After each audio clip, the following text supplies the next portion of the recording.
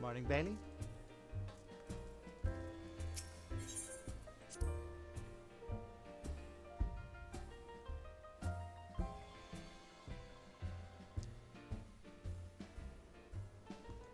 This is the kind of music that you listen to like whilst enjoying like a nice cup of tea or something.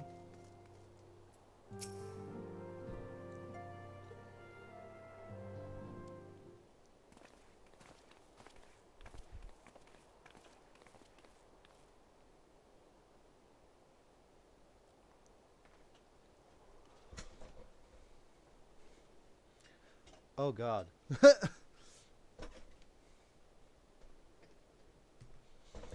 Right, the rest aren't aware of what happened at the wall. Whoops.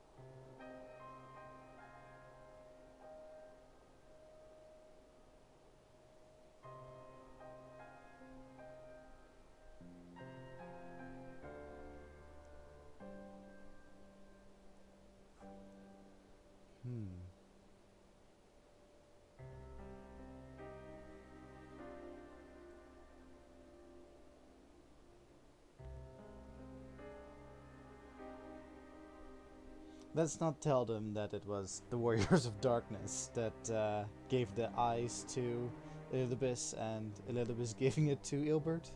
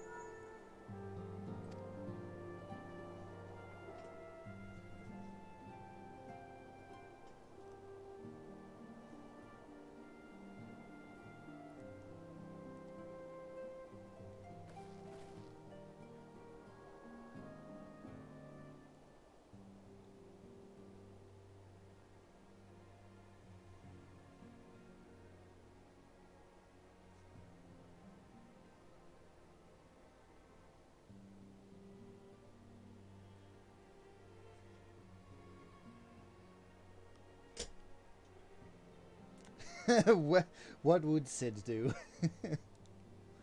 Or when in doubt, Sid.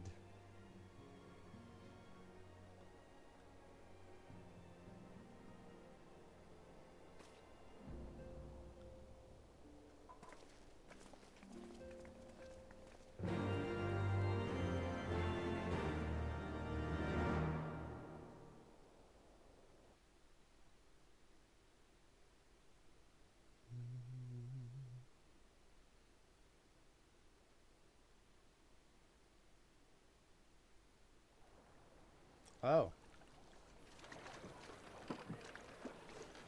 What's here?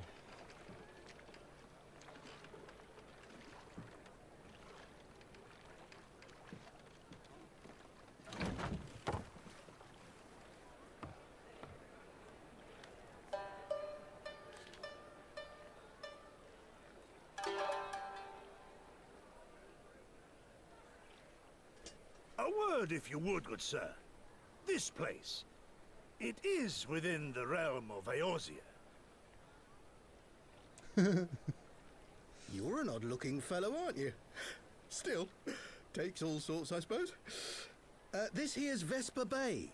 Thanalan's door to the ocean, as some folk like to call it.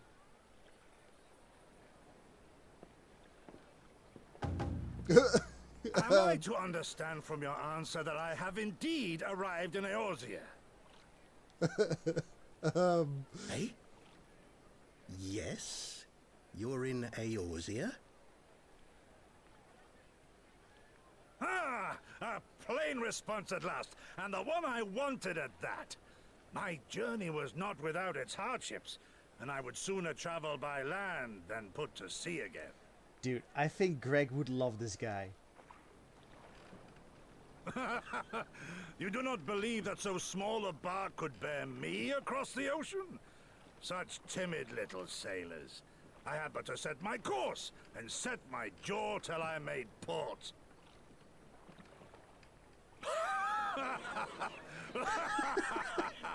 Yes, he did, Bailey. Though, it would perhaps have been wise to lay down my oars a moment to sup on more than the spray of brine water. By the trembling of my limbs, I sense a brief repast may be in order. Nay, I will not hearken to the feeble grumblings of an empty belly. Duty comes before all.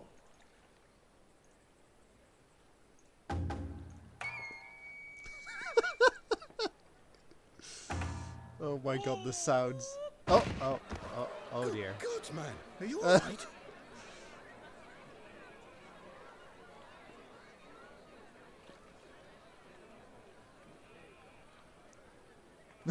Uriel J is like, Thou what? art far indeed from home, friend.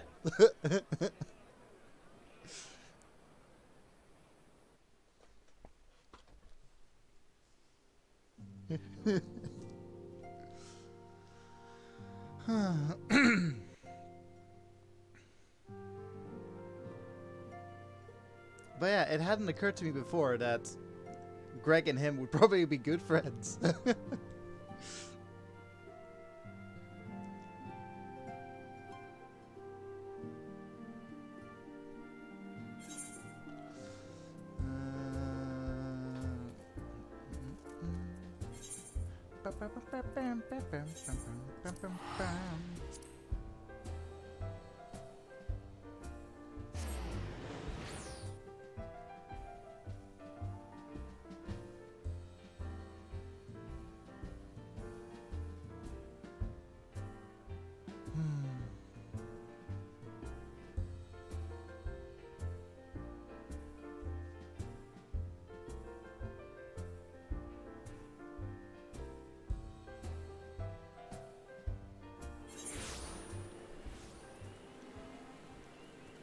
How do you even do that?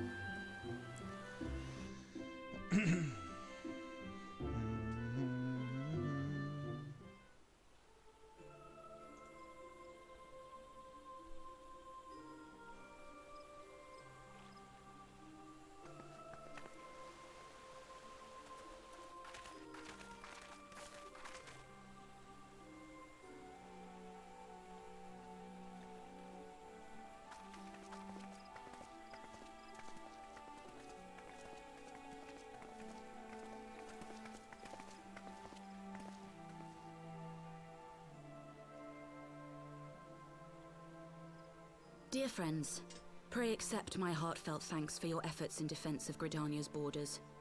I would fain dwell longer on my gratitude for the support of the Alliance, but the situation at Belsar's Wall demands that we forego such pleasantries.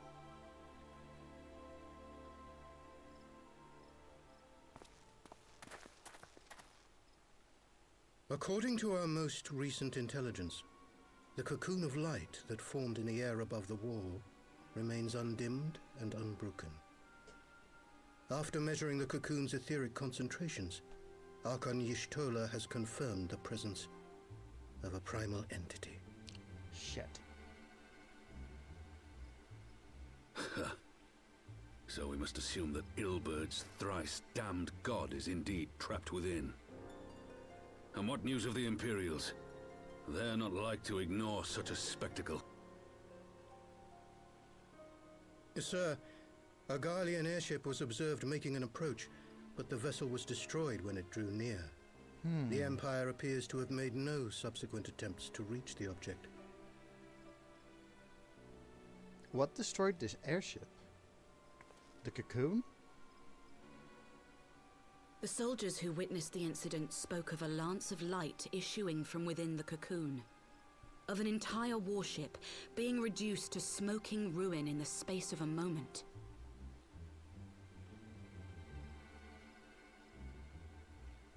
Veterans of Cartano, meanwhile, likened the destruction to that wrought by the fiery wrath of Bahamut.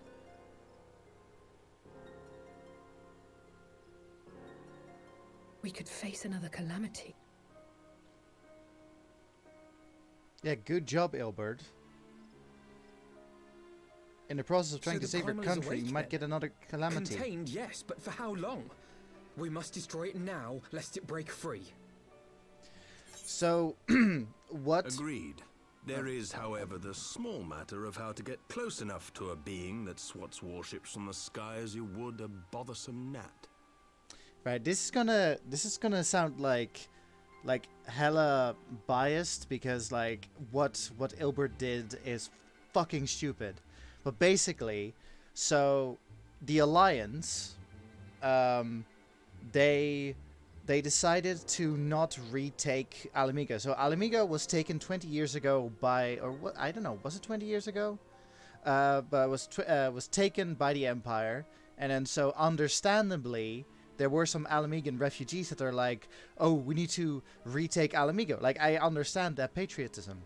But what Ilbert tried to do is, like, he assumes that the Alliance are, like, selfish and only care about themselves. What he doesn't understand is that the Alliance is, you know, understandably scared of the Empire, like, striking back hard on them.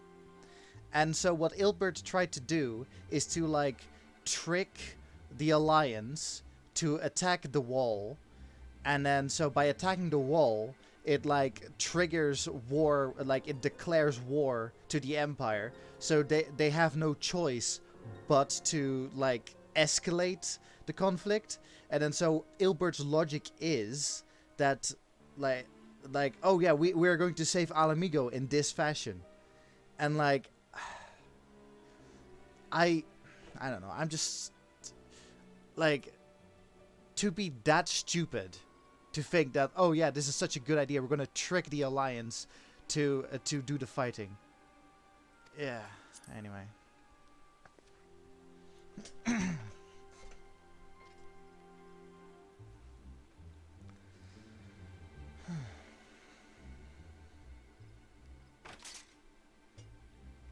What's happening? Is this truly so complex a puzzle? Oh. Or have you no stomach for the obvious solution? What in the hells are you doing here? A pleasure to see you too, Garland. Now, if you'd be so kind as to explain to these good people why you should be begging me for my assistance, that would be most appreciated. God, this guy.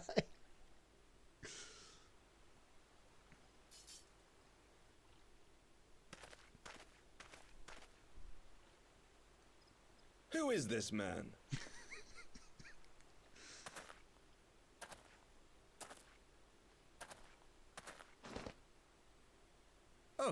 terrifically rude of me. Nero Tolskeva, former tribunus of the 14th Legion of the Garlean Empire. These days, however, one might say that I'm something of a free agent. This guy. What do you want, Nero?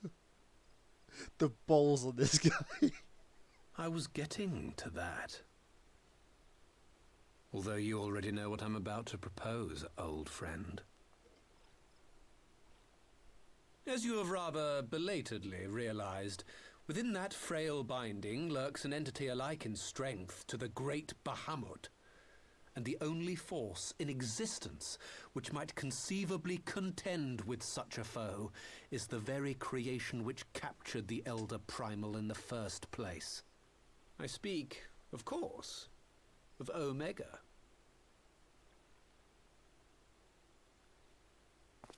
Omega? That hulk has been gathering dust beneath the plains of Cartanal since the Allagans breathed their last. And none alive knows how to wake it.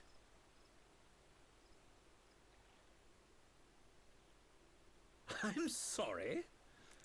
Do you understand who it is with whom you have the privilege of speaking? I'm Nero Tolskeva, Master Engineer, the mechanical genius who restored the Ultima weapon to full operational capacity. Yeah, by all means, keep on spouting war crimes in front of the Alliance. I'm graciously offering you the use of my considerable expertise. And what, you just expect us to accept? You're a fool if you think your deeds at the Crystal Tower are enough to win my trust, Nero. Trust? You wound me, Garland. All those years, studying side by side at the Academy, sharing both trial and triumph, we were countrymen once, you and I.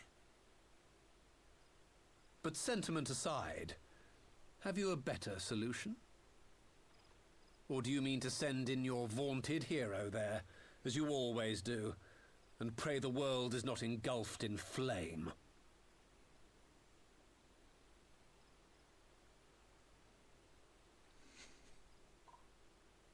Let us approach the problem in a rational manner. Does not the fact that Omega slumbers in stasis point to the existence of some overriding technology? A means of control? Awakening Omega. That's your rational I would ask thinking? a question, if I may. Nero, was it not? In the event that we succeeded in using Omega to shackle the Primal in the manner you propose, what then would become of it? Do we not risk repeating the mistakes of the Allagans? Omega is but a tool. How we choose to employ that tool is entirely up to us. Of course, if you would rather leave it buried beneath Cartano while you continue your petty squabbles above, then I suppose that is also your choice. Spare us, Nero. The Seedseer's concern is a valid one. He who controls Omega wields the power of the gods, the very power which led the Allagans to destroy themselves. And does it not fall to we engineers to prevent such misuse? What was your company's proud slogan? Freedom through technology? A creed you follow, is it? Is it? What say you? Do we take this villain at his word? Don't come to me. I'm too busy laughing my ass off.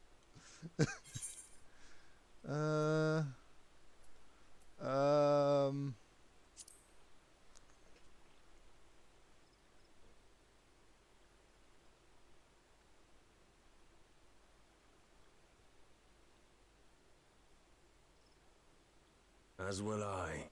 I don't like it, but then it doesn't look like we have much choice.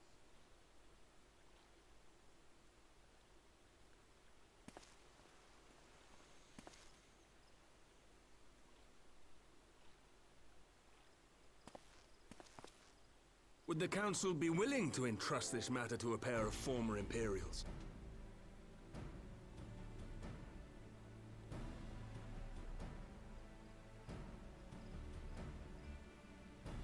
Yes. The task of restoring the Allagan relic will be yours. But the responsibility for its reawakening must remain with the Council. Do we condone this course of action? Aye. 'Twould seem we do. Let the record show that we invest this contingent with the authority to enter Carteneau and take command of Omega. Sid, I appoint you leader of the expedition. Thank God. Scions, I would ask that you assign some few of your number to escort Master Garland and supervise the other one. The other one.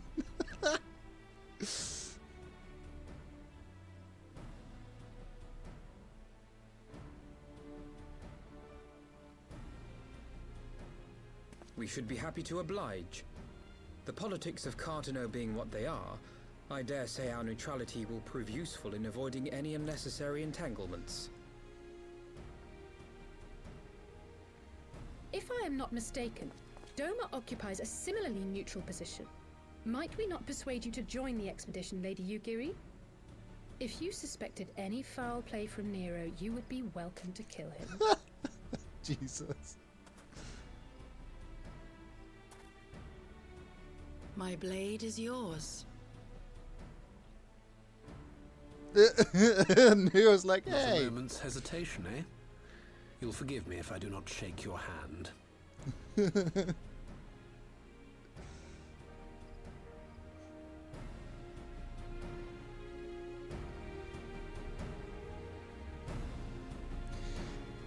I'm trying to think of this scene. Like, I don't know if it's from Tangled, but is there a scene in Tangled where, like, Flynn gets surrounded by swords? Yeah, like, he gets surrounded by swords, like, aiming at him, and he just casually stands there. Okay, that's what I was thinking when Nero said that he was a former legatus, or tribunus. I would have been, I would have, that scene would have made it so much better if, like, Nero's like, I'm a former tribunus, and then all the swords and lances aimed at him.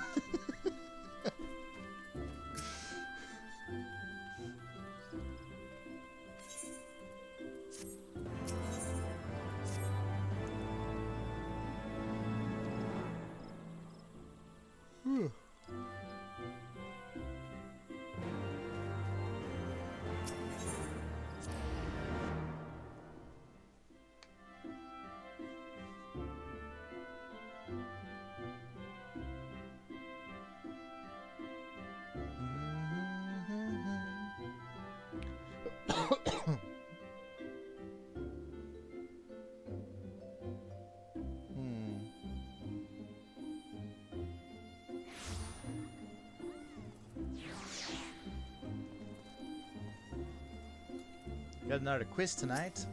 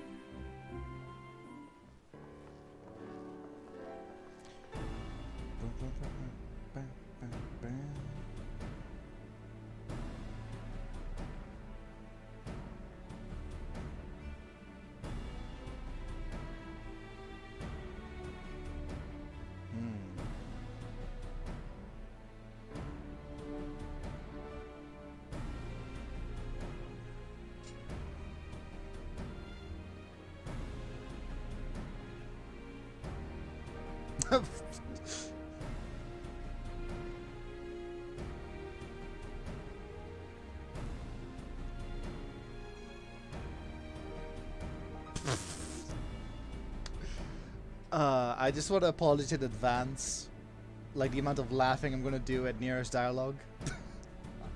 I love that man.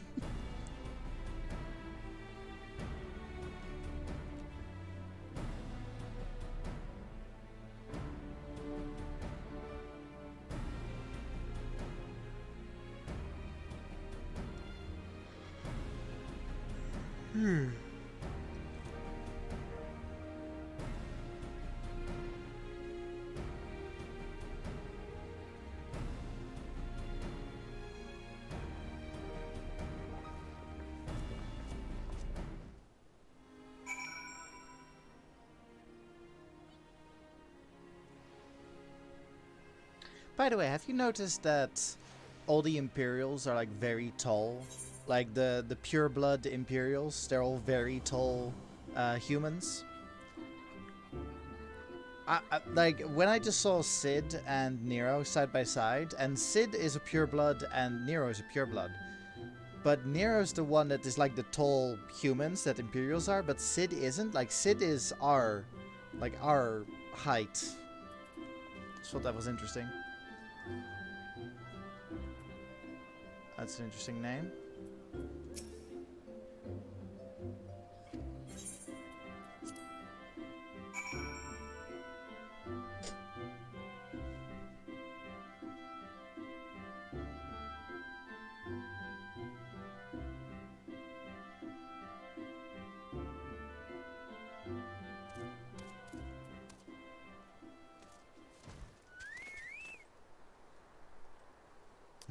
Yes, that's true.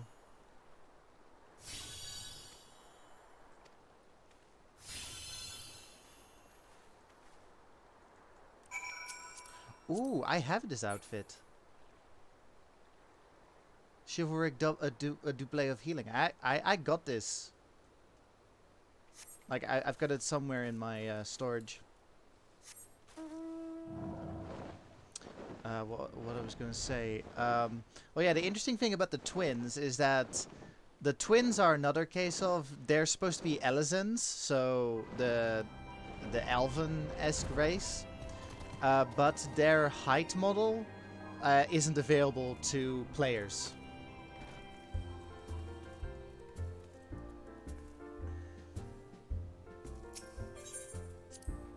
And there's like an interesting thing about Elizans is that when they're like in their teens, they're like the same size as children, but then when they hit like 18 or something, then they have like a massive growth spurt, and then you have like people like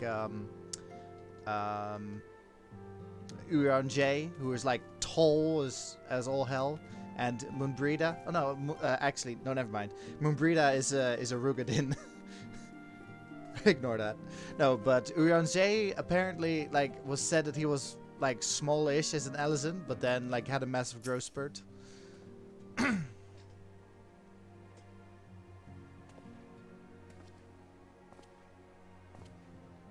Yeah, Sid is like Nero is like, damn, I'm in the base of the Scions.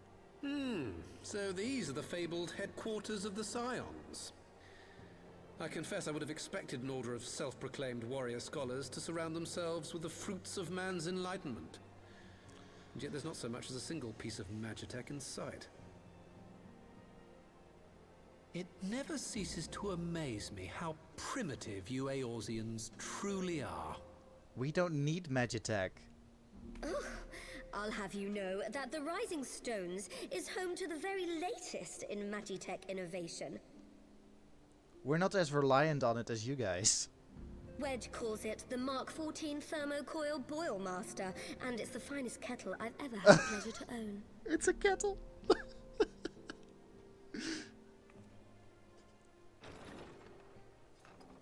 Nero is like, are you... what is this child saying? We are returned. Well, Ida and I, at least. Ishtola and the others remain behind to continue their assessment of the binding magic. There didn't seem much point staying just for that, so I decided to come back with Alphino. Papalimo bought us this time. We shouldn't waste it.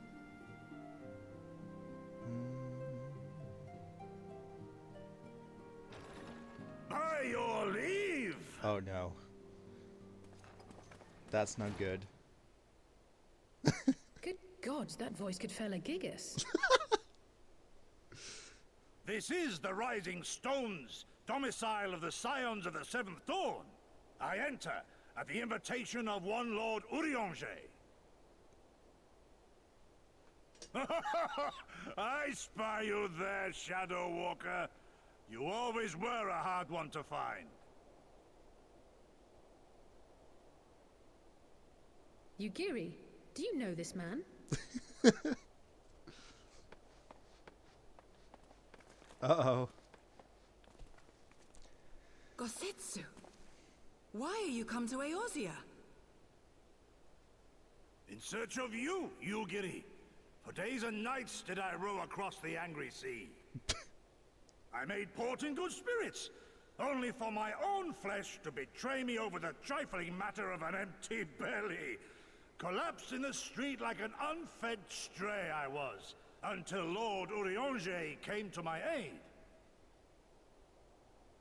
Over a most welcome meal, we spoke of the plight of Doma, and I learned of our displaced countrymen's work to resettle this blighted land. 'Twas blind fortune that I was able to locate you so swiftly. But now we must make ready to depart. Our master languishes in dire peril, and Doma calls her daughter home.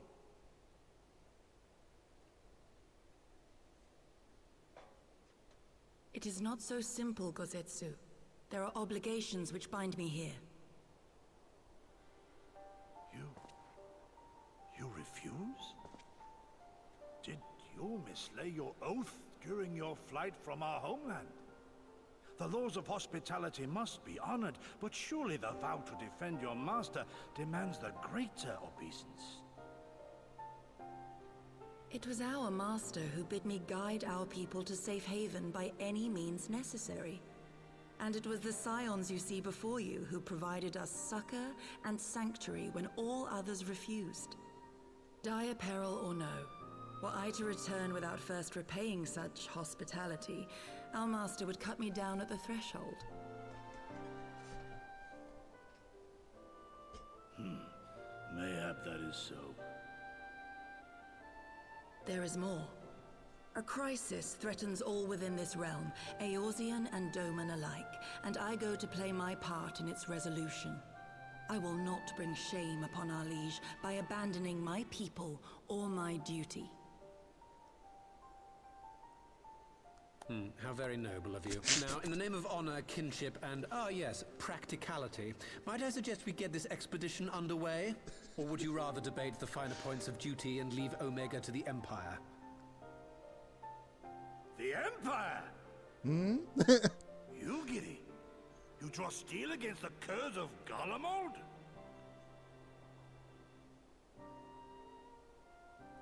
Then why did you not say so? My blade is oathbound to fall upon the ranks of the Imperials wheresoever they march. Lead on, Shadow Walker, and may the enemy tremble at our coming. Oh god. I fear for the person that gets in Gosetsu's way.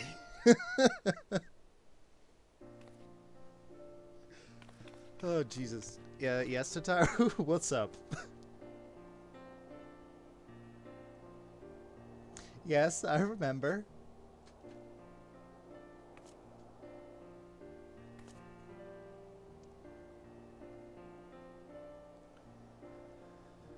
Oh, got an outfit.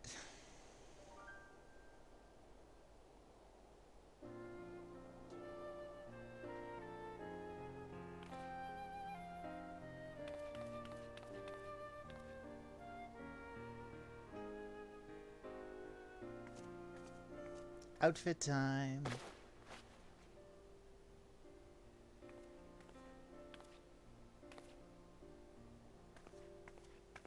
That's spear.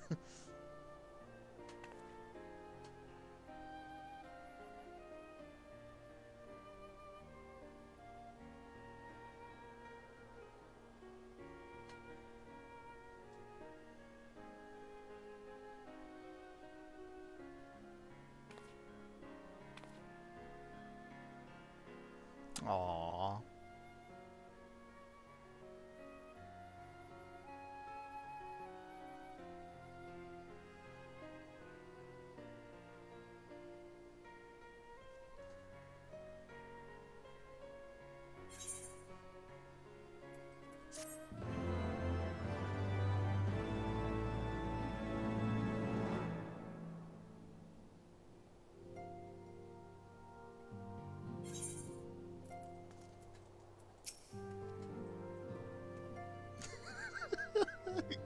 My blade shall carve a path through the Empire's ranks as a scythe fells stalks of wheat. Oh, this guy.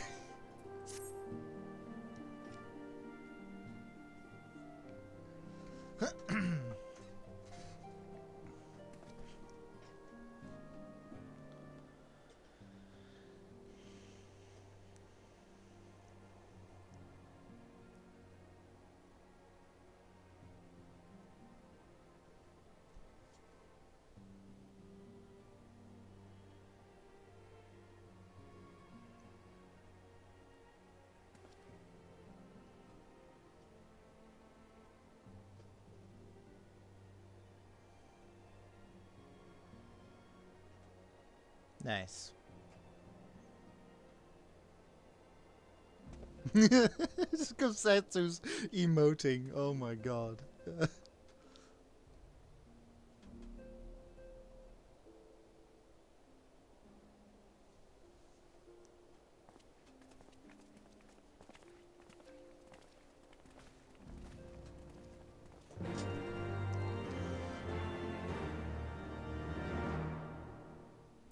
They've really just said that, hey, you know Greg from Hildibrand?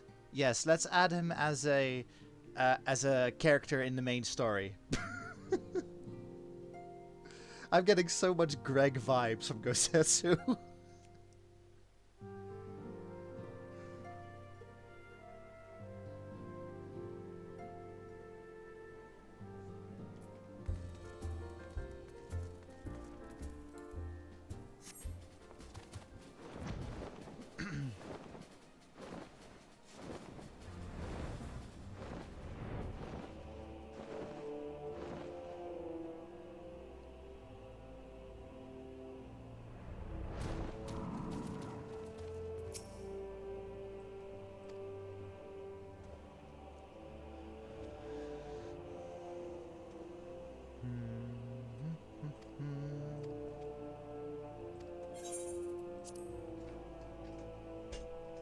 But would the Empire know to use Omega to use against the Primal? Yeah, so we know that the Empire knows about Omega, but how much do they know about Omega?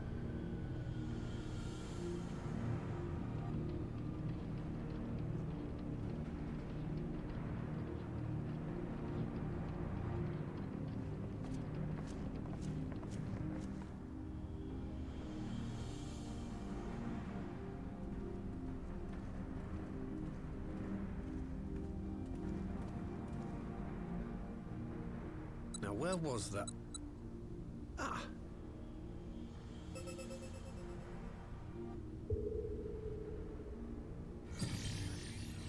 I've enabled the teleporter. One brief jump and we shall arrive in Omega's control room. How convenient. You've been here before. Of course. It was no easy task threading a path through all the skirmishes. But how could I ignore the existence of such a fascinating toy? You may trust that my preliminary examination was suitably thorough. Trust? Aye. I trust your appetite for technology. I chased down a suspect airship, and who should I find but the traitor, Sid Garland. He's not the only traitor.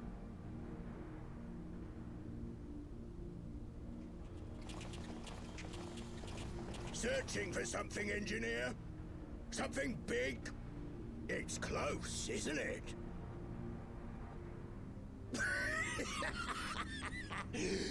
It's like all my name days have come at once. Pete, is that you? The scouts the Empire could have sent. Take care of that brute, will you? I'm getting Pete from Kingdom Hearts vibes from this God guy. damn it. Can't let Nero tinker around in there by himself. I'm sorry to leave you to it, but I dare say you'll manage without me. This clod has no idea who he's dealing with.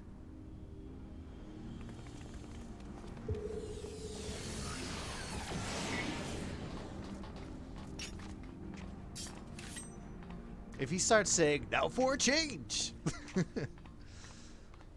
Oh, hello, Gosetsu. I am Gosetsu, Samurai of Doma. Oh. You will rue your choice of opponent this day. Let's go.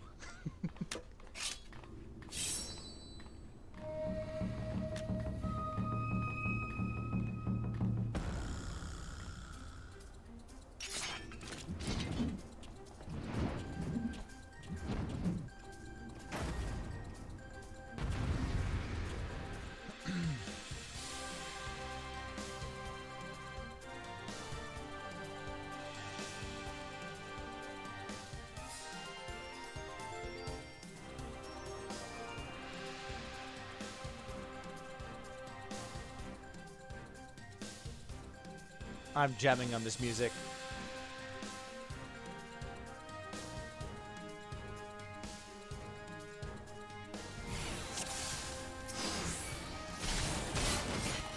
This one stings.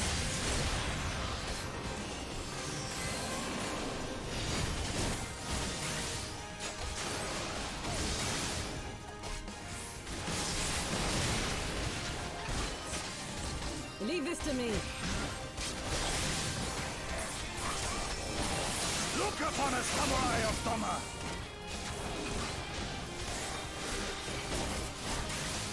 You watching, Pabalimo? An opening.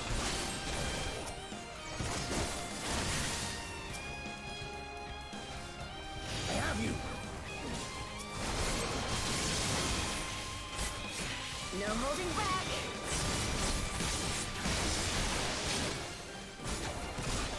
Your defense is nothing.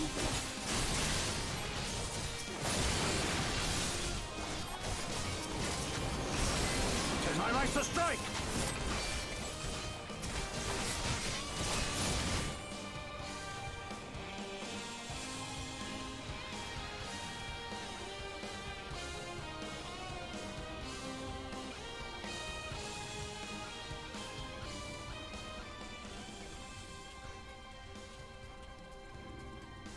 You have us surrounded?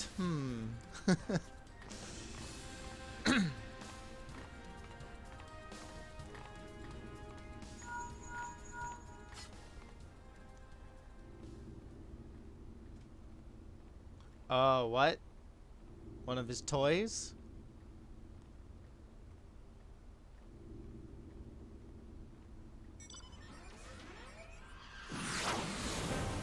Oh!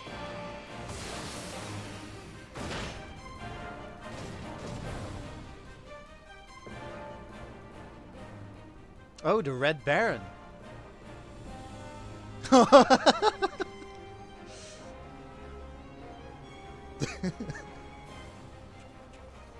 Oh, get fucked.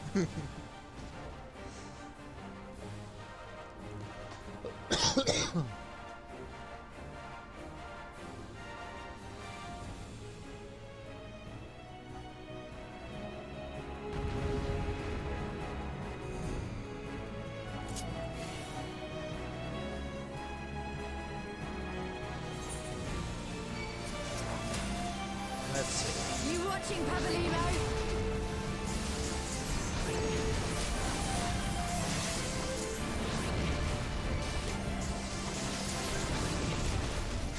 An opening.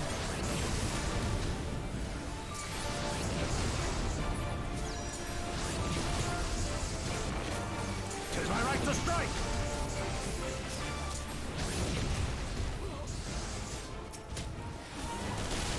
It's all over now. Oh. God, imagine if Limb Break worked. Your defense is nothing. With soul and steel. That still only counts as No one. holding back. Oh, okay. No retreat. No surrender. I have you.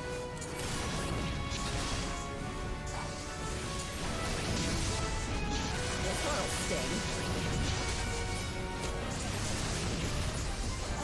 to me.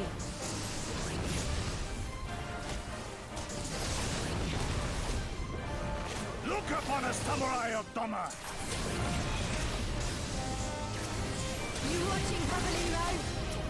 I love it when Gosetsu says, "Look upon us, samurai of Doma." That sounds so badass.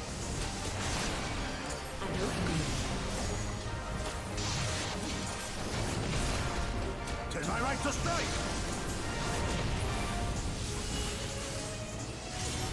It's all over now.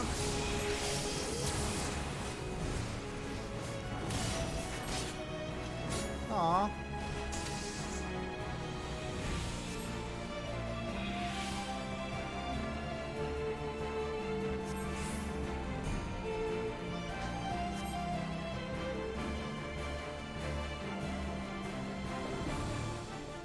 Are we all in agreement his name is changed to Pete? Your defense is lacking.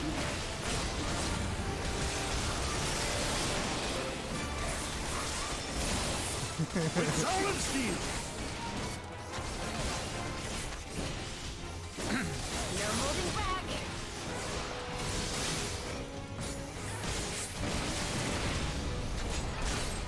No retreat. No surrender.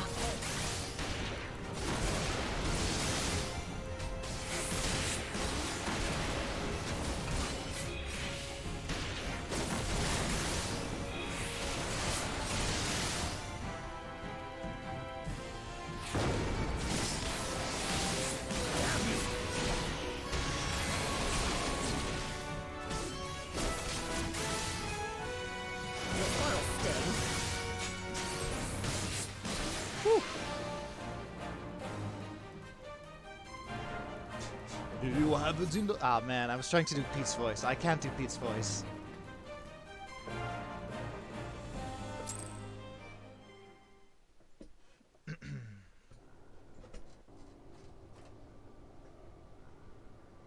Maleficent!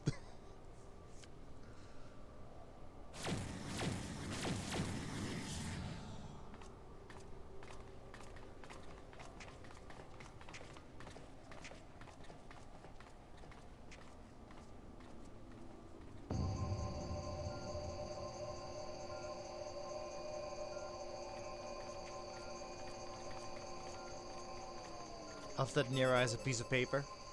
Temple stasis disengaged. All systems operational. Garland? All clear on this side. It's waking up.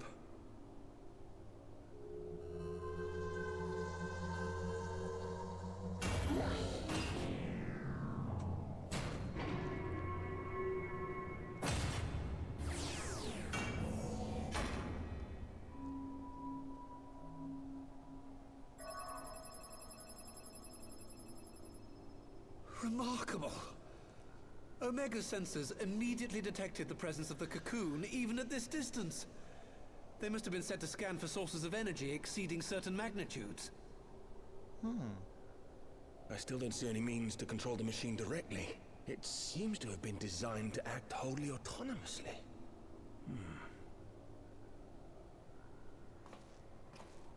Once we release Omega, we can be fairly certain it will attempt to capture the Primal at Belsar's Wall. Assuming its mission is successful, our only option at that point will be to re-engage its stasis system and put it back to sleep. And should the machine happen to misbehave, we'll simply initiate an emergency shutdown. I confess we don't yet have a complete grasp of its capabilities, but I'm certain the details will not elude us for long. Well, I understood less than half of that. So, my question to you is, are we doing the right thing? Not sure.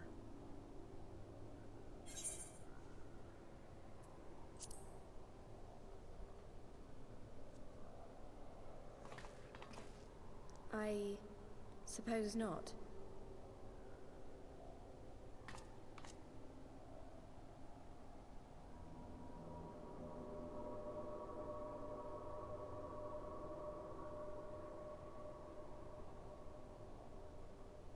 All right. Step aside, Sid. Is this the thing I need to press?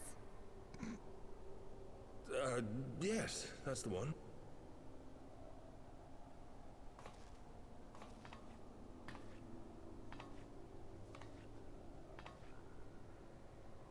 You gave too much for us to waste this chance, Papalimo.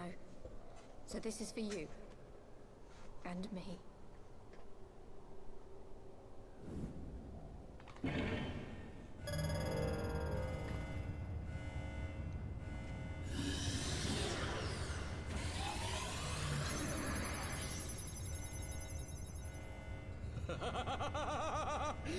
Yes! Fly free, my pretty! Show us what you can do.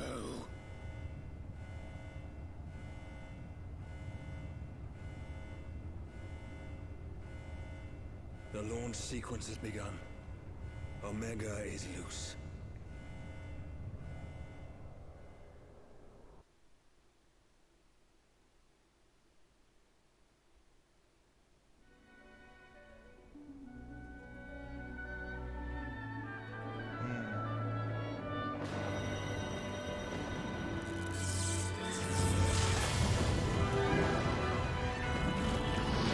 This is very Kingdom Hearts music.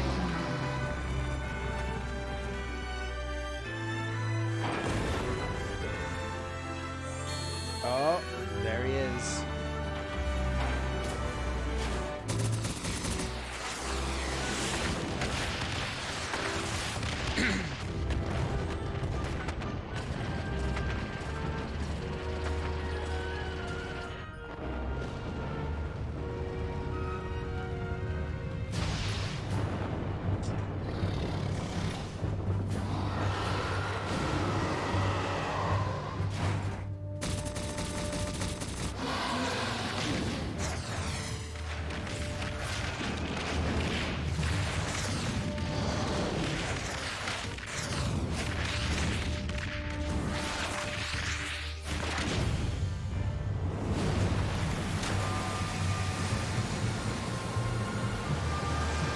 What the hell?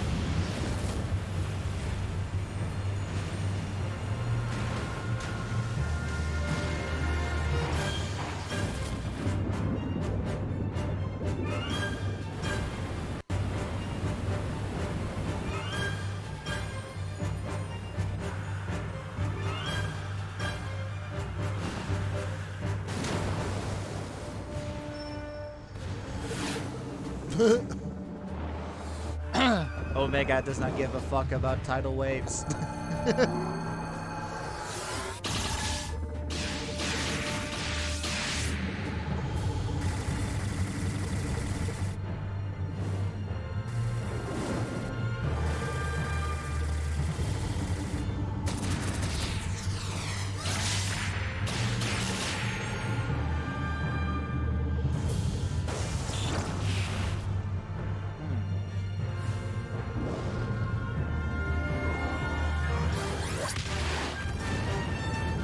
When the machine is flying, yeah, I can see that. It does look like a frog.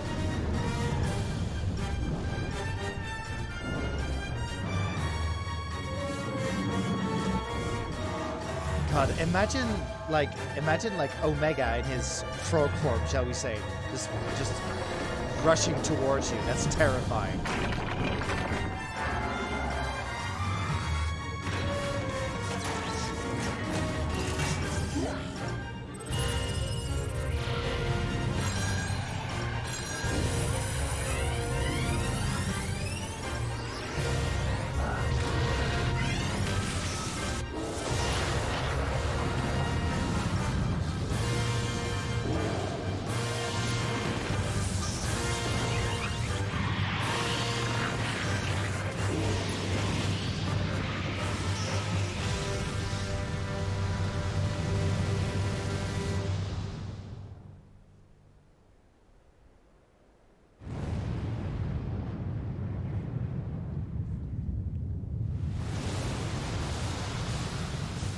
Well, Forrest probably didn't like that.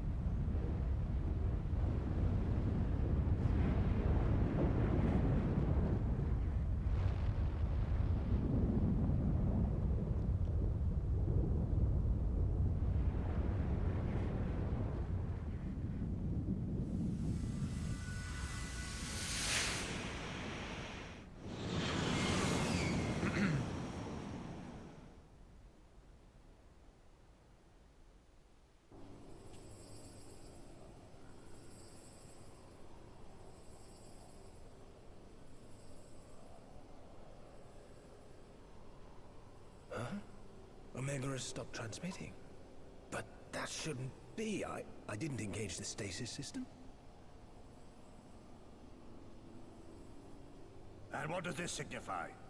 I have little understanding of these contrivances.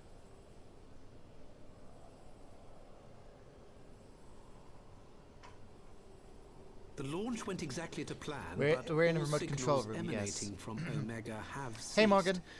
This may indicate any number of things, but we will need to join the Scions out in the field if we are to ascertain which one. Oh my god, Morgan, did you just miss the epic kaiju fight?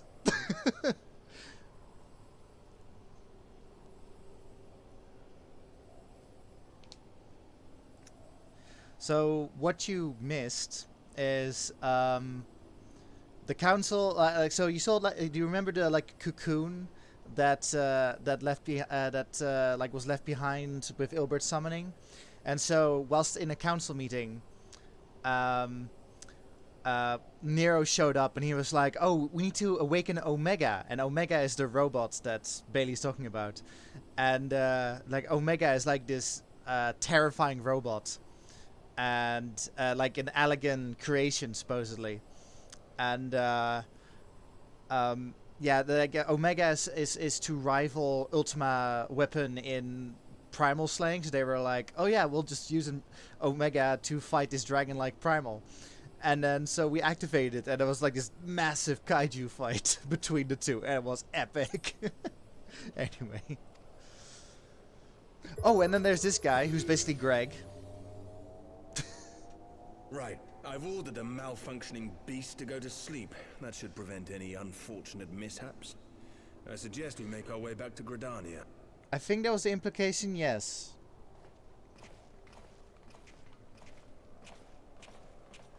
Like it helped it helped them destroying themselves, basically. Oh. Omega destroyed the cocoon. Papalimo's spell is fading. It was bound to his ether, you see. And if the connection is broken...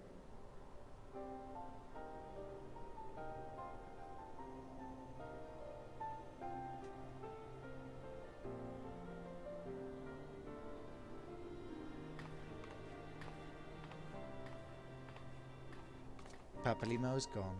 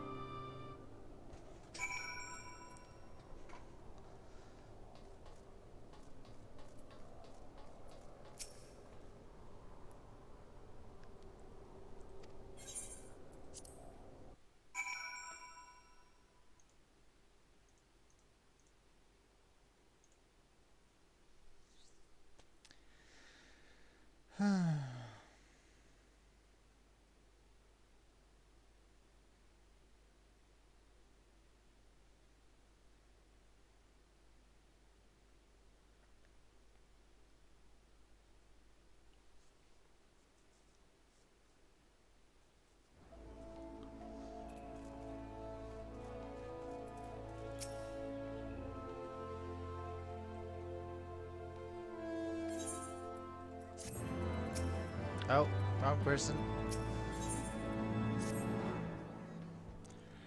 Past the far edge of fate.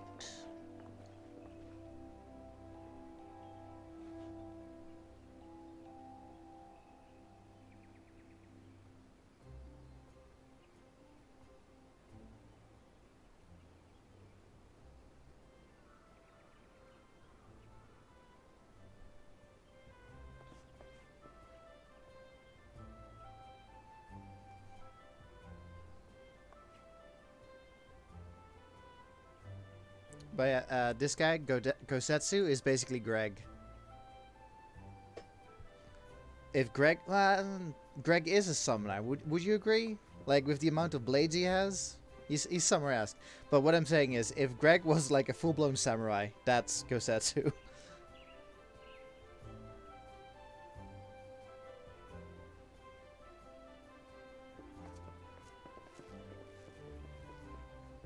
Yes. He came from Doma, which is like... how do I show that on the map? Like, he literally came from Doma in a rowboat, crossed the ocean all the way to here.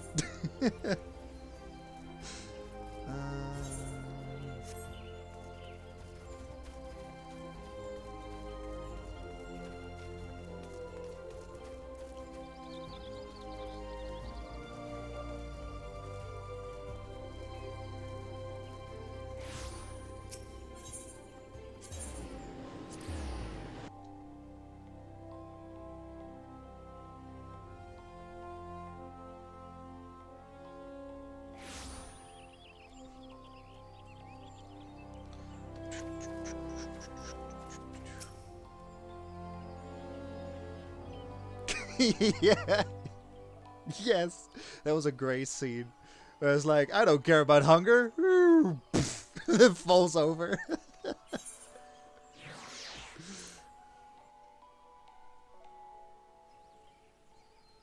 Now, like, what the best thing about it, Morgan, is that was the first time you see him. Like, he arrives in the rowboat, he arrives at dock, and then, like, blurts out, like, "Is this Eorzea? Have I arrived in Eorzea?" And then he's, like, saying, like, but I need to find this certain thing. And then he's like, "Ooh, but I am kind of hungry. Well, that can wait," and then it falls over.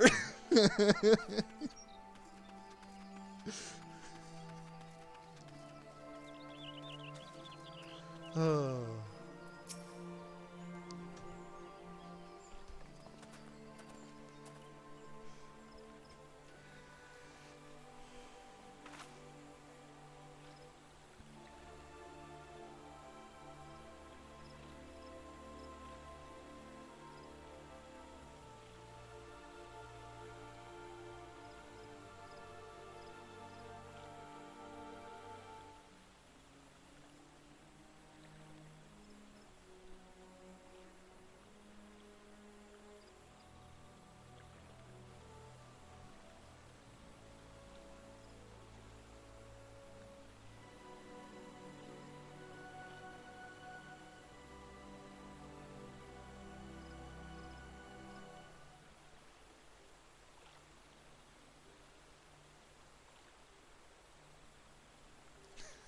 Yep. Good job.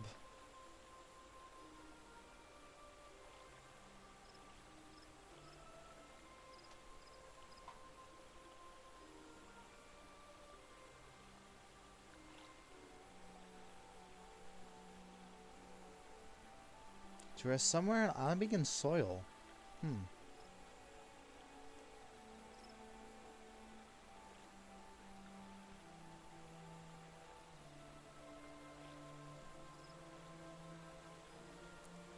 Sinryu.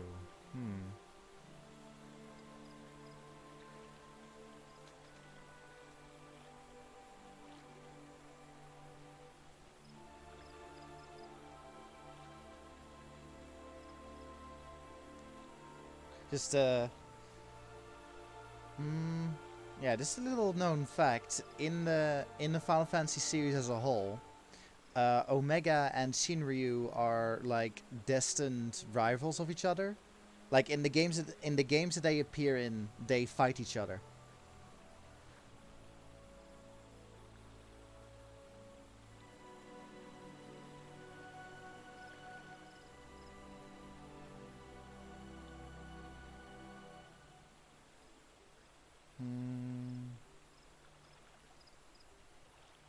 Will be a badass statue.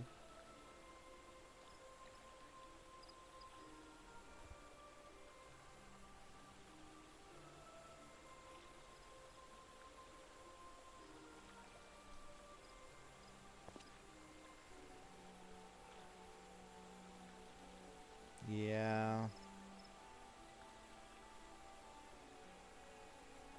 I hate that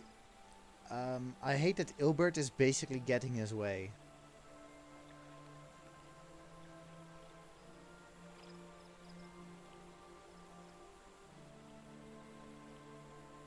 Creepy spider frog statue.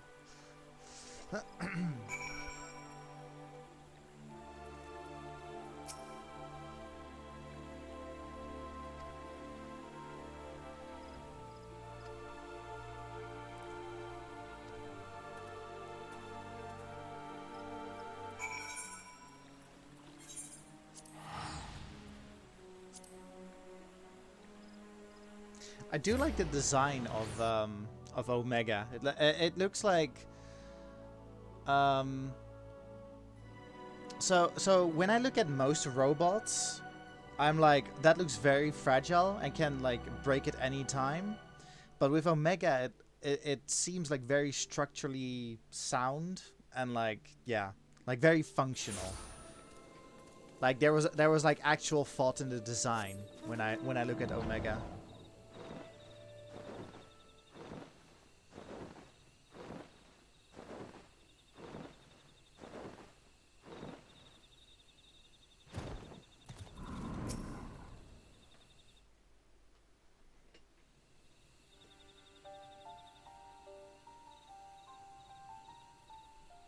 My friends, I cannot well express how glad I am to see you both unharmed.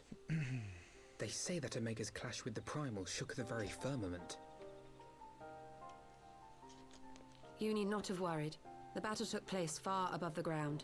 We were able to observe in relative safety, though I'm given to understand that there were casualties on the far side of the wall. Yikes. It was like watching a nightmare unfold before our very eyes. Ilbird's primal manifested in the form of a colossal dragon, a being of pure violence. It burst forth from the cocoon with such terrible force. That such a horror should spring from the eyes of Nidhogg comes as no surprise. Nor do I wonder at its form. Ilberd all but announced it in the moments prior to his death. Plainly, it was his dying wish to visit a second calamity upon the Empire. So that's why it's very Bahamut-esque. And I am quite certain the abomination would have obliged had it not found itself outmatched by Omega. Gods! I am no stranger to the works of Alag, but even I was unprepared for the machine's furiosity. It beggared belief.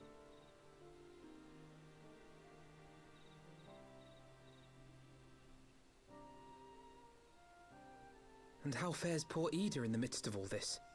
Have you spoken with her? She's up on the platform, lost in thought. We deemed it best not to disturb her, but mayhaps she would welcome some company after all. Shall we?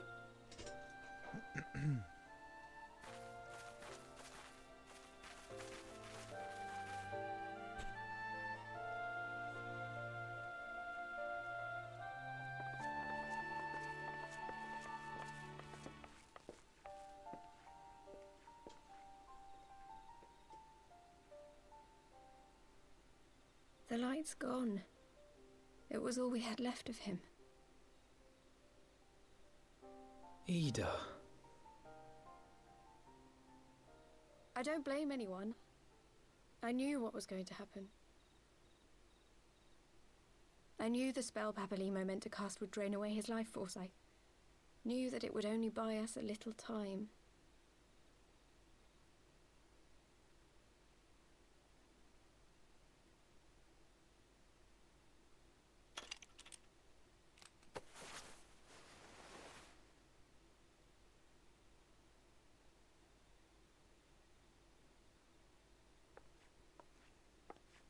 Ida, there is no need to explain.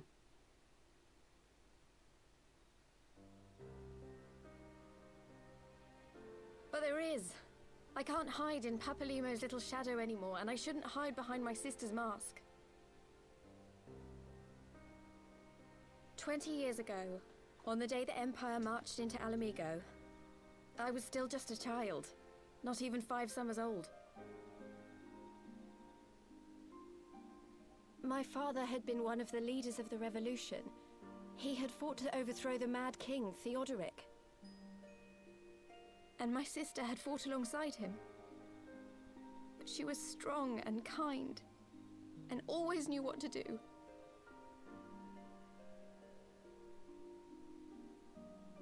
But when the Garleans came, everything changed. My father went to war against them too, and I never saw him again. After that, I remember a lot of running. My sister dragged me for malms and malms until we came to the city of Sharlayan. That was where she met Master Louis Soir. He introduced her to the Circle of Knowing, and she eventually became an Archon. She was your inspiration. Is that not why you took up her mask and her name? Or did you simply mean to continue what she had started?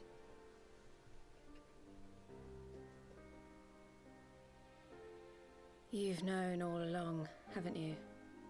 That I wasn't Ida. Of course. We all recognized you at once.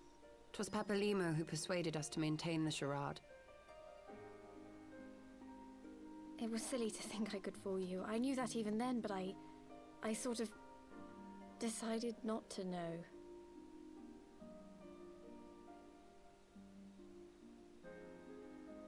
Ida died 6 years ago, on a mission to smuggle refugees out of Alamigo. They say she was overwhelmed by Imperial soldiers when she stayed behind to save a little girl. She was so strong. There must have been a lot of them.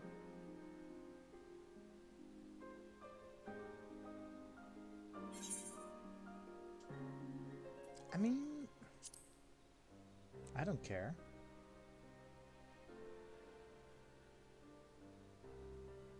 I'm sorry for lying to you. My real name is Lise. When Papalimo brought me Ida's mask, it was meant as a keepsake, but I decided I wanted to be his new partner, to keep alive all the good that she had done.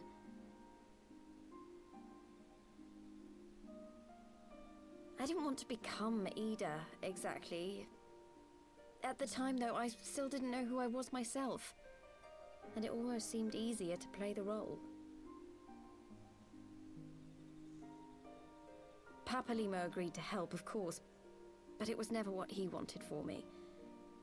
He wanted me to walk my own path, and those were his final words to me.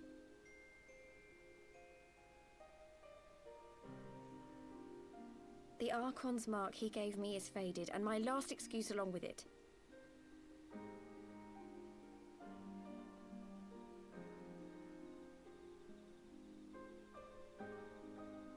So this is it.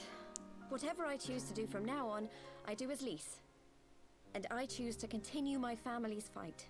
I want Alamigo to be the country that Ida and my father always wanted it to be.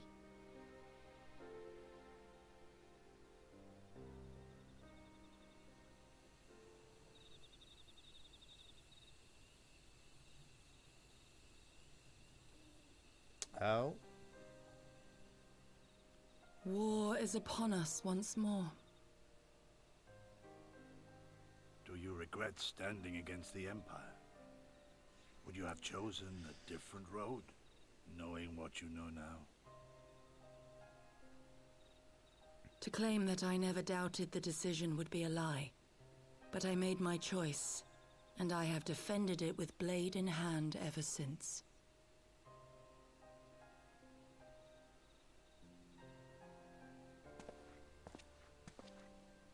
The battle continues, and our steel is needed. Come, Shadow Walker, we leave for the east, for Doma.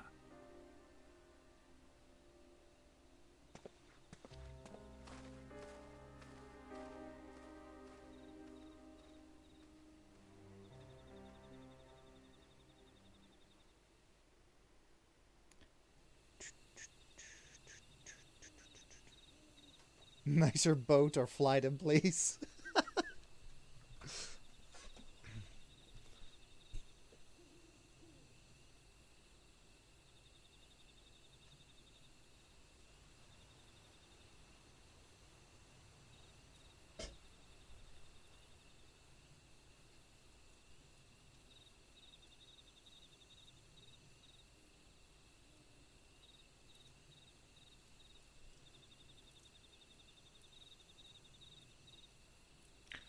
Oh, God.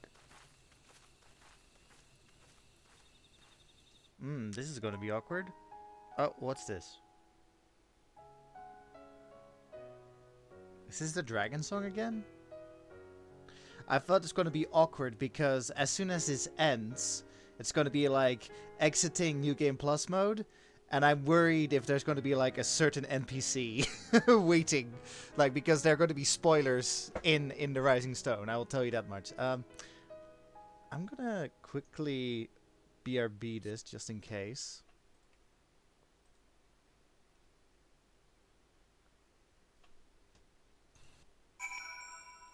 Okay, we're still here.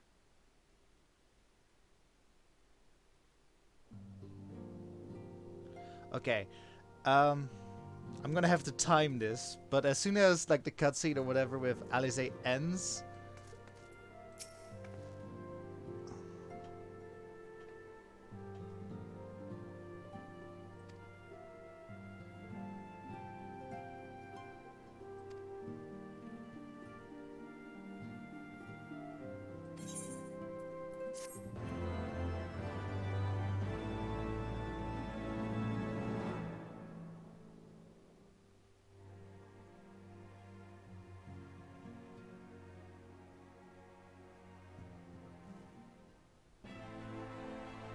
Okay.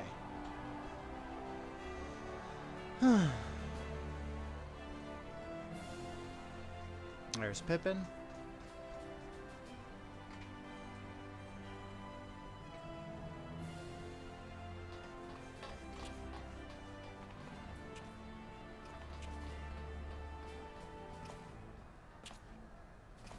There's Rauban.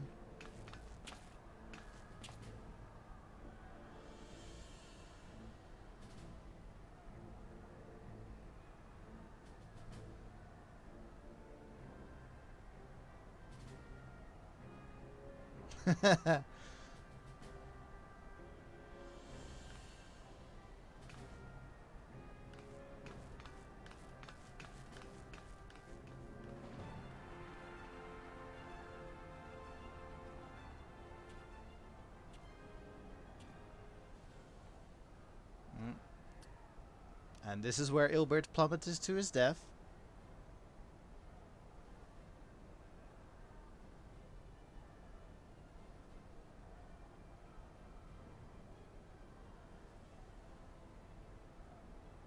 Yeah.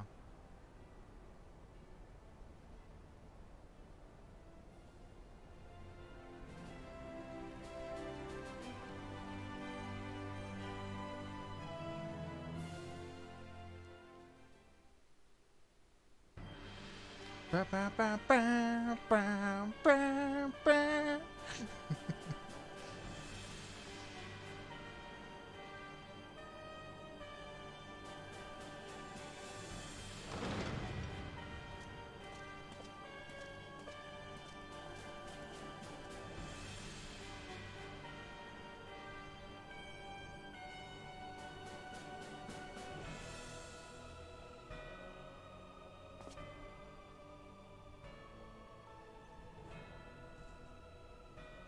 Velsa's wall has fallen to the Eorzean Alliance.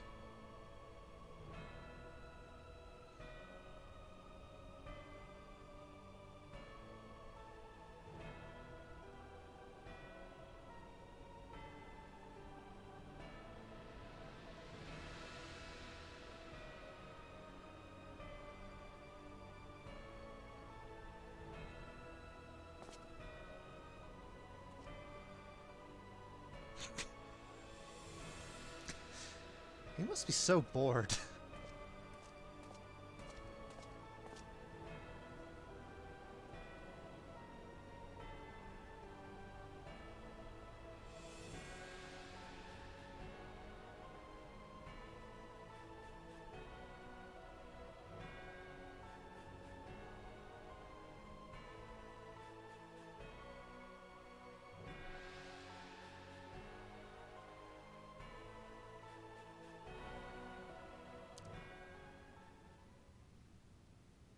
At the far edge of fate, the road begins anew. The heroes look to eastern skies, and behold their crimson hue.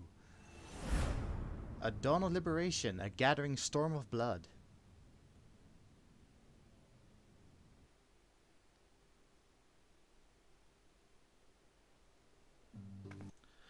Okay, caught that in time. Oh yeah. Oh no. Yeah, I'm looking around. There are spoilers everywhere. Okay. Let's go to a safe spot.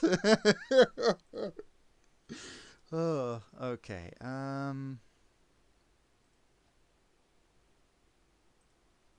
Anyway, that was post Heavensward. So we're officially, well, I say officially, we're about to do some Heavensward stuff, but we're officially done with the main story of Heavensward.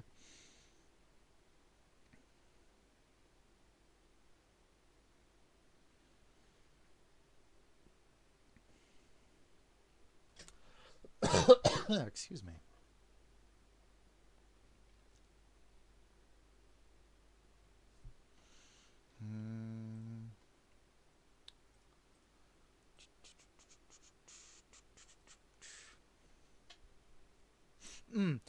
So Bailey, remember when you said, or like, actually, I think I linked it.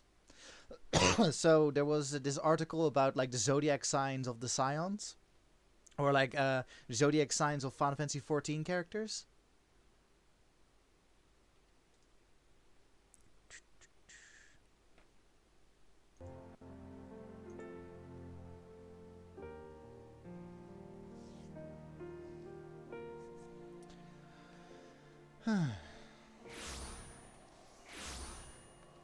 Yeah, so the person that you asked me, like, have I met this person?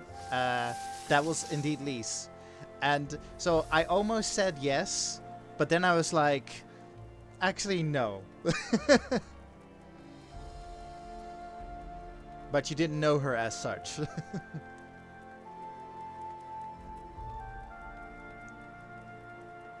Anyway, look who it is.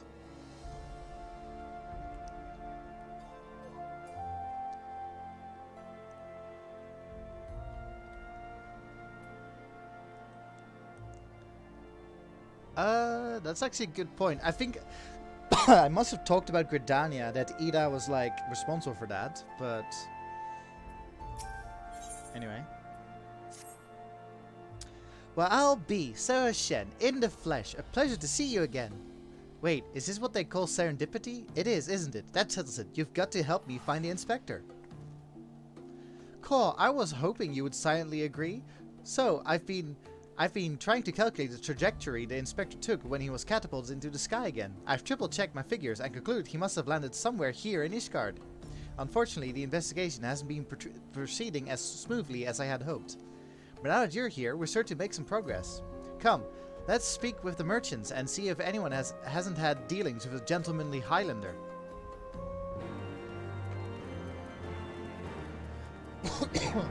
As you can see, I've changed my class. I'm a machinist now. I got this outfit yesterday, and I don't know. I want to play around with it.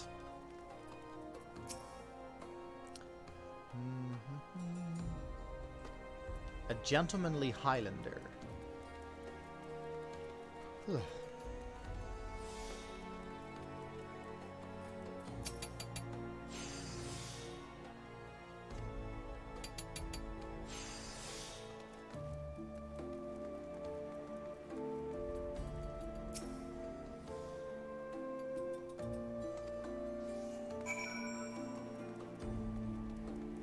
Yeah. Bailey's star sign or zodiac sign is Lisa's. So she's basically Ida slash Lise. I can't remember what mine was. Hang on. I want to say it's Nero. Let's see.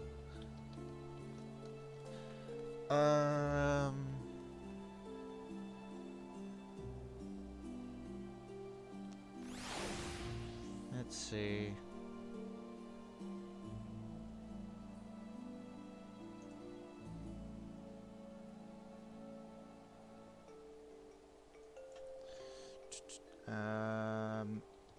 Pisces. No, wait. That's not how you spell Pisces.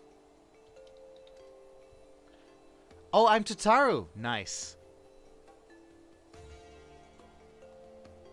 No, wait. Is Virgo Tataru? Okay. Oh. Oh. I just read who Scorpio is. Let's just say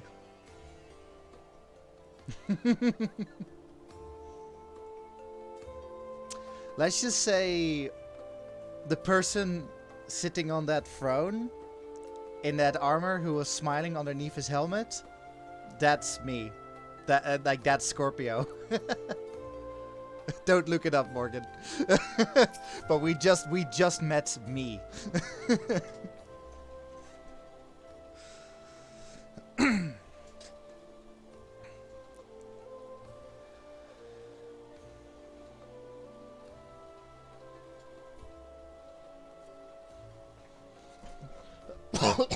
Oh, she's heard of the foreigner that it might be. Begging your pardons, miss, but did you say you know Inspector Hildibrand?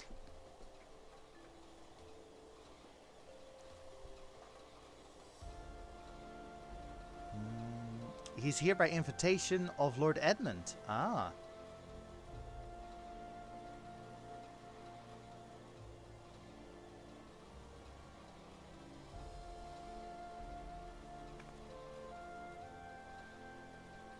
Cool, I knew it was serendipity to Forton Mansion.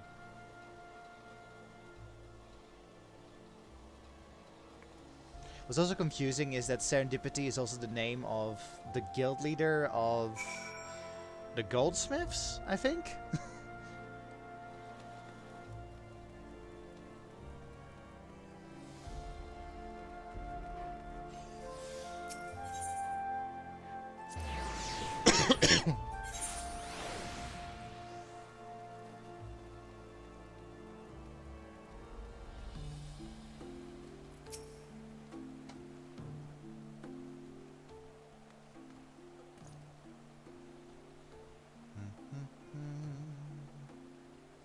We're looking for a Highlander that's dealing with Edmund.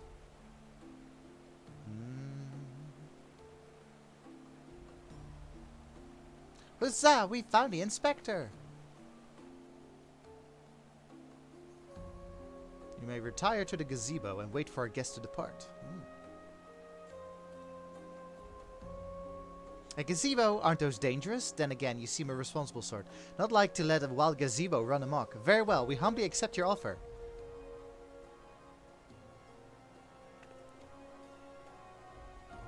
And if it wakes up, I'll have you there to protect me.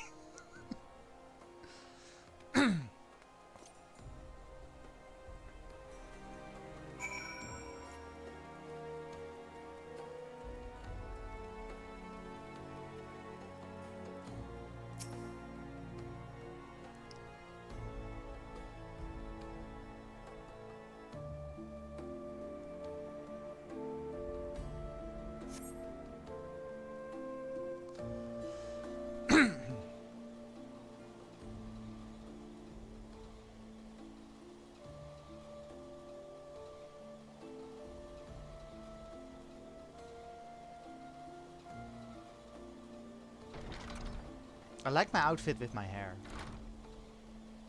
That must be Inspector Hildibrand.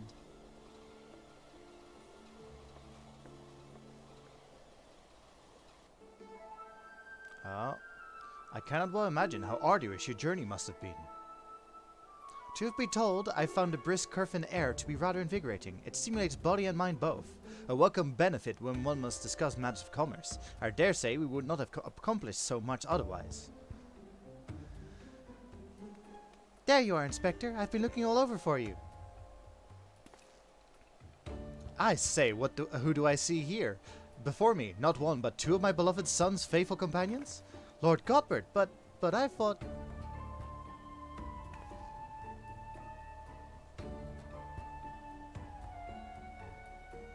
Hildy and Ishgard, this is the first I've heard of it. Aha! I found you at last, heretic!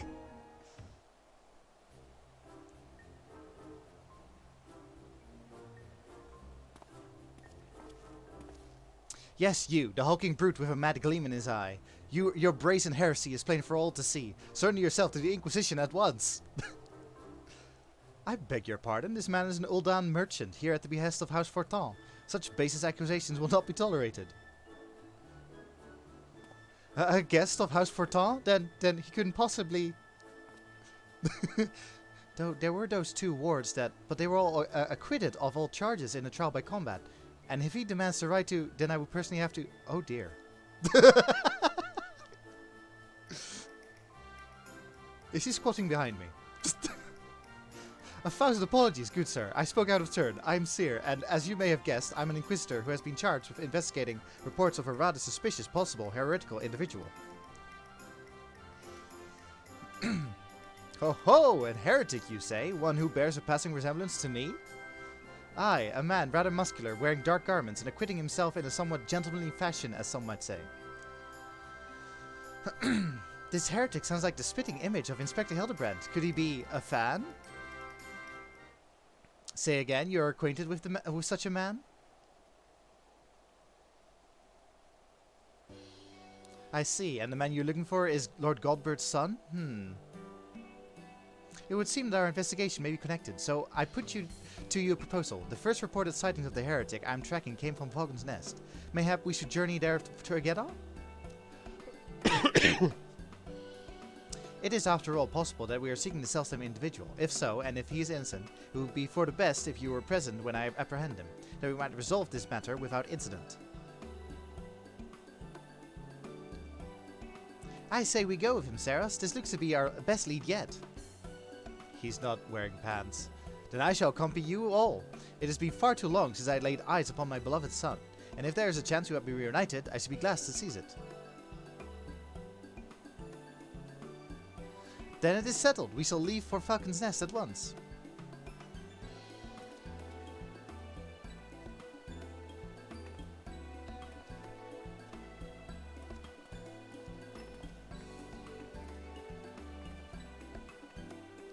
Bye, Edmund.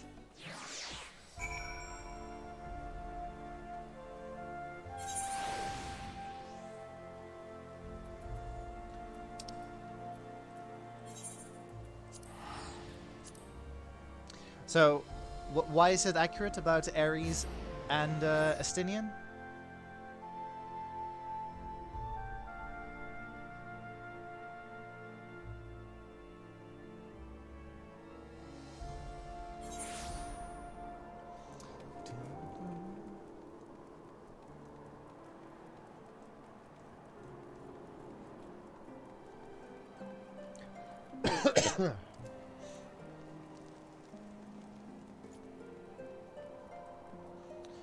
So if Morgan's astrology sign is linked with Tataru's, that means that Morgan is also a very dependable person, right?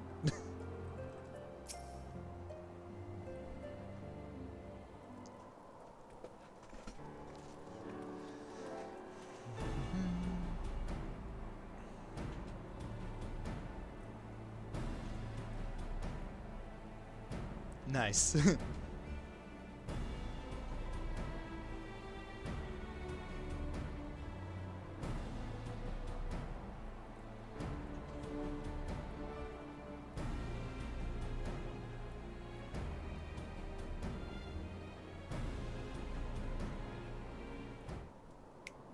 Aha! The unmistakable scent of heresy. Ah, terribly sorry. Old habit I picked up from my mentor. I know. I will not rush to judgment as before.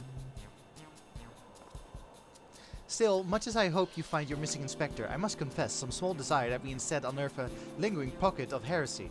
Of late there have been virtually no confirmed instances of heretical misdeeds. Yeah, strange that. It's gotten so bad that some are speculating our funding may be reduced, or worse, that the Inquisition's operation might come under review. That is why, alone as my witness, I will find and bring a heretic to justice, and prove that our order still has value in these uncertain times. You know, that dialogue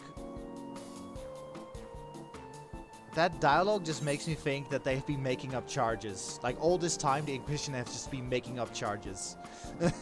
Anyway. An excellent suggestion, Sir Redwald. Should we succeed in our endeavor, rest assured that you will share in the glory. Redwald doesn't give a shit. The hunt continues, onward to the Dusk Vigil. I am told that that region is especially cold, so do not forget to dress appropriately for the weather.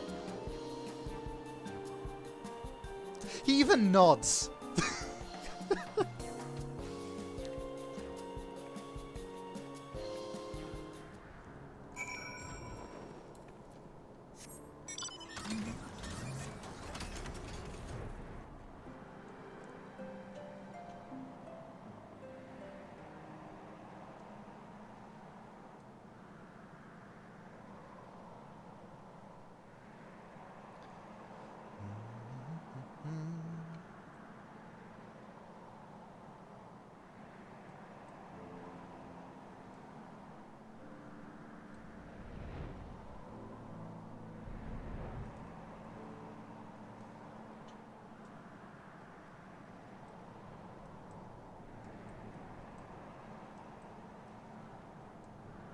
Wait, does this also mean that Morgan is secretly the one in charge at the health department?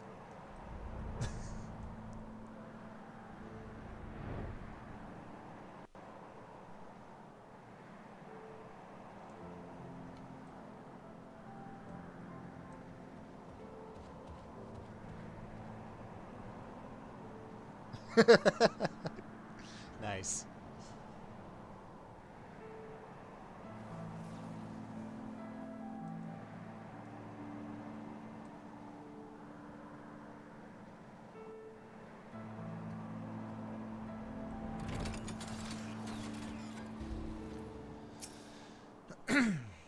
Oh my god, Godbert.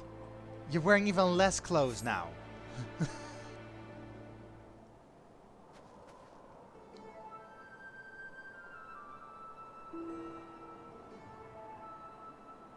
Fury, take me, it's freezing. Bah, this is a waste of time. No living thing could survive in this godforsaken wasteland.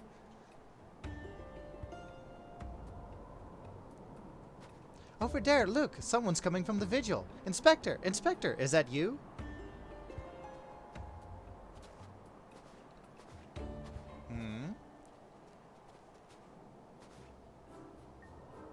As I live and breathe, of all the places to be reunited with Master Zombiebrand's compatriots, how fare you all at this fine morning? Hark, a heretic raised from the dead by his brother's unholy magics. Haha, he's not a heretic, he's one of the gentle dead men. What brings you so far from Ul'dah, good sir? Well, as you know, ours was a rather lonely existence, so when we heard the rumors of an abandoned fortress held by zombies, we were delighted. I was chosen to serve as emissary and set out immediately. Alas, it seems my efforts were for naught. You mean the abandoned fortress that I cleared out? Ah, truly, every last one, dead, that's to say, irrevocably dead. If it was necessary, then so be it. Still, after coming all this way, it is more than a little disappointing, you understand?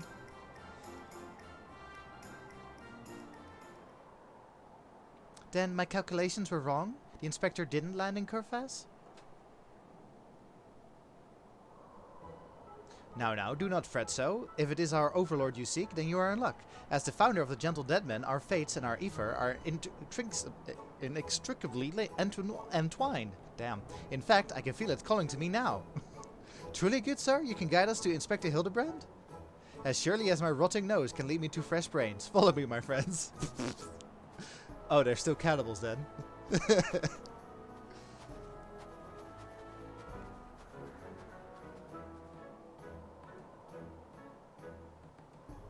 One must remain vigilant for heresy, for it can manifest in myriad ways. It is a vile, insidious sickness which needs to be burnt out ere the infection takes hold. Surely zombification would qualify, yes?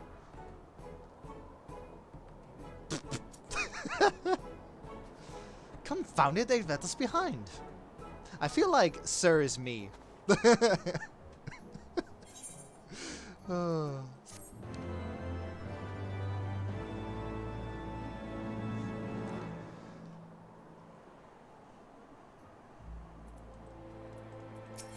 Sir's trying. Who do they think they are, commandeering this investigation and employing a zombie as a bloodhound? It beggars belief. We must regain control of the situation. With me, Saras.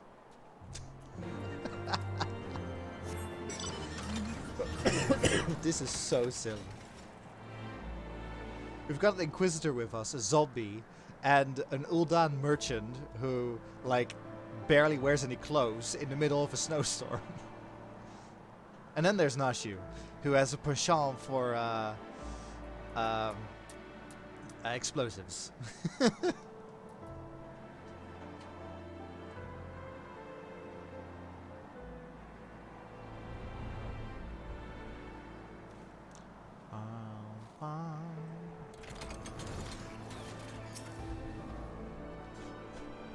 Hold a moment, my friends. I must needs concentrate.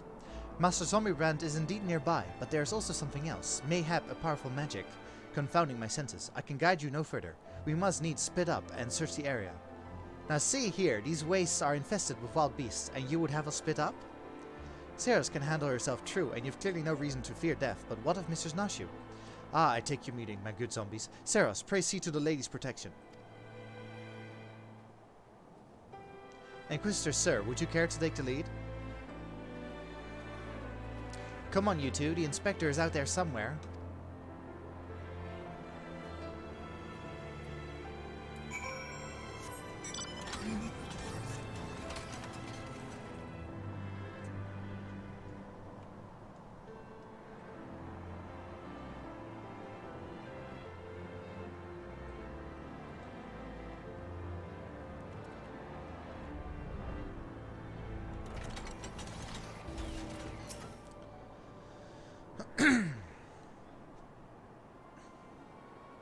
Look, Saros, that's got to be the inspector.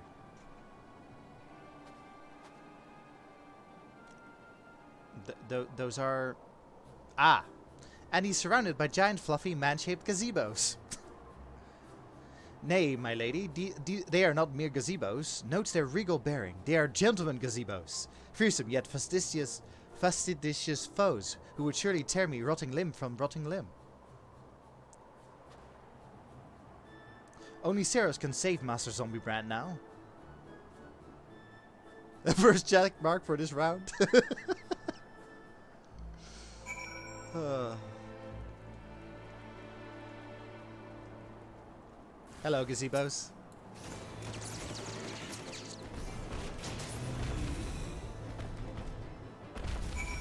Gentlemanly legs.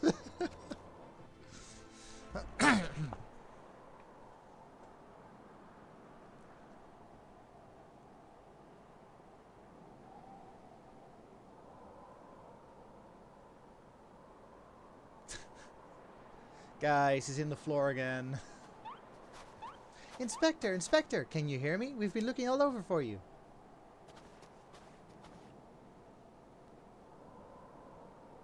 Oh, but this just won't do. We've got to get you out of there before you catch a cold.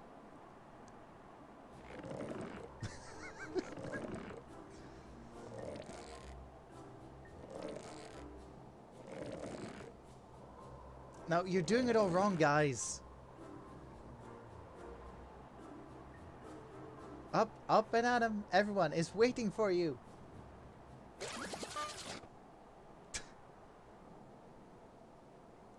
Forgive me. If I pull any harder, my arms are like to tear. Ah, there you are. We heard shouting. Have you perchance found something? Fury, take me. Is that my heretic? Confound it, I wanted him alive. Inspector Hildibrand is definitely not a heretic, and he's probably not dead either. He's just hibernating, like last time. Hildy ever was a late riser. Fear not, my wife and I had our ways of waking him. Oh no.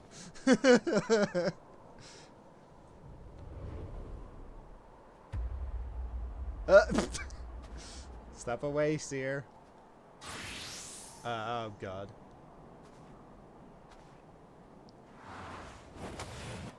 Hildibrand, Halidor, Maximilian, Manderville. Oh god.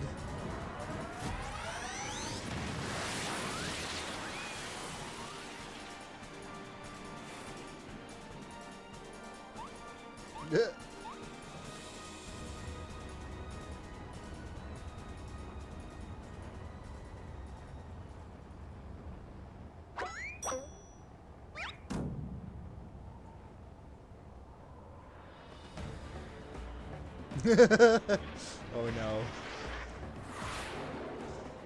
Suplex!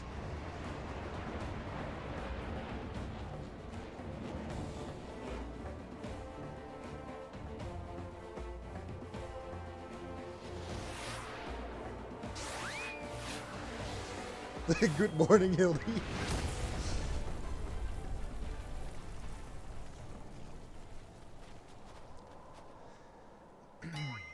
Oh, god damn it, Godbert. Was it the Mandeville Meteor Strike or the Mandeville Meteor Drive? Bah, maybe Julian was right. Trying to name everything only leads to needless confusion. One more time, then. Out you go!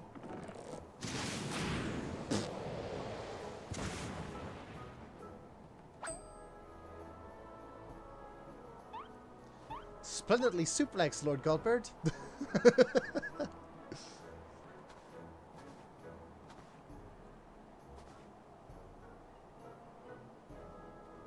Where am I?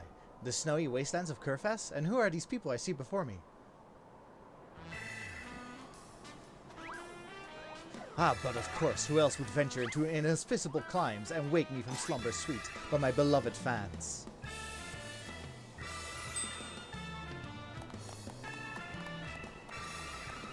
Why do I feel as though I stepped through a portal into an alternate reality unbound by the laws of logic? Welcome.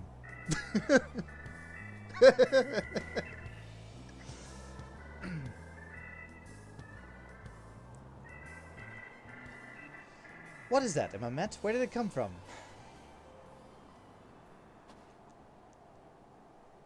Oh, Dad, when my father drove me into the earth, I found it buried beneath the snow.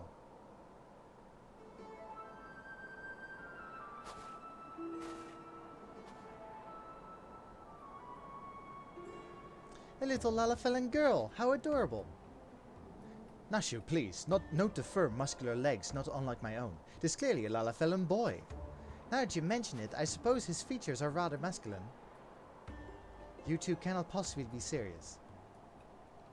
I'm the very soul of seriousness, my good sir, especially in matters of deduction. This is undoubtedly a young boy who, much like myself, fell into a deep slumber among being burnt beneath the snow. Now then, let us gently awake him and ascertain his identity.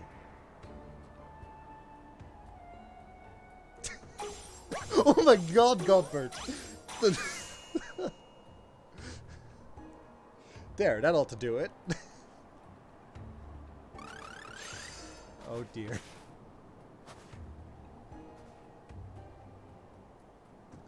Who am I?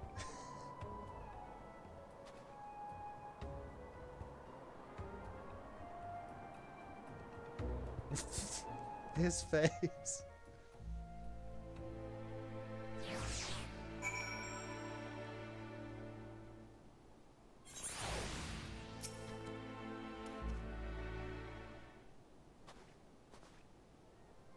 It would seem that although Father's ungentle ministration served to restore this young boy to life, they also robbed him of his memory.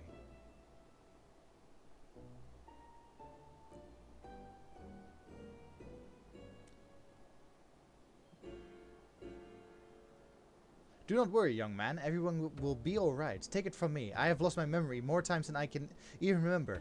Also, do you know Sora? I almost said Sarah's. Then can you help me to remember?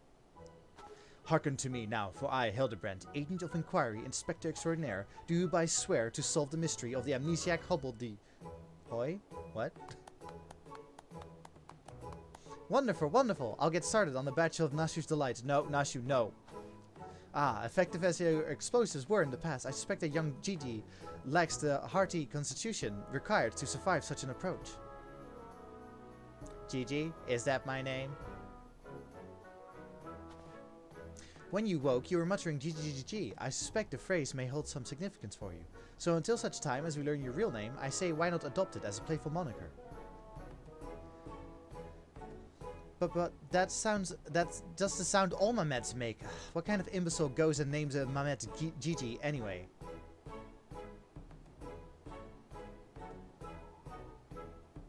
Gigi, I like this name, thank you, kind sir, but how will this new name help me to remember who I am?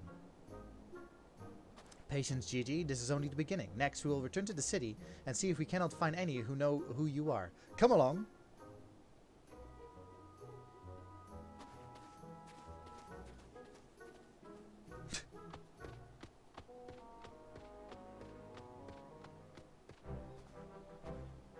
Now that I know our overlord is safe and sound, I too must take my leave of you and return to my brothers. I dare say rigor mortis will set in if I remain here any longer.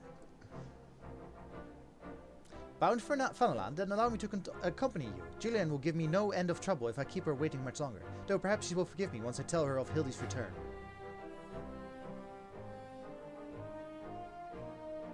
Godbird?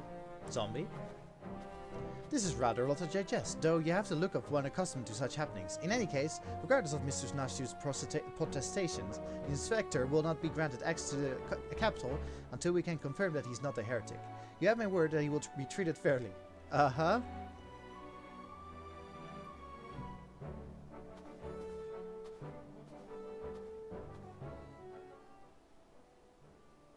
Who dis?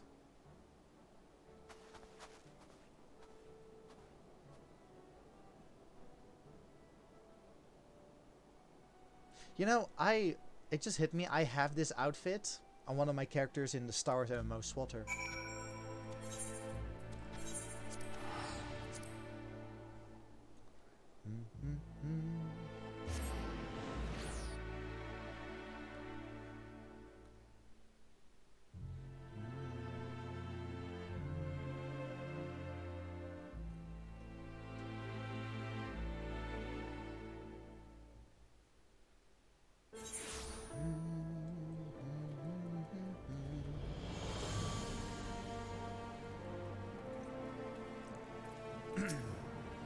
Fairy take me, dead man. Ah, Saras.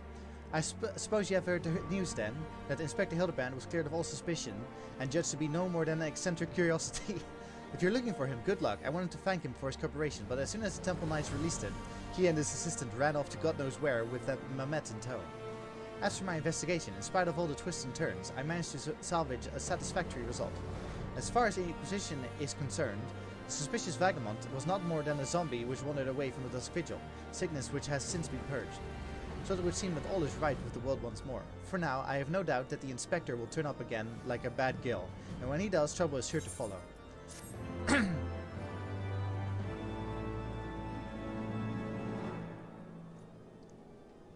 Oh no. Are we getting an intro? Outro? Oh god.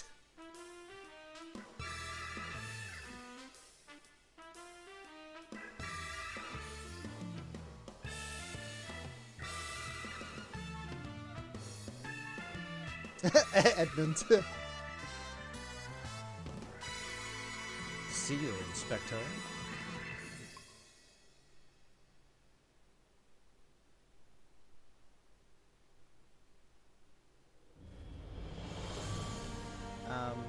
What was I gonna say? Oh yeah, note that that was the Temple Knights that like cleared him. I'm just imagining that Aymeric is like, no, just let him go.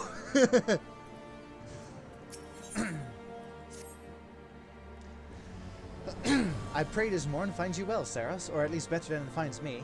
It seems I have no choice but to seek out that inspector and convince him to surrender up his Mamet to me. 'Twas unnerved under most suspicious circumstances, after all, and who can say what secrets or heresy it might hold? Therefore, the Inquisition would conduct a thorough inspection, and if needs must, destroy it. Just a moment, I'm taking a sip of water.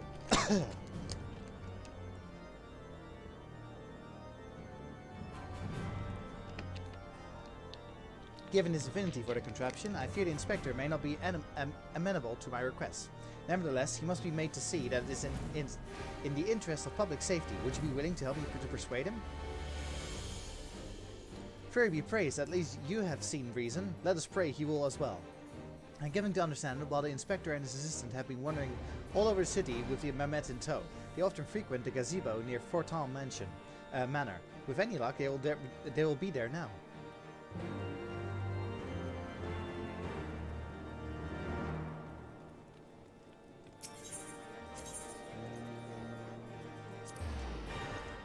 I just realized I need to change the title of my stream.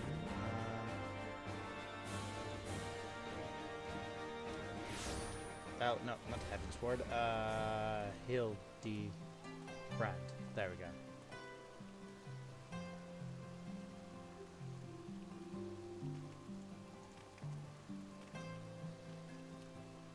There. There. Okay. Actually, no, I shouldn't have that open.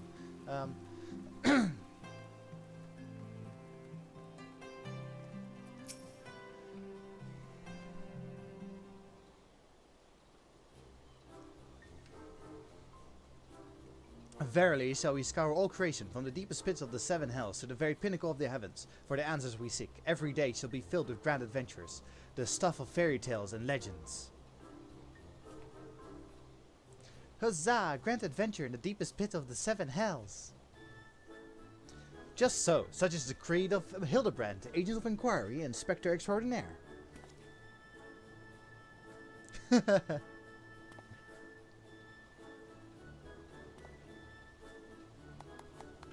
Well posed, Gigi, well posed. I dare say you have the potential to be an exemplary inspector someday. Right, there, that's enough of that. By virtue of the authority vested in me by the Supreme Sacred Tribunal of Hellenic Inquisitory Doctrine, I hereby command you to surrender the mammoth of a suspected heretical origin into my custody? Why, hello there, Saras and Inspector Sir. Ever the jester, accusing poor Gigi of being a clockwork heretic, when 'tis plain to see that he's merely a precocious young lad. Oh, there you go again, confusing the poor girl, as if those big, beautiful, boxy eyes aren't the soul of femininity. Nashu, please, were you not witness to the magnificent display of Mandervillian masculinity mere moments ago? That's because you haven't taught her any better. She needs a proper role model to show her what's what.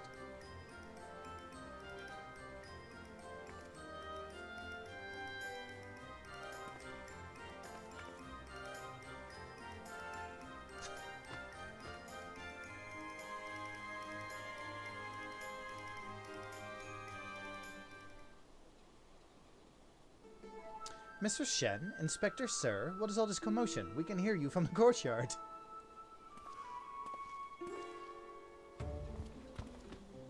Oh, Lord Edmund, my sincerest apologies for the disturbance. I've come to seize the mammoth on behalf of the Inquisition, a fact which I clearly explained to the Inspector before you arrived.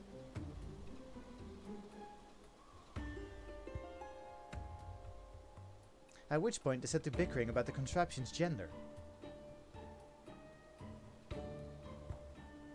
What say you, my lord? Do you think Gigi is a boy or a girl?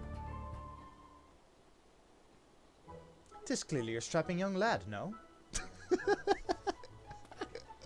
Fury take me, not you too. Has the whole world gone mad? Fine, fine, but even supposing that this Gigi is a real boy, you cannot deny that the circumstances of this discovery and miraculous resuscitation were most unusual. He cannot be suffered to roam the city with impunity until the Inquisition has determined he is not a threat. I beg your pardon, miraculous resuscitation. Godbert bashed at it.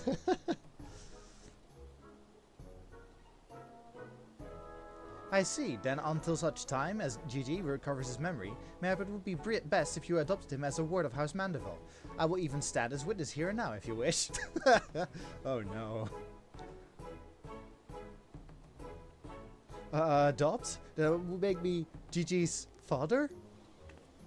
Doubtless the Inquisition would think better of taking any action which might threaten the cordial relationship between our two houses. Yes, of course, I'll do it. I, Hildibrand, Agent of Inquiry, Inspector Extraordinaire, do hereby grant this child the patronage of House Mandeville. Yay! Papa Hildy! Papa Hildy! The inspector's finally become a father. It's so beautiful. Quite. Now that you no longer need fear the Inquisition, you are free to show Gigi more of a fair city. Indeed, I strongly encourage you to do so. Mayhap by the grace of Fury, something will jog his memory. Thank you, Lord Edmund. I shall not forget this kindness. Come, my faithful assistant, my beloved son, we must away.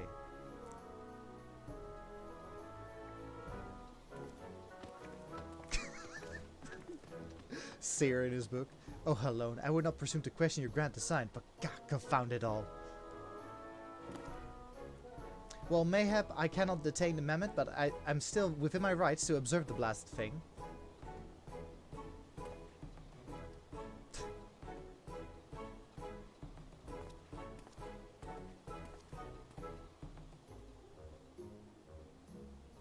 Lord Goldberg will be pleased to hear that his son is as hearty as ever, nor that I would ever presume to meddle on another father's behalf, and certainly not without consent.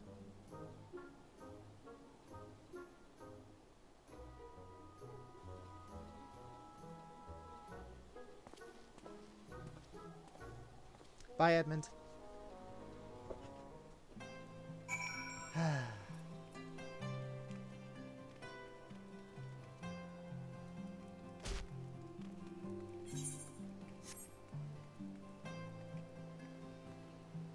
Oh, whoops, did I...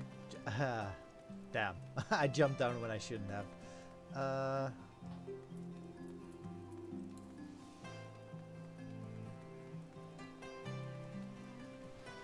So yeah, GG is a Mandeville man now.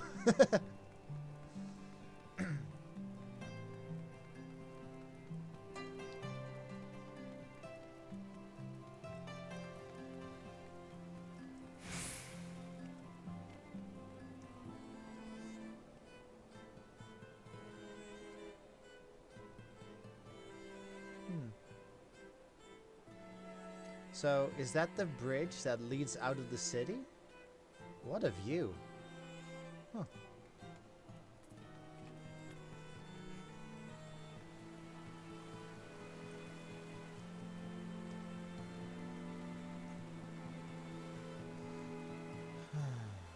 So if that's Edmund's house, whose house is this? This is Helenart. Interesting. So that's probably why they're good friends. House Fortin and Helenart are basically neighbors.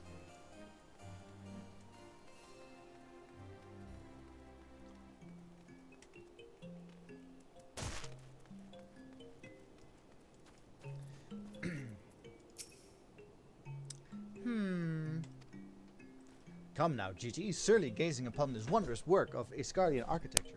Stir something within your soul. Oh, hang on, sorry. Stir something within your soul. This grand manor of House Duran Male Temp Sart? Pray do not fill the Mamet's head with such nonsense. That's the supreme sacred tribunal of Hellenic Inquisitory doctrine. I should know, I work there. Furthermore, I'm quite certain that there is no House Duran Male Tempsart, and that is a rather ludicrous portmanteau of the four high houses, including the esteemed house which but recently stood as witness to your adoption. Just a moment. There we go. Well, Gigi, do you remember anything? No, nothing. I say, rather than parading him before the grandiose, why not give him a taste of something more prosaic? Let us make our way to the holy stables that he might bask in the signature sights, sounds, and smells of Iskar's famous chocobos.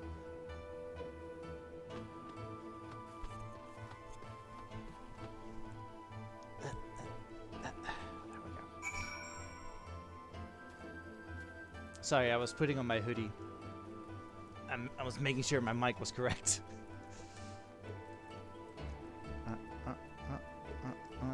Now, where are the stables? They are here. Why do they have a stables next to the machinist place? Yeah, it's slightly chilly here.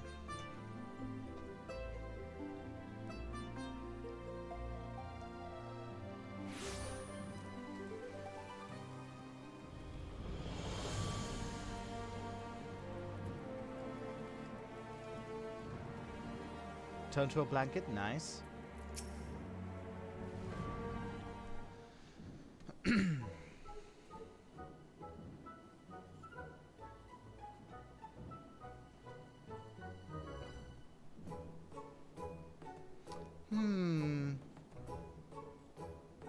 Splendid specimens of horse bird flesh, would you not agree? In the hands of skilled jockey, any of them could take first place at the saucer.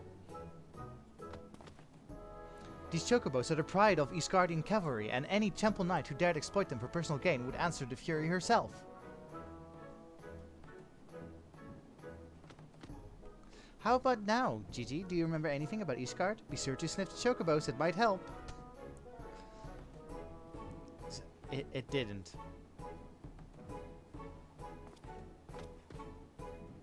You know, just because you found him in a Curvin snowbank, it doesn't mean he hails from Eastgard. Which is why we ought to try taking him to the markets and exposing him to all manners of goods from across Eorzea. Excellent suggestion, Inspector. It's the Inquisitor. Wait, am I now complicit in this farce? Fury, forgive me. Sarah's just like, you're stuck with us now.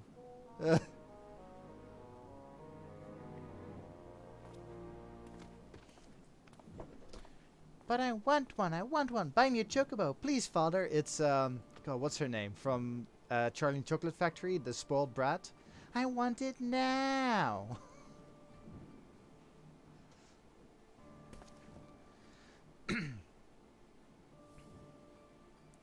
Father, that strange-looking thing is staring at us.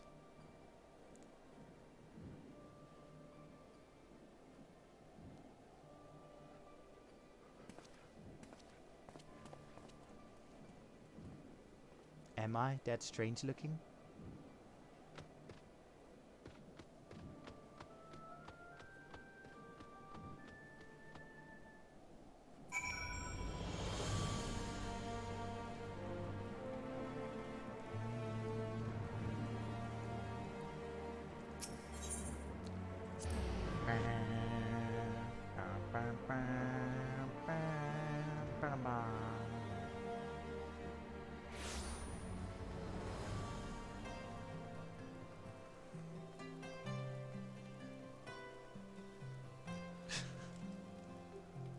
Luigi Mario.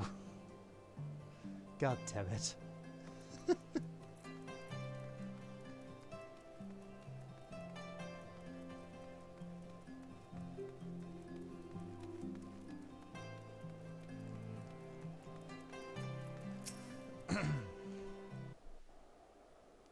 Respect that they managed to get that name, by the way.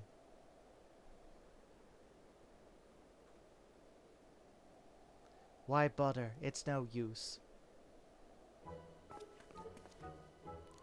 Now, Gigi, you must not give in to despair so easily. Did I not promise your days filled with grand adventures and the eventual discovery of your mislaid memories? Spirits, Gigi, spirits!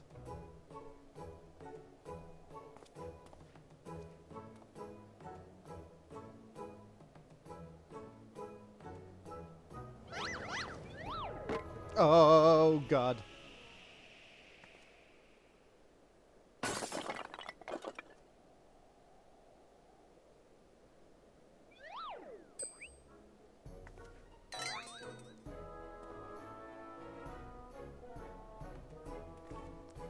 My word, a vase flung to the ground with reckless abandon. Could this be the opening salvo of an indiscriminate campaign of vandalism? God damn it, Hildy. One waged by your wild gesticulations, perhaps. At least look before you strike a pose. The gods only know how much that vase costs. 123,504,000 gil at the last estimate. It was over 700 years old and graced the homes of a dozen archbishops, 8 counts, 2 lord commanders, and 1 duke. 100 million gil? Oh, hello, and why have you forsaken me?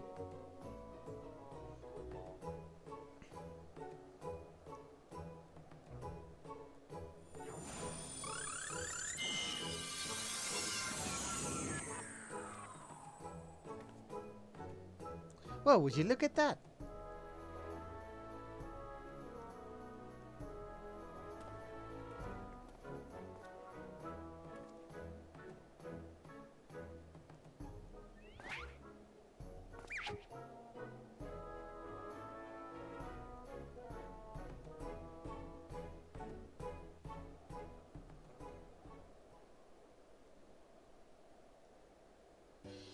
It's a miracle, nay, the divine intervention of the Fury herself.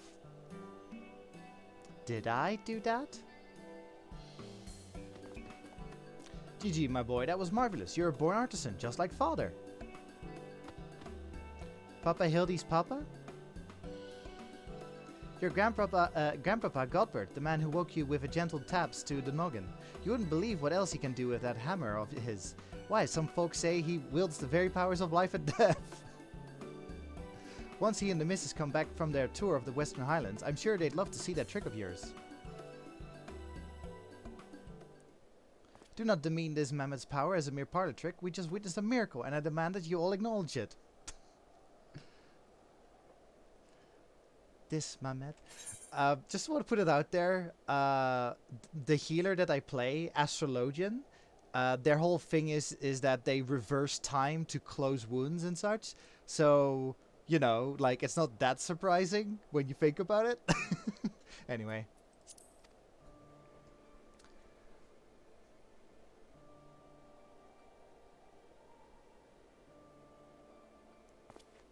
My word, is that what passes for trade in Eastgard? Gigi is my flesh and blood. I will not sell him at any price. Please, Papa Hildy, no more. I know you mean well, but we can deny the truth no longer. I'm a Mamet. Gigi, whatever has gotten into you? You're my son. You're a Mandeville man. Listen to your papa, Gigi. You're a Mandeville girl through and through. Goddamn. Stop it, both of you. No, you're not my papa or my mama.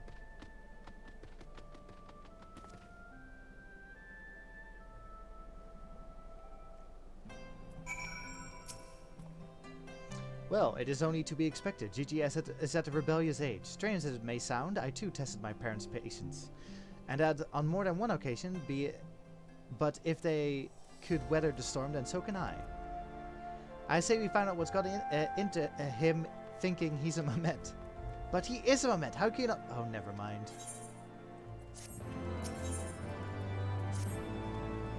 The course of fatherhood never did run smooth, but I, Hildibrand, guardian of Gigi, doting parent extraordinaire, shall find a way to overcome this trial and be reconciled with my beloved son. That's the spirit, solving a simple case of childhood rebellion to be easy for a man who's unmasked thieves, defeated duelists, and led armies of the undead. Yes, it's all very... Wait, what was that about the undead? Actually, don't tell me. For now, all that matters is finding that Mamet.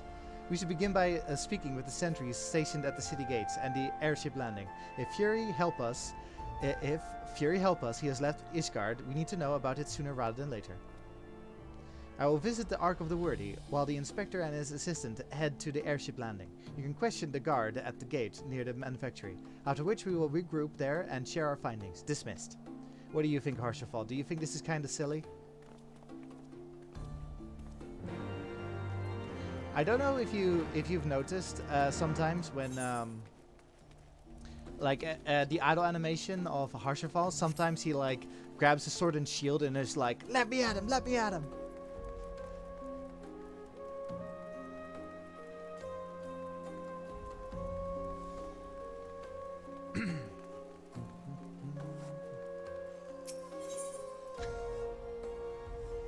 Wait, shit. Where were they? Was it? Oh, it's there again. At the...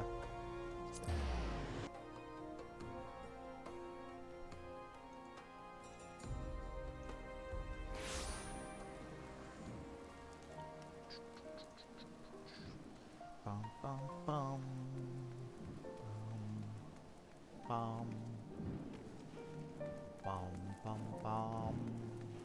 Bum. Ah, I can't shoot. I was going to be violent.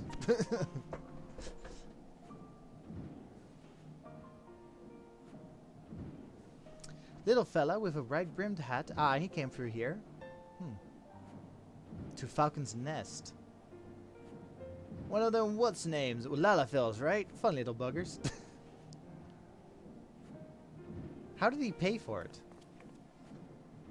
Well, if Gigi left the city, it was not by the main gates. And the sentries at the airship landing have seen no one matching his description.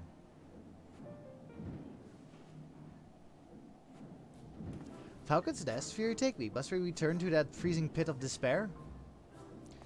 Wheresoever Gigi goes, I will follow him and find him and embrace him as my son once more. However, I surmise our final destination lies far beyond the walls of said outpost. Indeed, there's but one reason he would return to the frozen wastes. To frolic in the snow and cast his worries to the winds. Really? He seemed in no mood to frolic when last I saw him. As I recall, he used his arcane powers to mend the vase, only to become morose and belligerent when it became clear to him that he was, in fact, a Mamet. One might even say he remembered what he was, remembered his purpose, and so he returned to Western Kurfast, that famous breeding ground for heresy, when first we found him. Frolican is one of the best words. Home to his heretic masters to share with them the intelligence he had gathered on the city.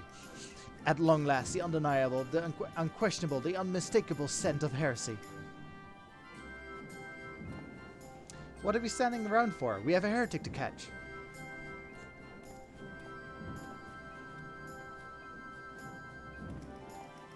Inspector, I'm starting to think that Inquisitor Sir might not think very highly of our little girl. It is possible, but I would not presume to know his feelings ere he voiced them explicitly. Until such time as he does, we should endeavor to surreptitiously bring him round to the opinion that Gigi is a boy of pure heart and good intent. So, subtlety in all things, Nashu. That is the man of the way. Is it? I don't think it is.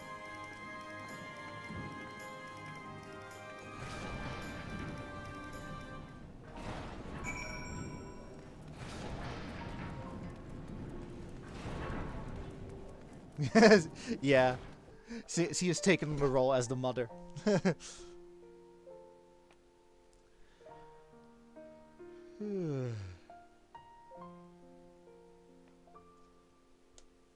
Isn't it, by the way, funny that we went from, oh my god, there's a war with the Empire brewing, oh no, very sad, and then it's on to Hildibrand.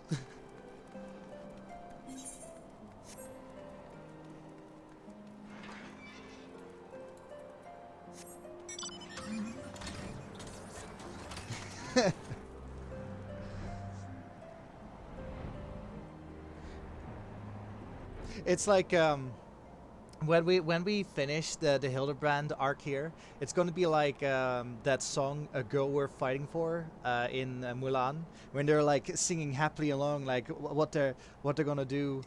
What they're gonna do, like when they finish fighting in the war, like a girl we're fighting for, and then they end up at like a burnt down camp, and it's like, oh right, there's a war going on. That's gonna be us after this.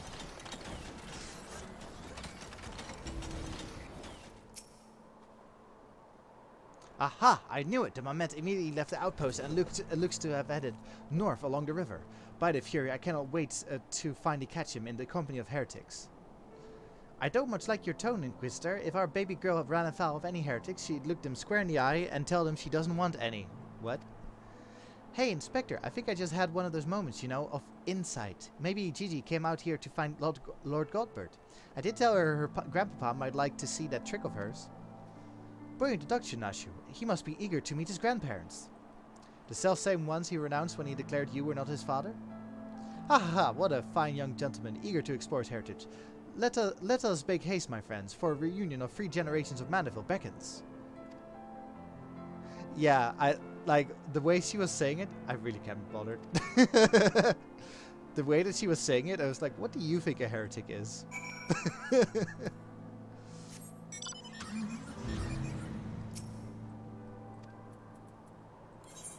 Oh, nope. Oh, actually.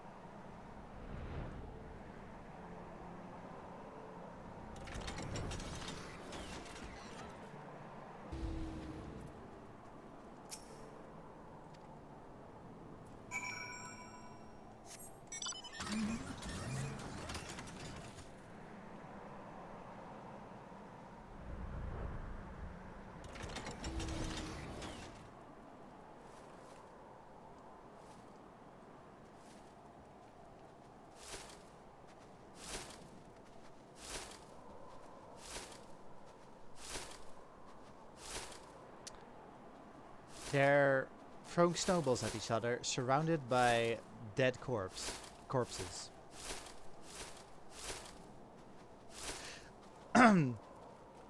I remember I was watching like somebody's reactions to the Hildibrand storyline, and right before this bit, the Let's Player was like exclaiming like, "I am a god, I can handle everything," and then it cuts to this, and then he's like, "Well."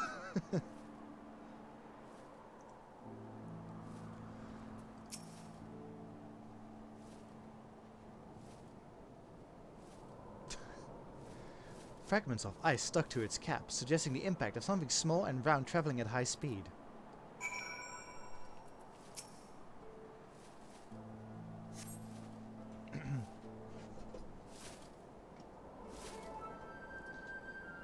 Ugh, my head. Who? Oh, it's you. You followed me. Oh, Gigi, if you wanted to have a snowball fight with your grandparents, you should have said so earlier. Papa Hildy was very worried, though he's glad to see that you are unharmed. It would seem he was struck by a snowball, much like these Steinbocks. These dead Steinbocks. Are you sure he isn't damaged? As if a mere blow to the head could fell our Gigi, we Mandervilles are made of sterner stuff. I myself have been driven headfirst into the earth on no fewer than 24 occasions, several times from Malms up above, and my mind is no less brilliant for the experience. Is it though?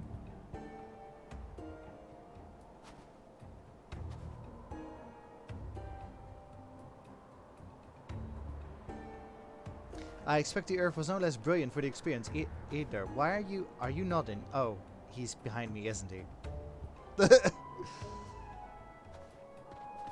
What good fortune to cross paths with you lot so far from civilization. Forgive me for not taking notice earlier. I was engrossed in my duel with Julianne. But how rude of me. Would you care to join us? No thanks, I'm good. Grandpapa Godbert, Grandpapa Godbert. Mama Nashu says you wield the powers of life and death. I beg of you, Grandpapa Godbert, grant me life. Make me a real boy.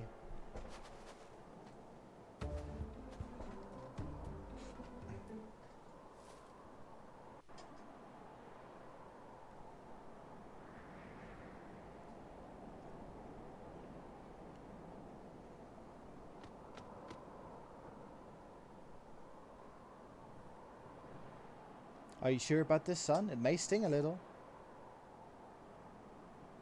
I will endure whatever it must to become a real boy. God damn it.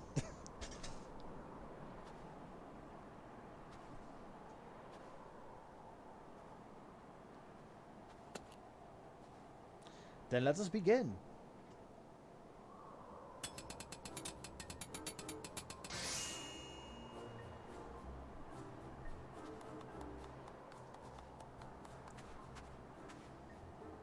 This body, it's everything I ever wanted. It's perfect. Thank you, Grandpapa Godbert. Thank you.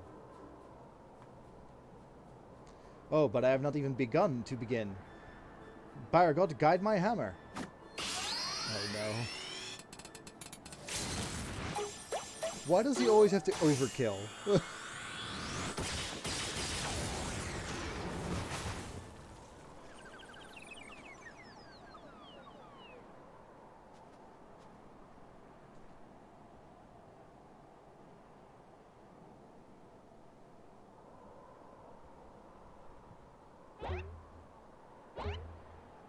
Oh my God.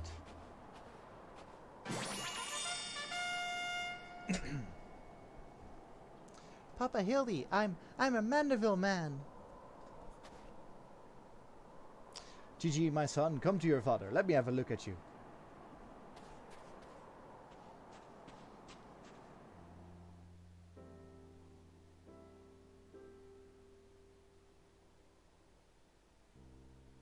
Papa Hildy.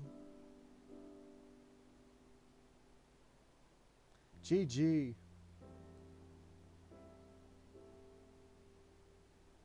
This is beautiful.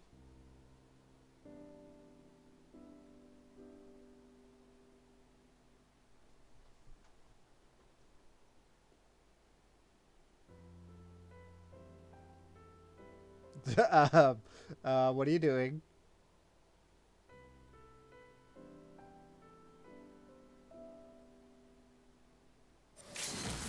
Oh my god.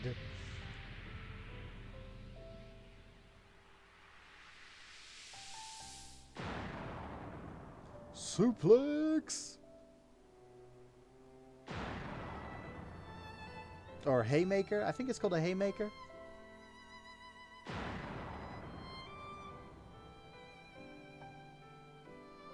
That's not how hogs work, TG.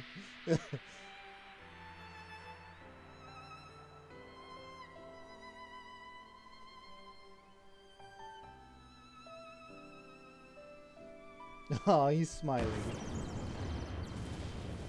Oh my god, mushroom cloud. Oh.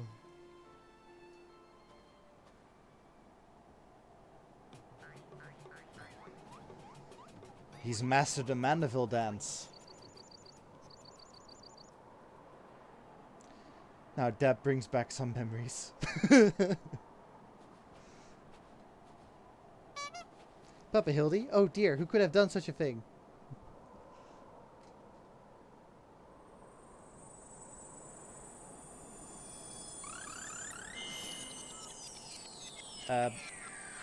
For Bailey, who's keeping counts, we're on number 2. Number 2 of Hildy stuck in floor. By the Fury, it's just like the vase all over again. Never actually restores to its original form.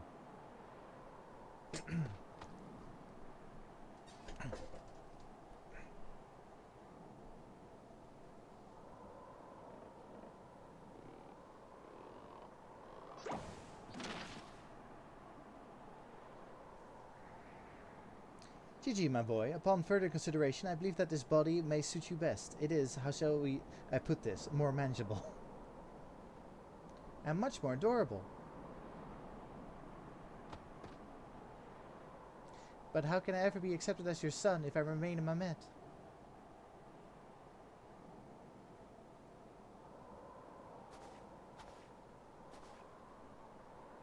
Is that what has been troubling you all this time? But why didn't you say so?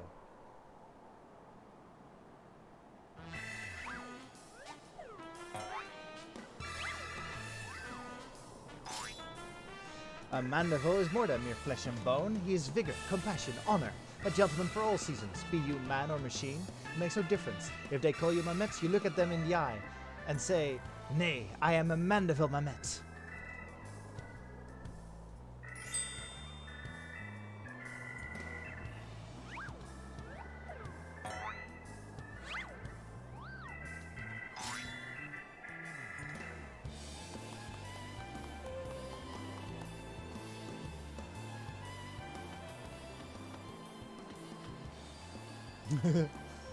Mother, father, forgive me for not consulting with you earlier, but circumstances forced my hand. I have formally adopted GT as my son and ward of House Mandeville. Dear gods, I knew he was fond of Mamet, but did you hear that, woman? Our son's gone and got himself a son! Grandpa Godbert, Grandpa Godbert! Ah, it all makes sense now. Grandpa Godbert and Grandma Julianne. I've been waiting years to hear those words. Grandpa Godbert, Grandma Julianne.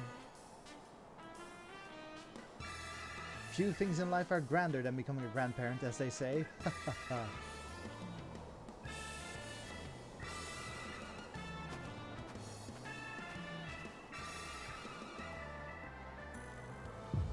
Oh no.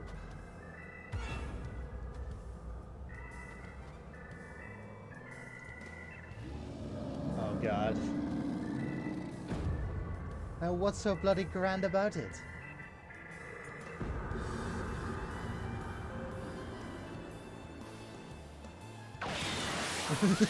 Run!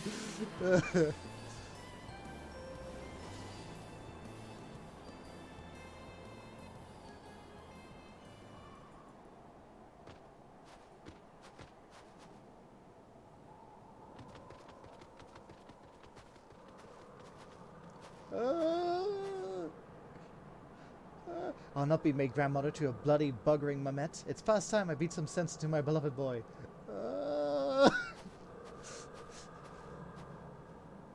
Oh my god. Fury, take me. I'd heard you tales of dark nights before, but no, it couldn't be. No, I think it was something far worse. Heretical. Like as not, but rules be damned, I'm not risking my life to find out. Same. I killed God Kings, man. And even I'm like, nope. I killed a dragon, like a guy who was considered a god of dragons.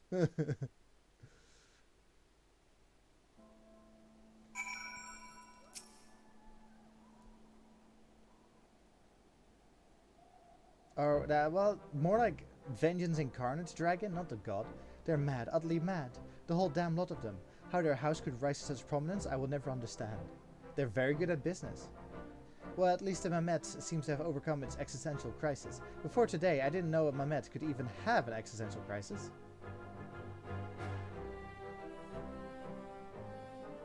Wait, what am I saying? It's Mamet. Why should I care what I came to think or feel? He's beginning to believe. Fury, take me. Their idiocy is infectious. I must allow myself to fall prey to it. Follow procedure. Report to your superior. One step at a time. One step at a time. Hey, Bailey. You just missed Gigi do a haymaker on Hildibrand, and Julian, like, you know, armed with a frying pan chasing after a Godbird and Hildibrand.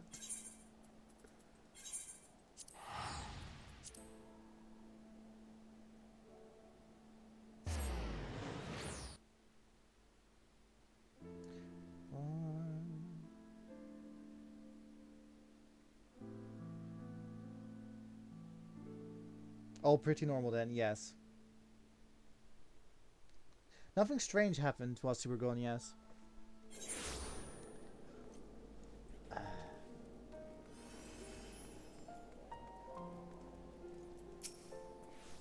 Right then, my superiors, having been informed of the Mamet's adoption by House Mandeville, as witnessed by House Fortin, proceeded to take me to task for my gross mishandling of the situation. They remain convinced that the Mamet is a product of heretical machinations and have commanded me to redouble my efforts to prove this incontrovertible fact.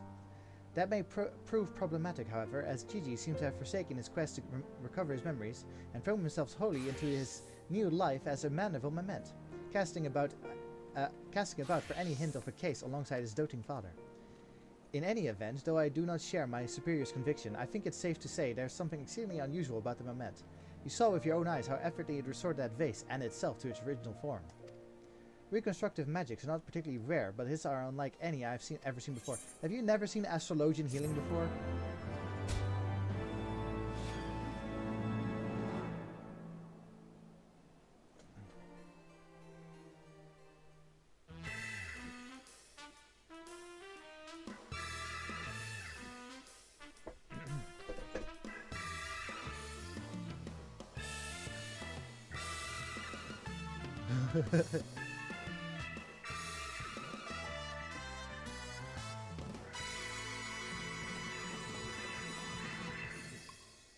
I love that Edmund has a cameo in this. What was it going to do? Oh yeah.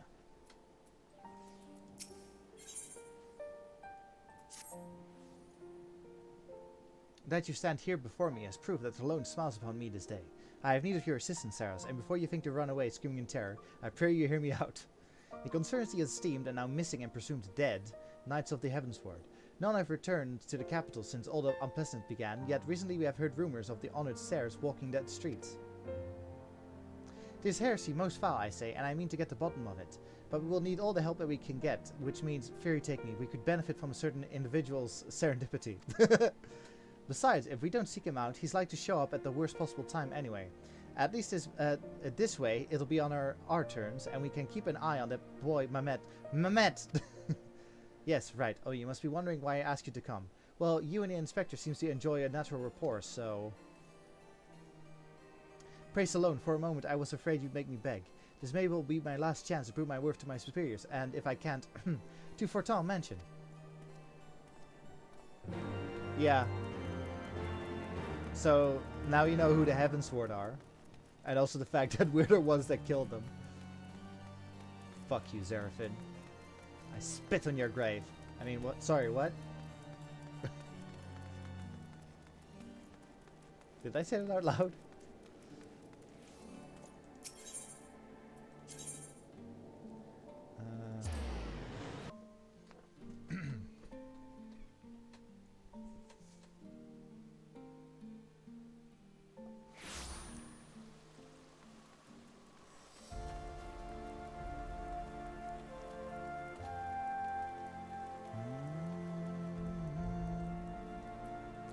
That's a cool outfit that this person is wearing.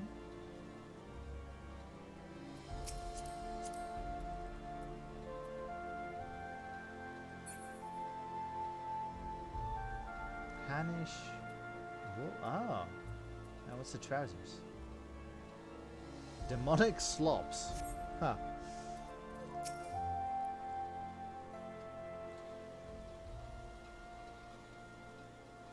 Because, Gigi, such behavior is unbecoming a gentleman. But why, Papa Hildy? Why is it unbecoming a gentleman?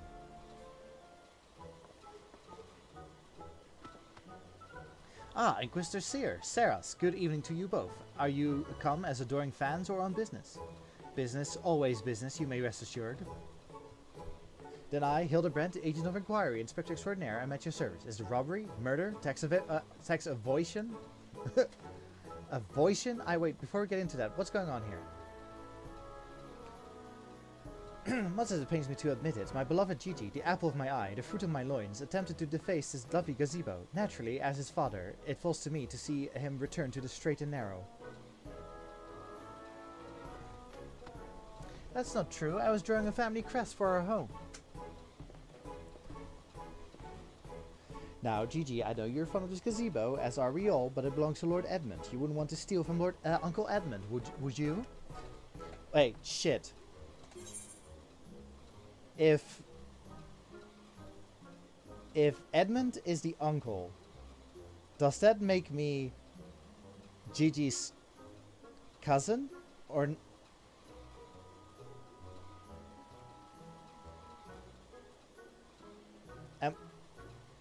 Am I the cousin or the niece of Gigi? Aunt? Let's go with aunt. No, you know, let's go with aunt. I guess not. Then then where's our gazebo, Papa Hildy? Oh, Gigi, don't you see? We have no need of kettles or gazebos. As gentlemen inspectors, the world is our oyster. We can go whither we please, where the red fern grows or the wild rose blooms. I like aunt. And yet you've been sleeping in Lord Edmund's gazebo for how long? I don't care about wild roses. I want to live in a gazebo with Papa Hildy and Mama Nashu. Gazebos are quite expensive and dangerous if not domesticated. Dangerous indeed, my boy. And besides, we are gentlemen inspectors, free to travel the lengths and breadths of Eorzea in search of a case. Does that not sound more thrilling than whittling away the hours beneath a gazebo?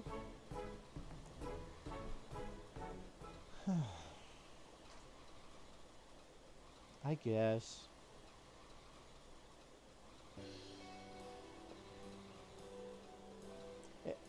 If it's the case you want, you need not go so far. We are currently investigating reports of individuals masquerading in knights of the Heavensward. These contemptible charlatans are rumored to have tricked several hapless maidens into attending private parties for a small fee, with the promise of enjoying the company of these great sirs. Those who were foolish enough to attend found the experience to be so traumatizing that they refused to discuss them in detail. Needless to say, your assistance in this matter will be greatly appreciated, and for it you shall receive due compensation. Oh, nice, they're getting paid for it?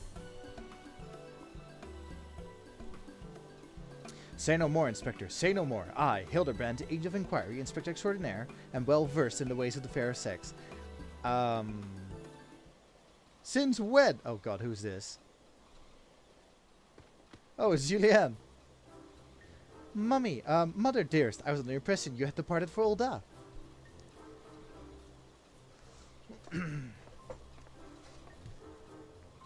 And leave my beloved boy to keep on playing at being an inspector, as well as a father to a bloody Mehmet? Bugger that, you're coming home right this instant. How can you say such a thing? It is my life's calling to be an inspector, and Gigi is my son. He's a Mandeville man. Grand as it is to see you, you have come at a most inopportune time. The young women of Eastgard are in need of a champion to defend them from fiends most foul. Come, Nashu, come, Gigi. We shall demonstrate to my mother our peerless investigative skills and bring these criminals to justice.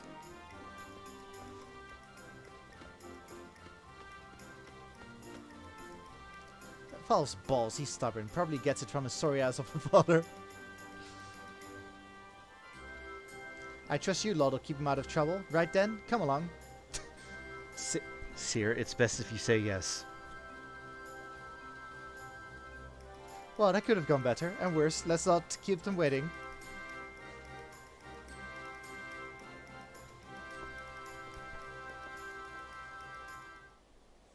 You know, okay, I see your what would Sid do, but what would Godbert do?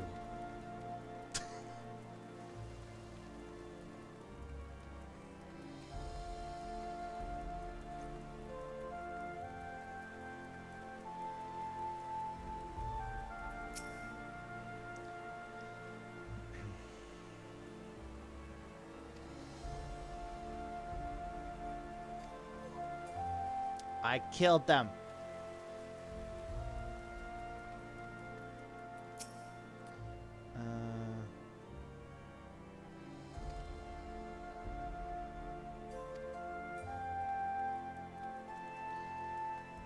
Ugh. I'm not a fan of, you know, them having been so popular. Like, they haven't swore that they were, like, very popular with the ladies. Because they're kind of dicks. Really? Charibert?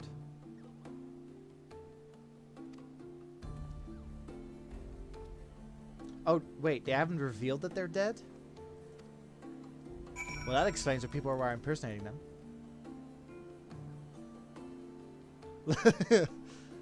I don't think anyone else should attempt to follow what would Godbert do. Leave that to Godbert.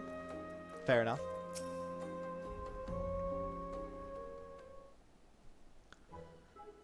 Papa Hildy, that grandmama over there is staring at us. Now, Gigi, a gentleman must be more careful with his word. First of all, you have only one grandmother. Second, and this is tremendously important, never ever call her that, at least not yet. Promise? Yes, father, I promise not to call Grandmama Julianne Grandmama Julianne. Greetings, milady. Oh, ain't you a charmer? There, I was thinking I might have to rip your bloody head off if you said the G word one more time.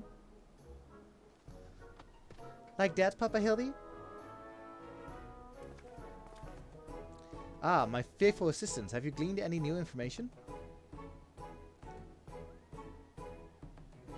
Other than the fact that these women Scorn seems to detest the fake knights with every fibre of their being?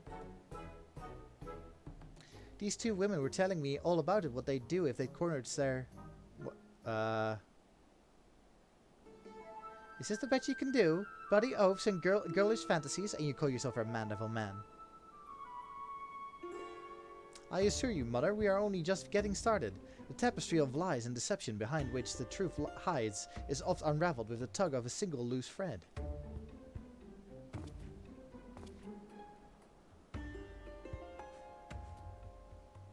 I say, young lady, I would beg but a moment of your time.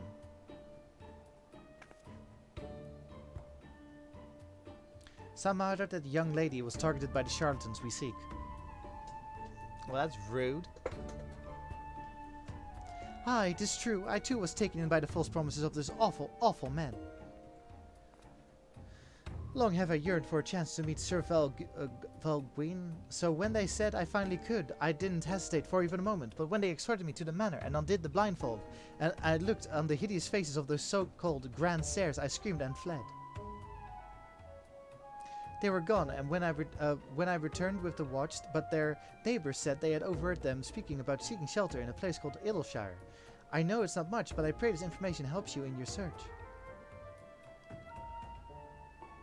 My lady, I swear to you here and now, I, Hildibrand, agent of inquiry, inspector extraordinaire, shall not rest until these dastardly fiends are punished for their foul crimes.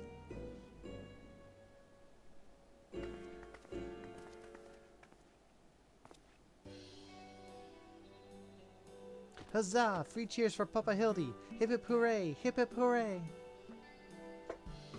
Hip hip hooray! And there you have it. Our quarry can be found in Idleshire. Come, my fellow loyal assistants. Justice waits for no gentleman. That's all well and good, but I've never heard of this Idleshire. Have you? Yeah, I've been there. You mean we're to travel to the Dravian hinterlands right now, just like that?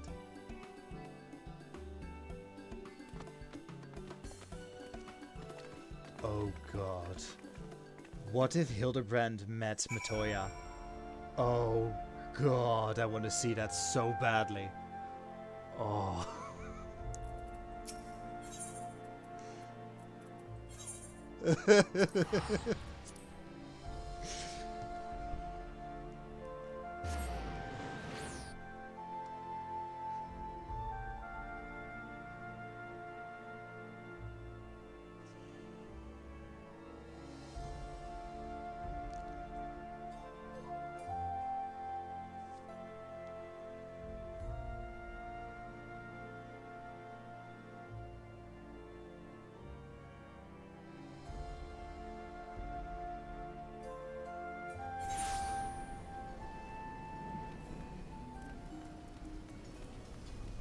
It's not in here. Where are they?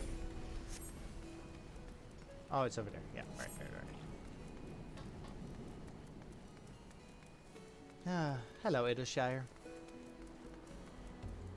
I love that here's like goblin buildings, and then there's like, well, not Isgardian, like Charlayan structures. Anyway.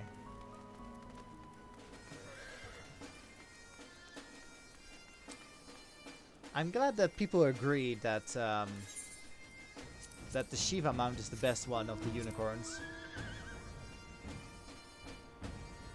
Wait, I thought this was a unicorn. This is just a horse. Ah.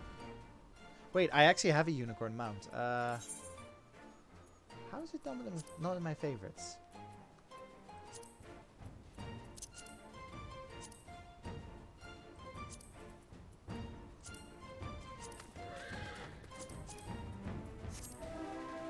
There we go.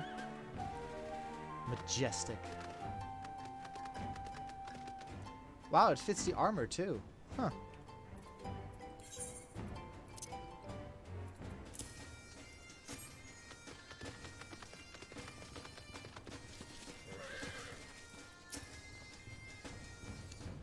Truly, this magnificent settlement is a testament to the hard work and camaraderie of her uplander and Gobi citizens.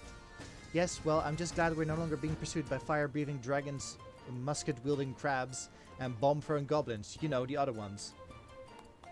But they were no match for Lady Julianne and the Panoverse, am I right? I want to see her make the bad gobbies fly again. God's sake, Hildy, excepting Saros, this lot would be dead in a ditch somewhere if it weren't for me. Nonsense. I would never let any harm come to my loyal assistant or my beloved son. If I may interject. Now then, let us split up and question the good people of Idleshire. My keen inspector's sense tell me that one of them has knowledge of the false knights we seek. Sears like, this is my investigation.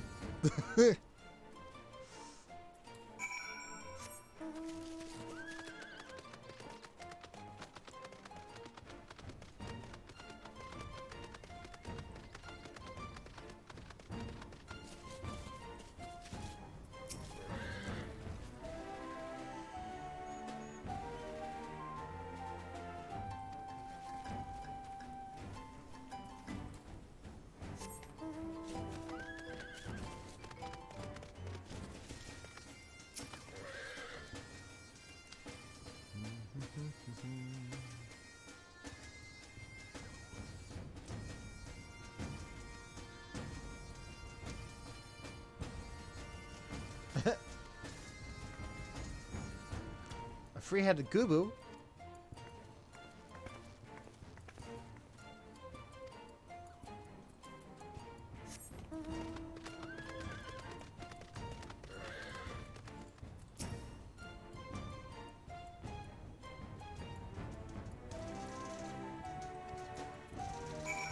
So they went to the Grand Library, or Great Library.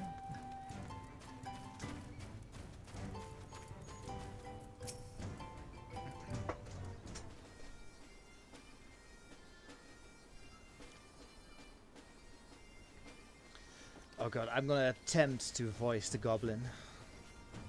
If only we had the testimony of a concerned citizen, which could conveniently direct us to the villain's precise location.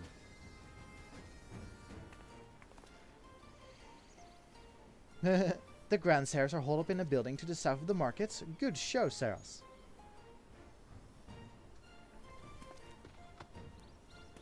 There, that's the one. Come, let's inform the others.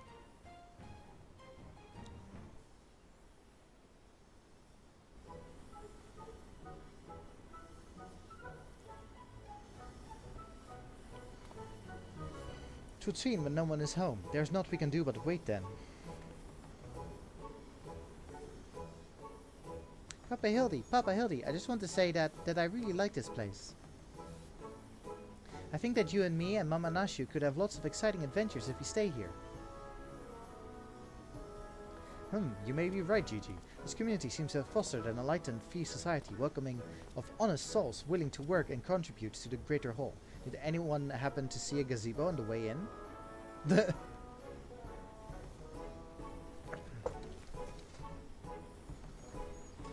As I live in Hildibrand, Halydor, Maximilian Manderville.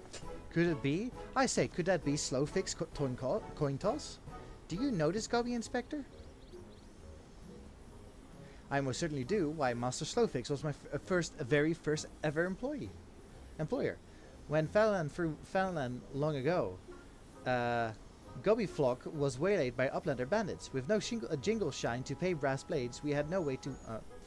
until we make busy a deal with a gentleman Uplander, that is. With fastness he finds Uplander bandits and bring much bangy boo, and returns to goodly Gobbies. Henceforth Slowfix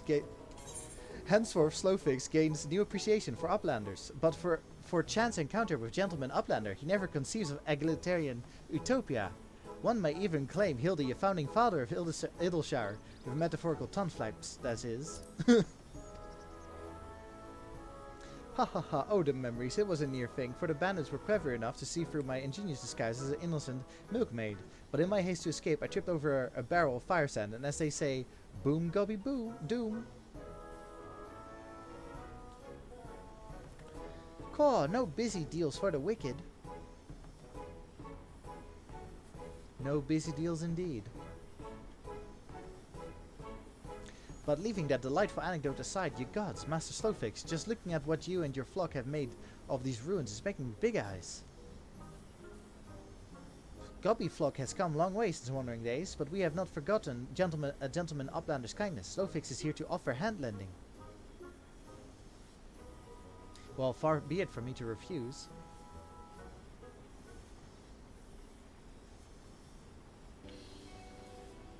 But so Gigi has grown quite fond of your magnificent city, and I should like to stay here with him and my assistant for a time. We would not require much in the way of accommodations. A humble gazebo, for example, would more than suffice. Why settle for gazebo when perfectly good estate right beside you? Residents of building in arrears, and Slowfix happy to evict them. But we were pursuing the fiends who lived here on suspicion of defrauding young women. Fraud in Slowfix's egalitarian utopia, this he will not abide. All the more reason to let gentleman Uplander and his flock stay instead of Grand Stairs. No need for jingle shine either. Huzzah! A giant gazebo to call our own.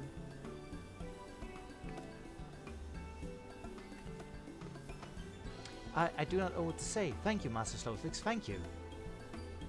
No need for teary-eyed tongue flaps. Gobby Flock is possessed of moral obligation to repay gentleman Uplander for past generosity.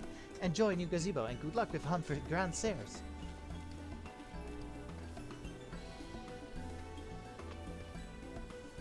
Papa Hildy, since this is our gazebo, is it okay if I draw our family crest on it? I can think of no better way to celebrate this joyous occasion, and perhaps draw the ire of our new home's former tenants. Come, let us go and purchase some paints together. This gazebo shall be your canvas.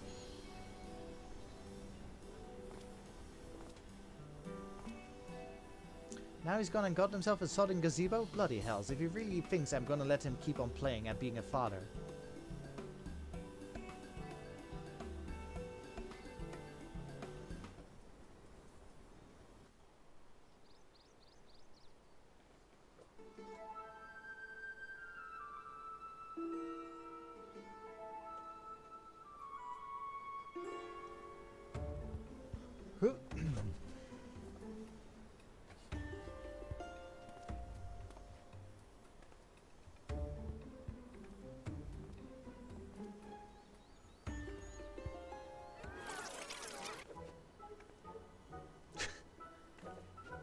I love that it's usually, the montages are usually of Sarah sitting.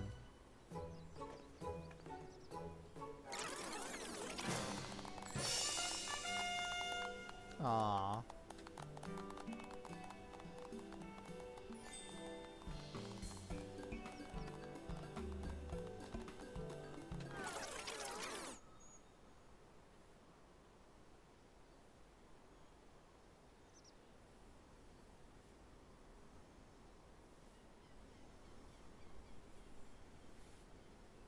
Still no sign of the notorious Grand Stairs. I dare say we're gonna need more paint.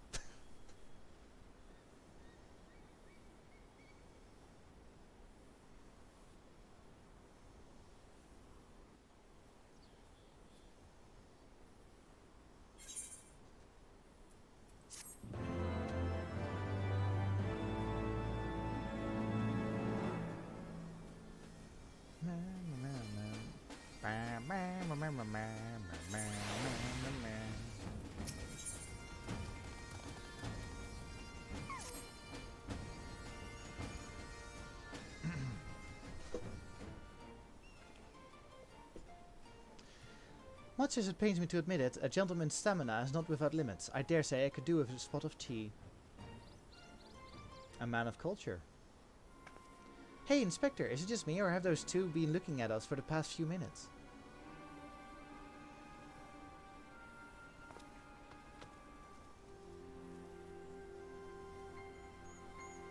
Oh, 'tis quite a normal behavior for my adoring fans, I should think.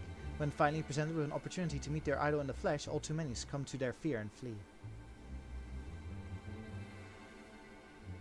Or maybe, just maybe, they're the Grand Bloody Stairs. Come on, they're getting away.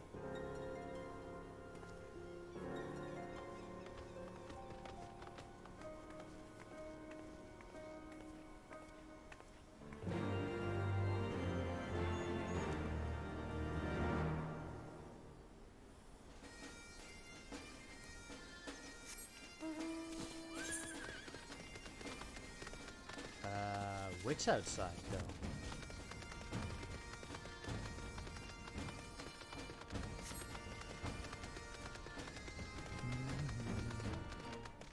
Welcome back, Morgan.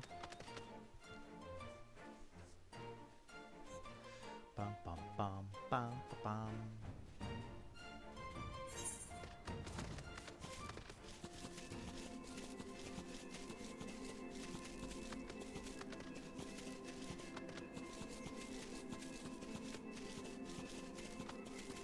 Don't trust anyone over 60? Wow, that's ageist. Hearken to me, you dastardly rascallions. You have nowhere to run, and reveal yourselves at once.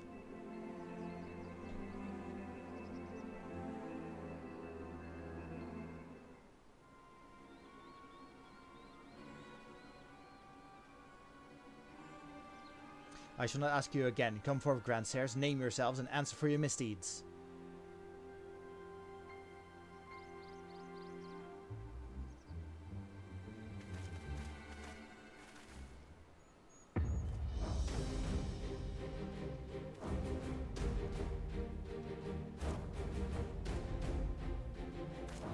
Oh shit. These two mean business.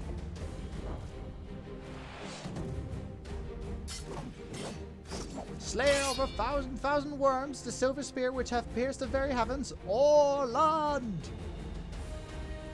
Master of magics, ancient and awesome, the divine hand which hath defeated all maladies save senescence and incontinence, Gone Spot! Grand Stairs, Excelsior! I don't know whether to laugh or to cry. May have both.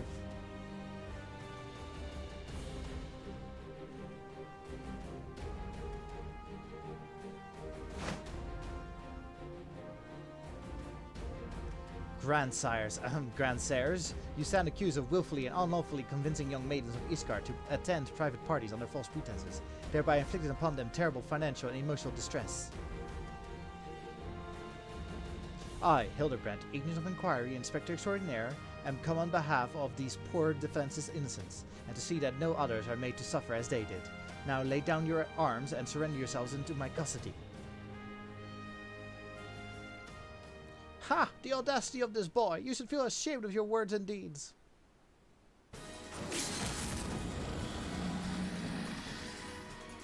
Oh god.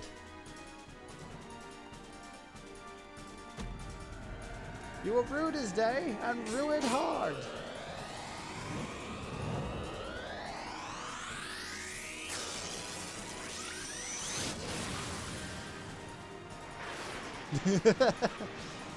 Didn't notice her clapping.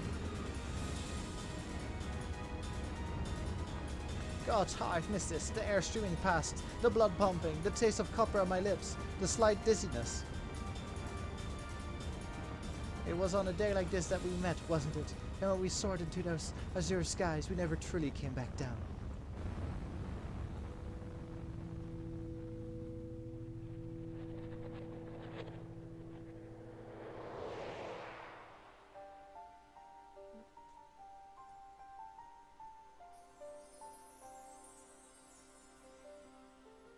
Do mine eyes deceive? Pig's knee of my heart, descended from Helone's halls to guide me to her bosom?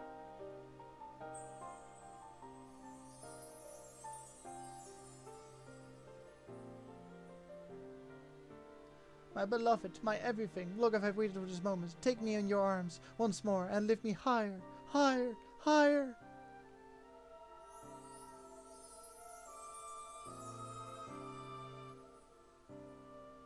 Higher, higher, higher.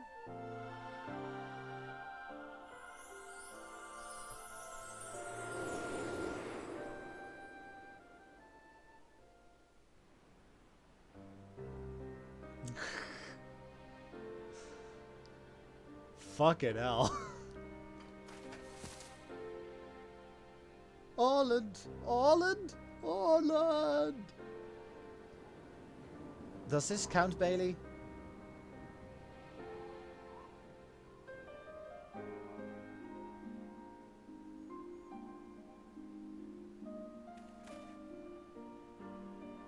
Alas, poor Orland. I knew him not in the slightest, but he seemed a decent man. Sick and sea and attempted murder notwithstanding.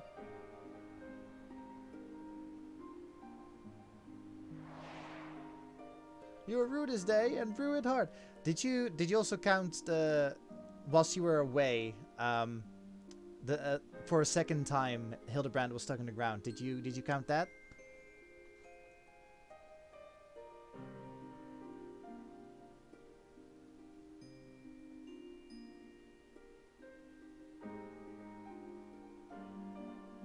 Okay.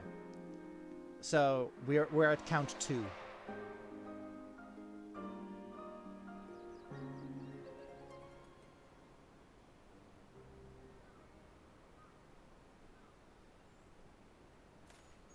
Wait, I've seen this before, all too recently. Yes, anyway, he's only mostly dead. If the Master of Magic's and Ancient and Awesome here acts with all haste, the man may yet be saved.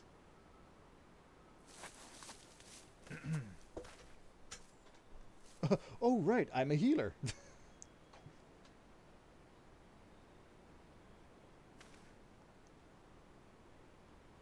Oh, dear. That's not good.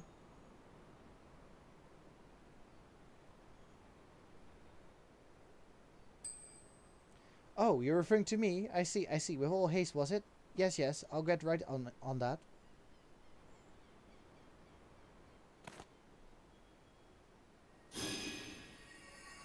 Oh, mournful voice of creation, send on to me a creature of the abyss. My fall to command that I might... No, wait, that's not good. Here, let me see. Something of a rather less controversial tradition, yes. Something with more pep. A vortex of biting winds to rend the flesh? What? No. And smite my foot... What? No, whoa, whoa, whoa.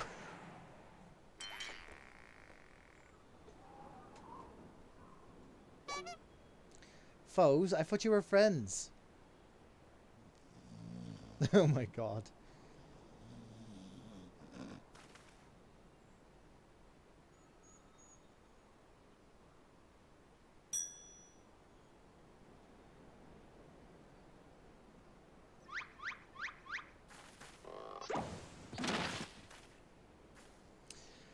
Saint Renette, bugger me with a bleeding gaybog. My back, my back. Would seem I've underestimated you a lot. That makes 2 of us? Enough, leave them be, or do you not care what becomes of the memento?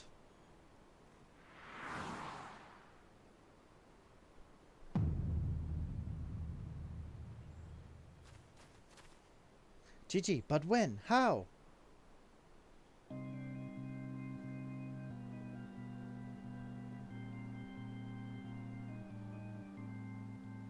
I thought I recognized you, first in Eastgard, then in Edelshire. You've been following us since we left the capital.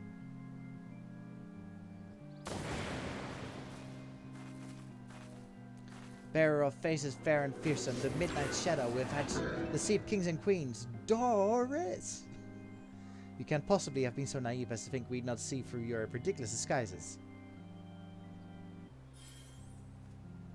And yet here you are, so effortlessly and easily lured into our trap, for which we are most grateful, mind. My companions are hardly cut out for life on the road. All has been in preparations for this moment. The parties, the petty schemes from the first. The objective of this grand design has been the singular Mamet. I swear to you, if you harm Gigi in any way, we have no desire to hurt the boy. We but require his help to reclaim that which is rightly ours, our youth.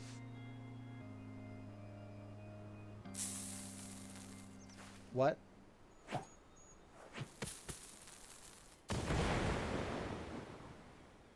Confound it, I can't see.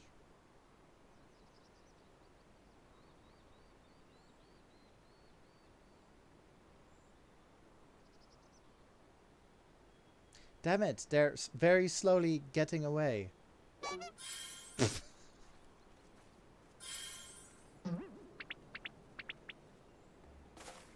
Papa Hildy!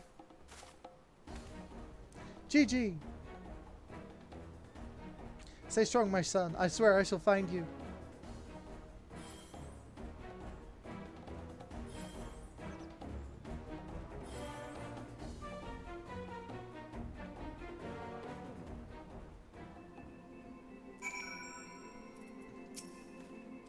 "12 struck me down for a fool. So desperate was I to seize the Grandsires that I failed to discern their true intent before it was too late. And now poor Gigi is in their clutches. What if I never see my beloved son again?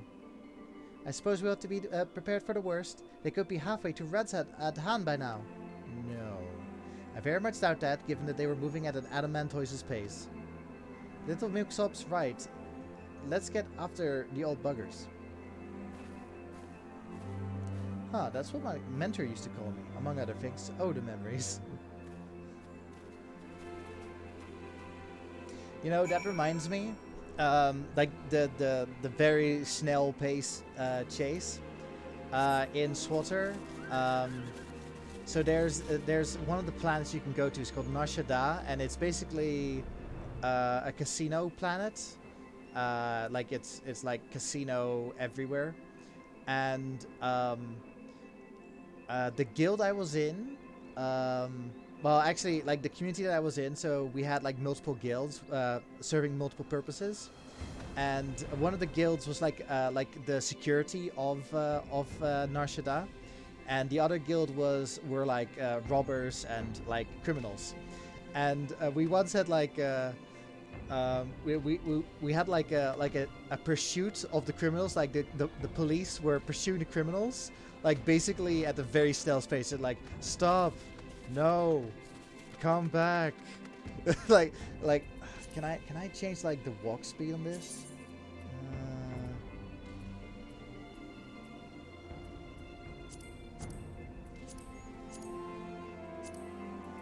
Where do I control settings?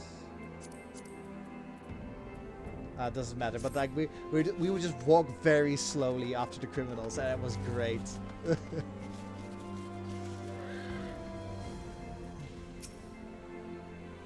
And then someone also crashed in slow speed. So it seems that the Grandsires have been caught once more by the very inspector that was trying to catch them.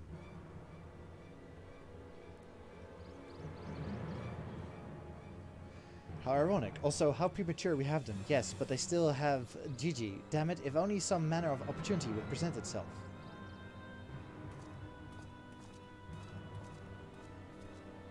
Ask and you shall receive. We can ambush the wizard dragoon, take him hostage, and demand an exchange. Inquisitor, sir, you disappoint me. The gentleman cannot condone the violent kidnapping and ransom of his elders. No, no, we shall approach this problem as paragons of honor and virtue.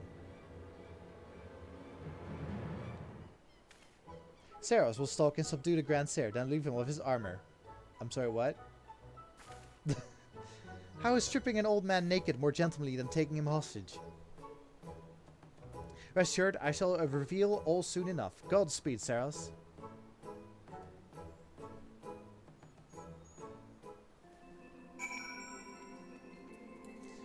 Okay.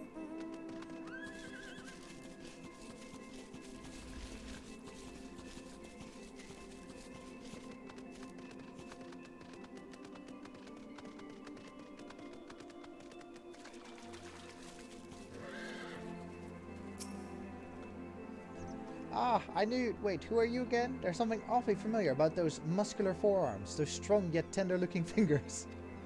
I say, would you be so kind as to massage my shoulders, young lady? There's this lingering ache, this tension that Godspart can't seem to soothe with his magics. Remove my breastplate? Oh, of course, how silly of me. Pray lend me a hand with the straps.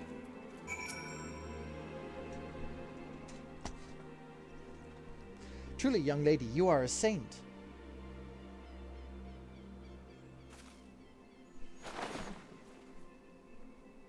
Ah, I swear, it's little things you begin to appreciate. My dear departed wife used to help me with my armor, you know. Right. I should be seated to better receive your tender ministrations.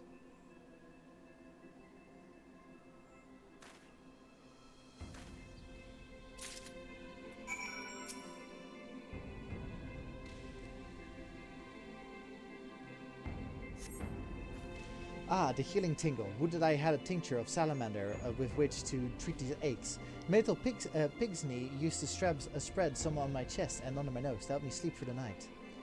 Come, do not be shy. Work those soothing fingers into each and every knot. Slowly. Make me forget my troubles. Oh no. Harder. Higher. Close your eyes and dream.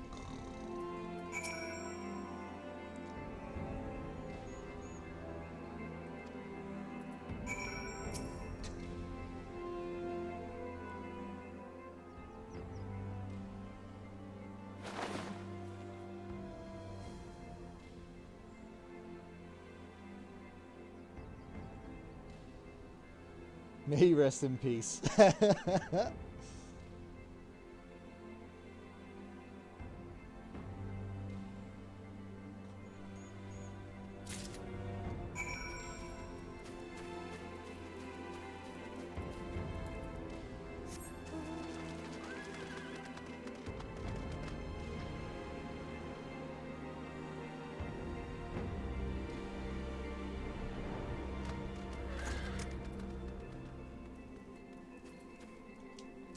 Taking a sip.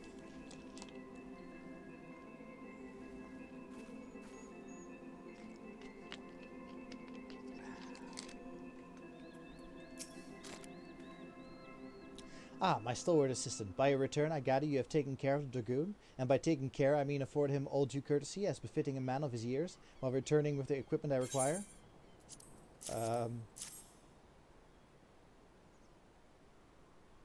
Surprisingly light and reeks of garlic.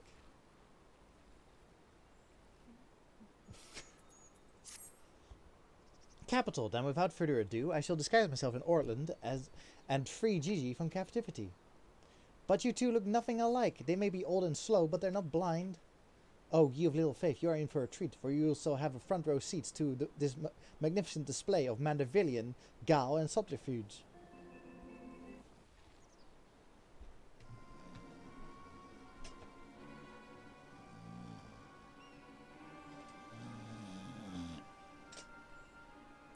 Hey, is it time for dinner yet? You just ate, you daft bugger. Where the hell's this Orland? I know he's got to take a piss every hour, but damn it, he could at least be quick about it.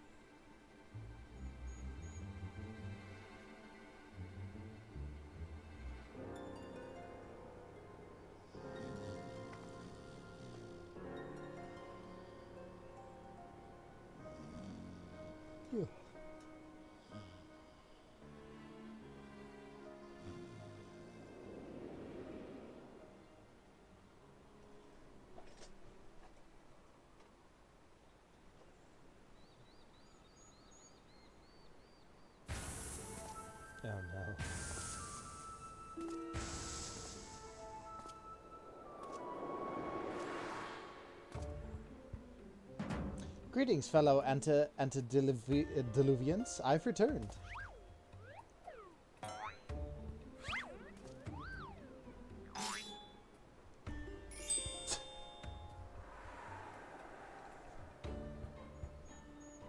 Oh, bollocks.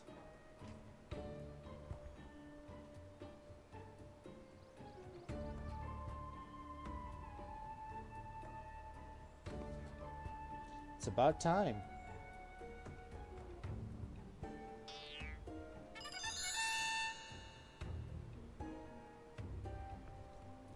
Okay, no, that's bollocks.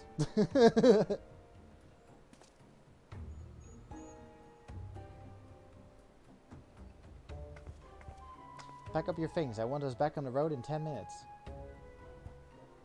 Before we do that, we must first release young Gigi here. His behavior is unbecoming a gentleman to keep children in cages. What the seven hells are you blathering about? He's going to get away.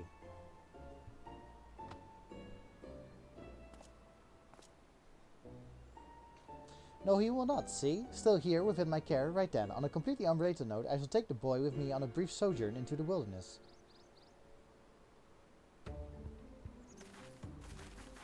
Very taking, it's working. He's about to walk out of there with Gigi, and they won't even try to stop him. So far, so good. Oh no.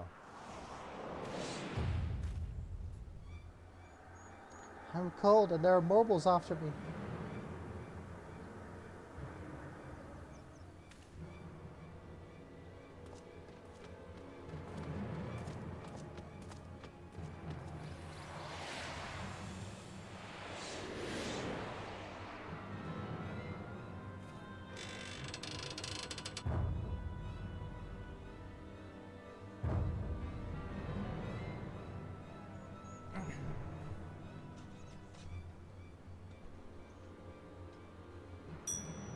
I'm me, but you're also me. But that can't be, unless...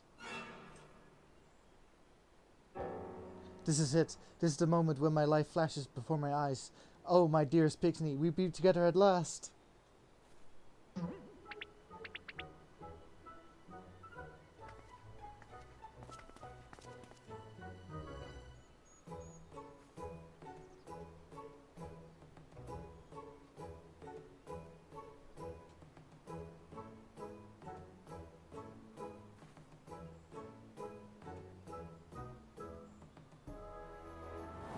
Oh, what the... Whoa!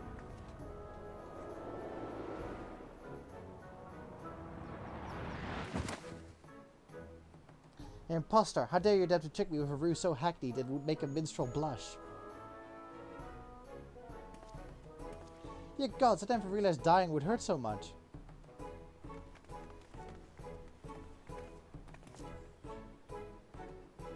Now's your chance, Gigi. Come with me. Come with me if you want to leave.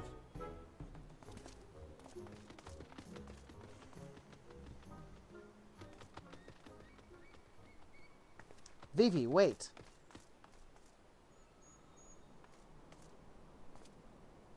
My son, what's gotten into you? Vivi, where have I heard that name before? Remember who you are, Vivi, what you are. Creation of the great Charlatan Archmagus Quan. Quan, I was given life by Grandpa Quan. I remember now, we lived together, and he taught me many things about the outside world.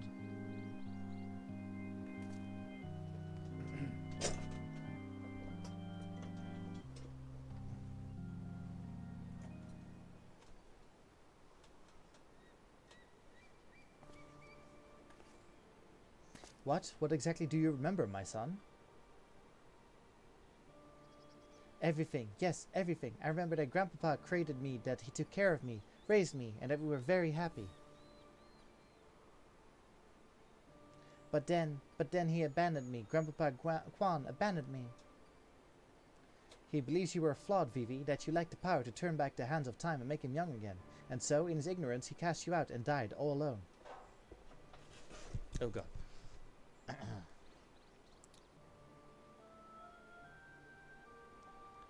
To turn back the hands of time, then what we witnessed in the Crosier with the Duke's priceless vase, that power could be brought to bear on people? But wait, how do you know all of this? You couldn't have possibly been associates of this Archmagus Quan. We found his journals during one of our many trips into the Great Library. Scavenging for valuable relics is one of the few ways we have left to make a living. We were famed heroes of the war in our prime, with fortunes to match, but no soldier has the right to triumph over time. And before we knew it, the hour of the sheaf was upon us. Isgard no longer had need of our services. So we came here to eke out a living, to keep doing what we do best, until our bodies wouldn't let us. Imagine our surprise when we stumbled upon the opportunity of a lifetime, a second lifetime as it were.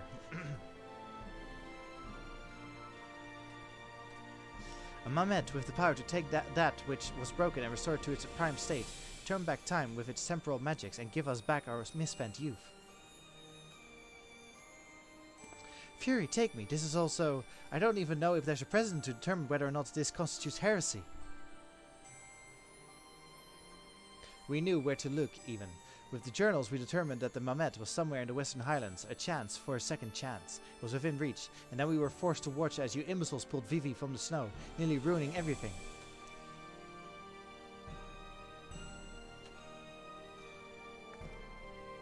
Vivi, listen to me. Come with us, and we can help you unlock your true potential.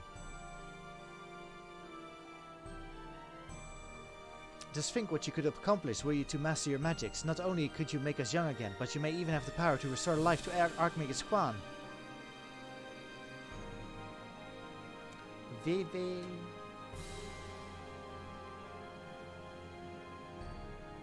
Impossible. No magic can truly return the dead to us. At best, you can animate a corpse, and I need to not review the precepts to declare that the products of necromancy and abominations in the eyes of the Fury.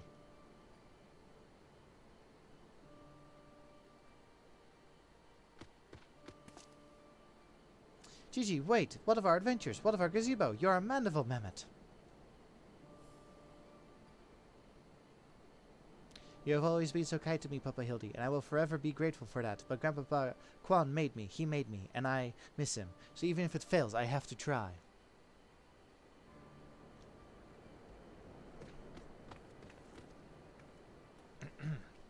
What are you doing? They're getting away. We have to stop them.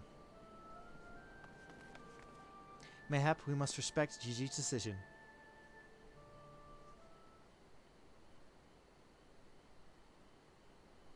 So that's the end of that chapter, eh? You're giving up and coming back home? I too made a decision long ago to become a traveling inspector, and I've ever stood by it. Mayhap it is from this singular stubbornness of mine that Gigi took inspiration. Aww. Nay, I cannot abide it. He's my flesh and blood, my son. I dare not let him use his temporal magics to pervert the natural order. Aye, it falls to me, his father, to ensure that Gigi keeps to the righteous path and only utilize traditional methods of zombification to raise the dead.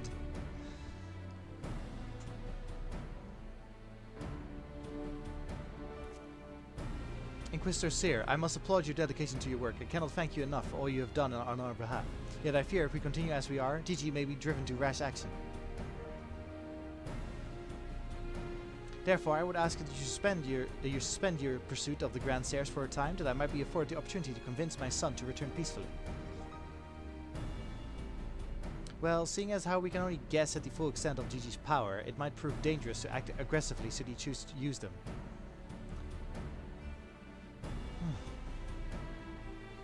I knew you would understand. Right then, there's no time to waste. Nashu, let us retire to our new gazebo and discuss our plans.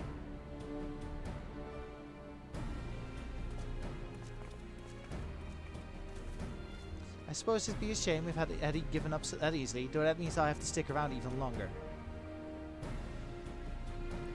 On the other hand, if that bloody Mamets really got the power to make them young again, then oh god. Julianne, what are you planning?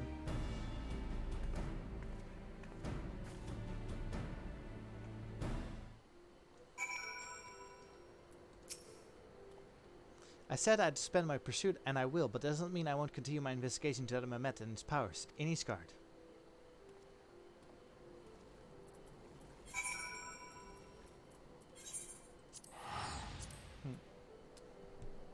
Just looking at my outfit and like reminiscing about like Star Wars, like whenever I like my PC is like fully functioning again, like graphics card good and such, I have been contemplating on streaming the Star Wars MMO story. Because Final Fantasy XIV story is like really good. Like it's my favorite story of the MMOs. But I really enjoyed the SWATer story too, Star Wars. Star Wars: The Old Republic. Ah, I see you saw fit to return to the capital as well. The Inquisition has a rather large collection of heretical tomes, including many of Sarlayan origin, and I had a mind to scour them for information on temporal magics. This is of course all for the sake of confirming the Mamet's heretical origins. Yes, only that. Why are you looking at me like that? As if to imply that my interest in these matters is more than a professional one? I'm sure I don't know what you're not talking about. I'm sure I don't know what you're not talking about. Thank you, Saras. That will be all.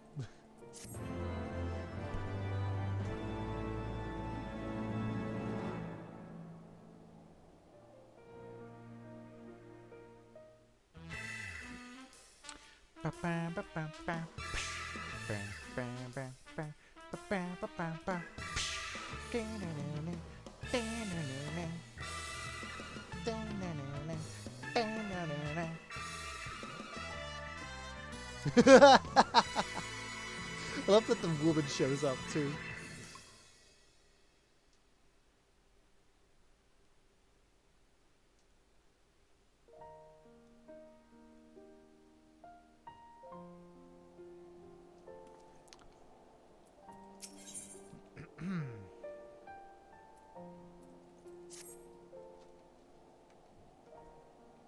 That font is dizzying. You need to speak, Saras. I've been scouring the archives for any information regarding temporal magics since last we spoke, and the results have been rather troubling to say the least. As you may or may not be aware, Ancient Alec is portrayed as the Enchiridion as a cautionary tale, a great empire brought low by its vanity and hubris. However, there are certain apocryphal texts in which the Allegans are cast in a more sympathetic light, if not outright exalted. 'Twas in these texts that I found references to temporal magics once wielded by Allegan mages. Said magics could be used to halt or even reverse temporal state of a given object. If these accounts are to be believed, and if Gigi's abilities and these magics are one and the same, then it may be well be possible for him to return back the hands of time for the Grand Sires. Much he restored the Duke's priceless vase. That being said, there is no telling how this will work with regards to a living being. Consider, if you will, that the vase was filled with water when shattered. Even if the vessel were restored, what would become of its former contents?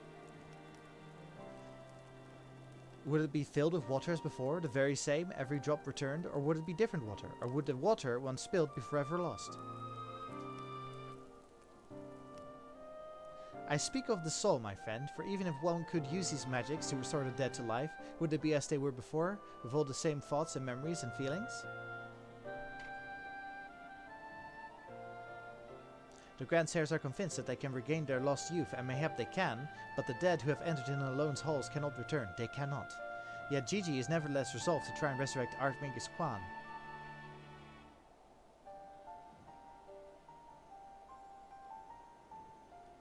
Well, speaking of which, according to some Sarlayan texts in the archives, Archmagus Quan was an accomplished scholar known for his study of ancient Allegan magics.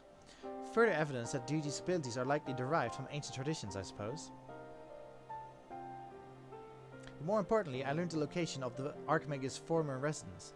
Mayhap we could find something of interest there, something which could help us to persuade Gigi to change his course.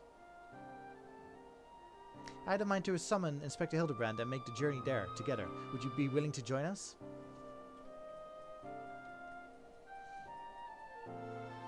Excellent, then let us be about our business. Ah, I saw you, heretic!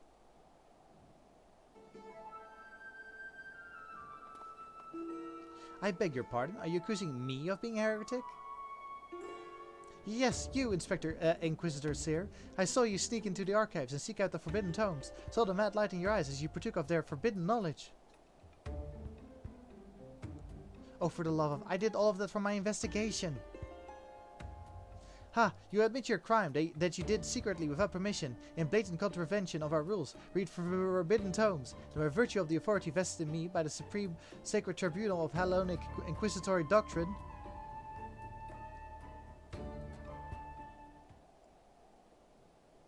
You stupid, ignorant... Are you also desperate to keep your goddamn jobs that you go around accusing all the world and his wife of heresy? Is that what we've been reduced to? And now the penny drops. I'm sick and tired of looking for heretics in every bloody shadow, of trying to guess the secret sins of everyone I meet. It's stupid and pointless, and we're better than that, damn it. We're better than that. Burn it all down, Seer.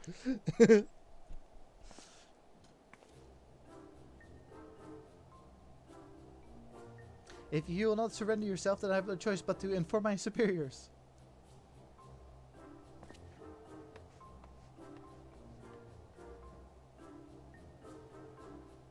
Bailey, stop burning things to the ground, please. Especially Isgard. Well, that all came tumbling down, didn't it? I suppose there's no point in trying to convince myself that I have no personal investment in this matter, or that I still have a professional one. Somewhere along the way, I stopped looking for the guilty and started looking for the truth, perhaps, and a way to help those in need. Figuratively? Okay. But there's no place for people like that in the Inquisition, is there? And it's only a matter of time before that stuttering fool comes back with an armed guard. Let us depart for Idleshire at once. We need to find the inspector.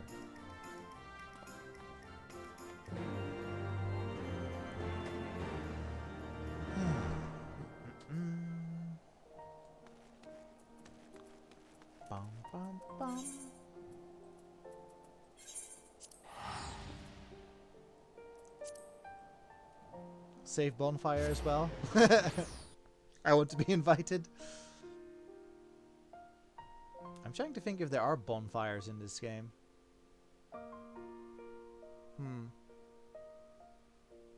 Not sure.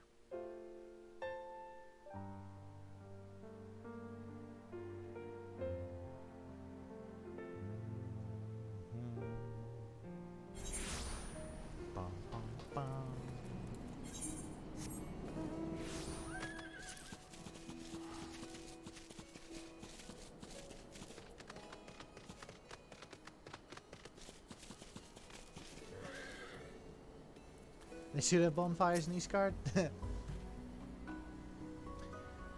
would seem we have arrived too late. Inspector Hildibrand has already gone off on his own to confront the Grandsires. They came back briefly to trade jingle shine for supplies and whatnot, you see, and the Gobi's ear caught them trading tongue flaps about killing dragons in the Forelands. When the inspector learned about it later, he said he had to get after them right away and backtake Gigi. He said he had a duty, not as an inspector, but as a father.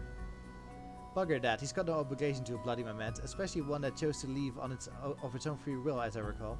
I swear, turn my back on the boy for one bleeding second and he loses his goddamn mind. I'm afraid he might try to do something reckless. Don't you think we should try to find him and offer a hand lending? Now she has fully integrated into the Idleshire culture. I'm rather more concerned about what will happen if the Grandsires, or worse, kill any of his Roger's brood. But first things first, I suppose. Cyrus, would you be so kind as to assist Mistresses Nashu and Julianne in their search for the inspector? I will pay a visit to Archmagus Quan's abandoned abode in the meantime. It's the family crest. Oh, and before you think this to refuse, know that you need not fear for my safety. Let us just say that our singular experience together have inured me to the harsh realities of, well, reality. Could it be the scrawny little shites finally found his spine? Let's start by heading to Tailfeather. I reckon the inspector probably went there to first to ask about Officer Grant's hair. So if we do the same, we're sure to catch up with him eventually.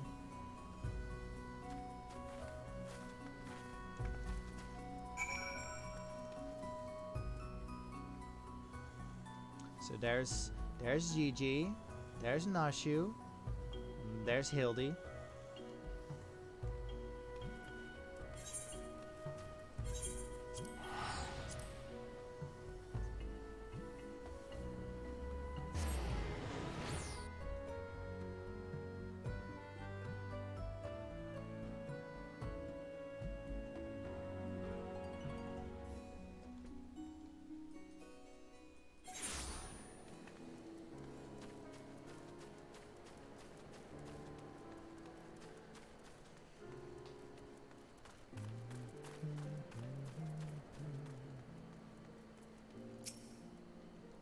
Right then, I say we split up and make inquiries separately. If you learn anything about the Inspector or the Grand Serres or Gigi, come and tell me.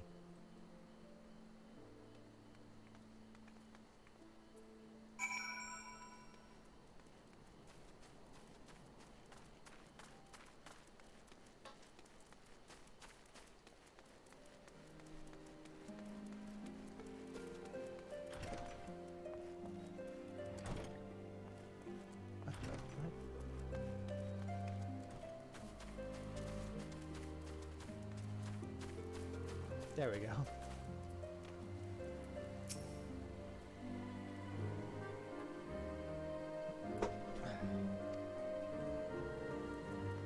I help this guy a lot, like these vegetables. I help this guy, like one of the daily quests you do for the NAF is to spray anti-bug spray over the vegetables. So I help that man specifically a lot.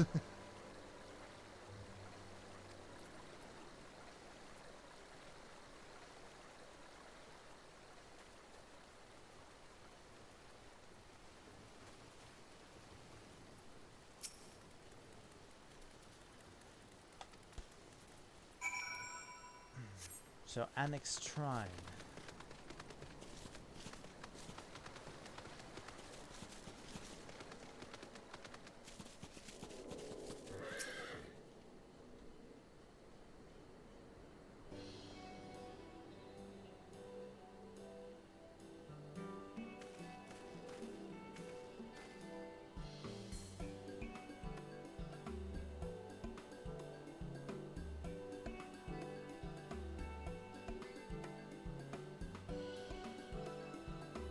Oh, I see. So the Grand Serres were headed for Annex Shrine.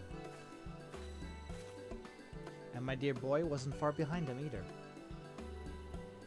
What are we waiting for? Let's go! Let's go!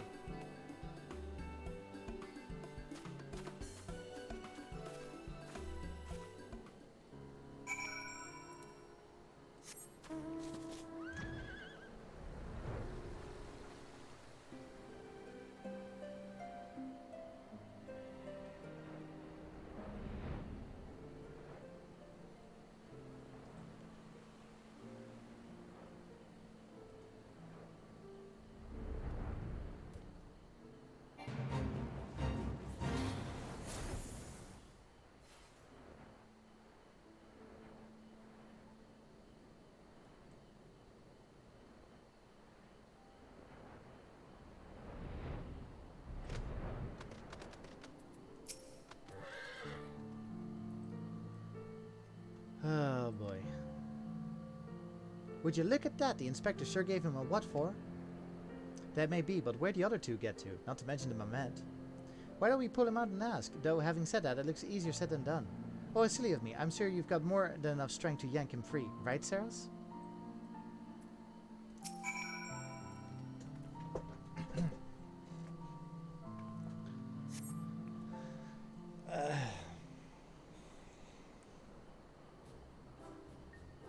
Yeah. So we can count this as a free, Bailey?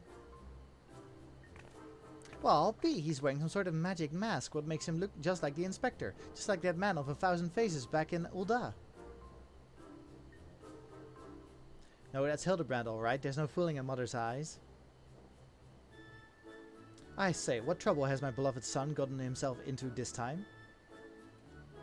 What's he doing here? Why, hello, Lord Goldbert and Inspector Sir. How'd you end up traveling together? Blind fortune, you might say. I was too far from Tailfeather when nights began to fall, but fortunately Lord Goldbert chanced to find me wandering in the wilderness. There's a lot of serendipity in this storyline. Lord Edmund told me all about this recent trouble with the Grand Serres as well as Hildy's investigation, and the father cannot help but take an interest in his son's affair, can he? As for me, I was eager to share with you my latest findings, namely Archmagus Quan's research notes. Jan, I haven't slept like that since I was buried in the Lich Yard.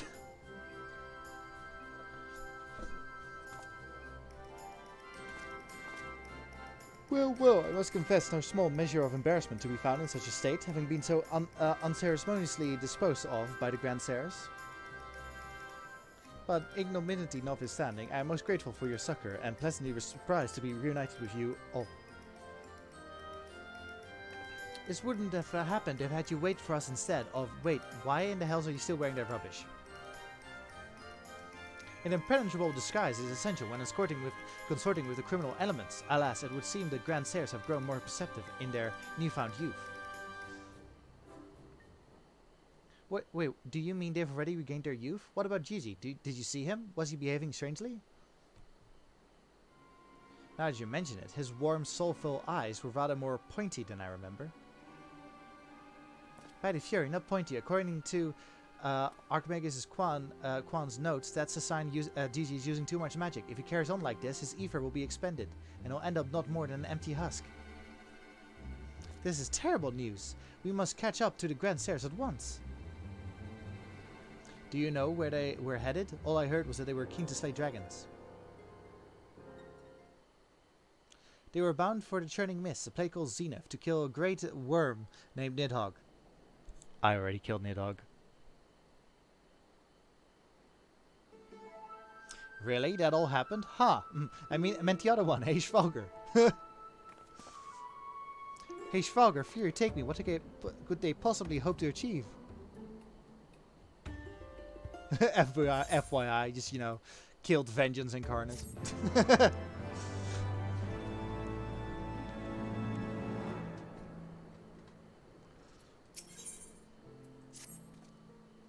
I, Hildibrand, Agent of Inquiry, Inspector Extraordinaire, do hereby ask you all to aid me in rescuing my son and putting a stop to the Grand Seer's machinations.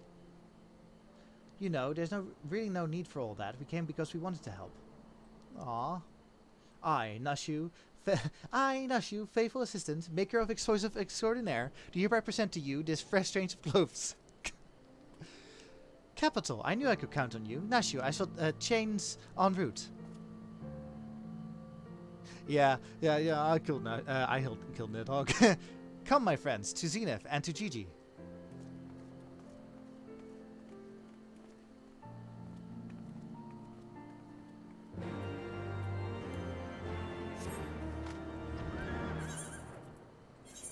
Also, that abandoned fortress that the zombie mentioned, I thought that was part of the main story, but it was an optional dungeon, which I thought was weird.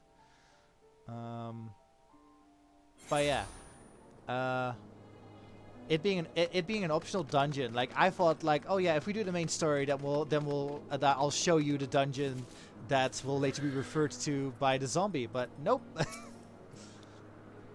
Make ready, my friends. The final battle with the Grand Seers is at hand. It would seem my wounds were more serious than I thought. I fear I'm in no condition to confront our foes. There's but one thing that could restore me to my former indomitable self. Don't you worry, I've got some salamander oil right here. Shall Mummy give you her baby boy a massage? Oh, my dearest Mummy, Mother dearest, I would not impose upon you, not when my ever loyal associate Sarah stands ready to minister to my muscles. Oh no. Don't tell me you're embarrassed. Let Mummy take care of little Hildy's hurts. My dear wife, I know you mean well, but let Sarah's handle it. I can personally testify to the healing talents of her strong yet tender fingers. Oh, God. If that's the way of it, I'm counting on you, Saras.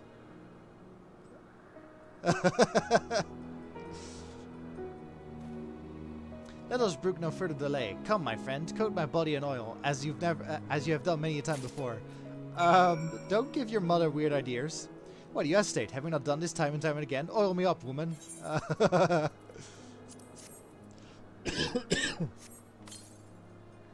Oh, how it soothes my aches and pains. Quickly now, knead it into my flesh. Knead it as you've never kneaded before. I don't want to talk about it, Morgan. Ah, such furious kneading. I applaud your enthusiasm, but mayhap I urge you to excessive force. Nay, you were right. Already the gentle warmth begins to spread throughout my rich body. The fires of righteousness burn anew in my breast. Hold, my son. Though your passion is renewed, you may yet to be spurred greater feats of Mandervillian strengths. Derived from the purest essence of salamanders, the ancient legacy of House Manderville, Salamanderville, to you, my beloved son. Now become a proud father. I bequeath this... to you, my beloved son. Now become a proud father. I bequeath this most sacred of oils. Salamanderville, could it be that the legends were true? Your muscles shall shine with the brilliance of 1,000 suns. No mortal man will have the power to do you harm. Verily it is so, for by its grace did I once wither the slings and arrows of a bandit horde, and bring my hammer to justice to bear upon their wicked heads. The time has come, Saras. Take this oil and help Hildy become the man of all man he was meant to be.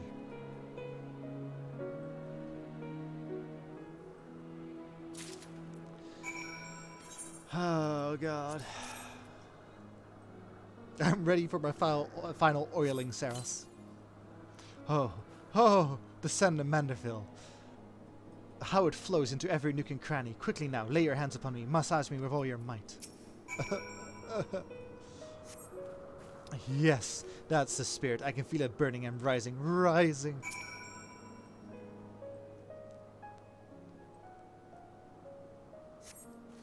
Such passion, such fervor. I am the inferno unbound, the tempest unleashed, but I have not yet begun to pose. Oh god. Once more with feeling.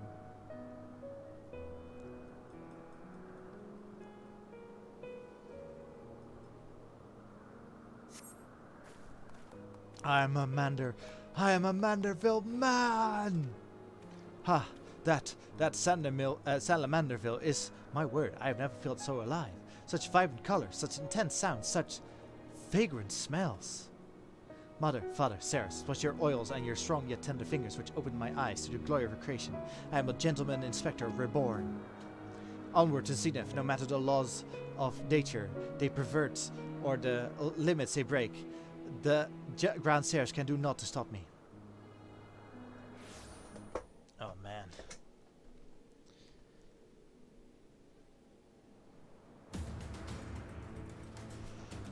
Oh, epic music playing.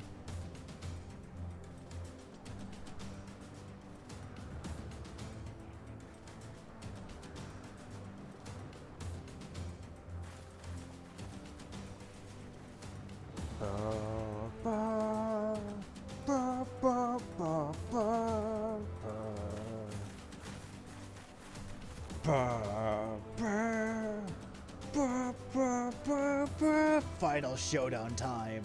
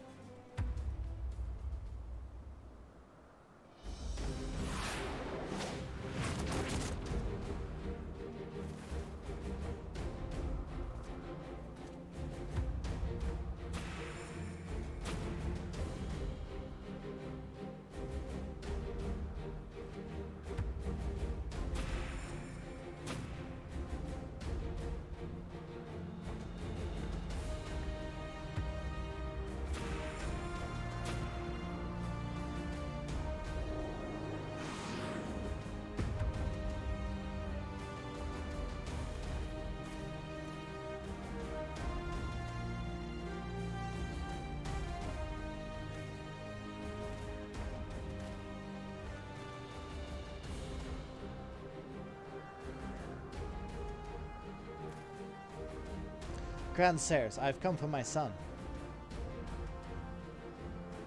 Oh, must we do this now? We have a dragon to slay. There's no need for any of this. The war is over.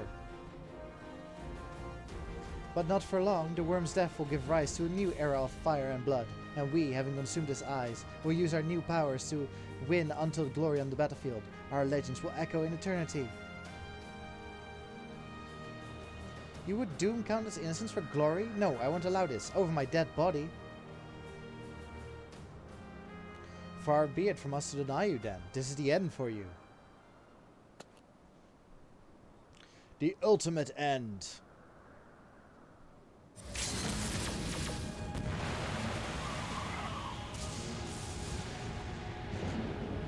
So this is the Knights of the Round attack that's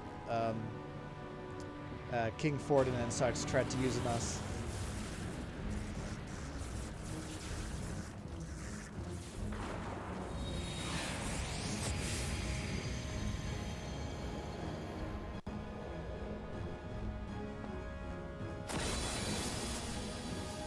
But instead of 13, it's now free.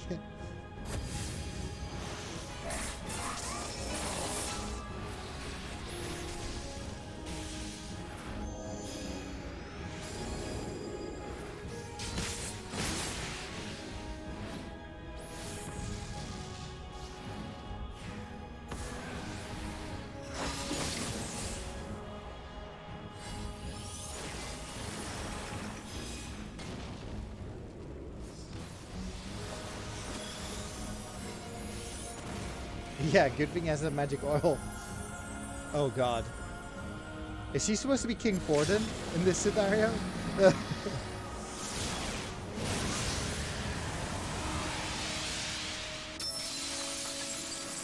Even the shatter.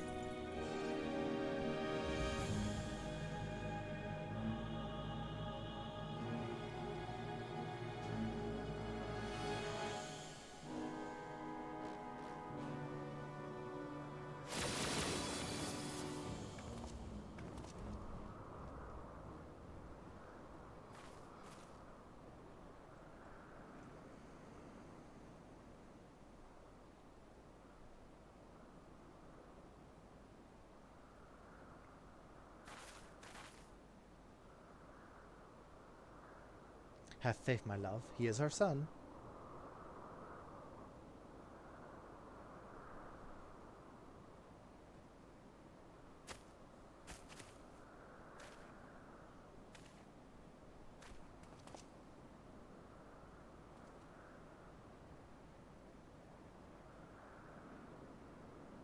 Gigi, my beautiful boy, pray do not look at me with such pointy eyes. Let Papa Hildy take you home to our gazebo. Stop calling me that. My name is Vivi. Vivi, I remember everything. My powers, my purpose, my grandpa Quan. I make them young again, but it's not enough. I need more. More. I need the worm's eyes, and then I can finally bring him back. I'm sorry, Gigi, but no, you cannot. Grandpapa Quan is gone. He's right, Gigi. Mayhap you could restore his corporeal form and breathe life into it, but his soul, what made you him your grandpapa, is forever beyond your reach.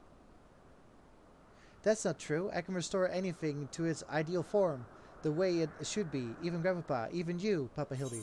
Oh. Yes. Please, Gigi, you have to stop. If you keep using your power, you'll die. Yeah, in Final Fantasy VII, Sephiroth is the only one able to withstand Knights of the Round.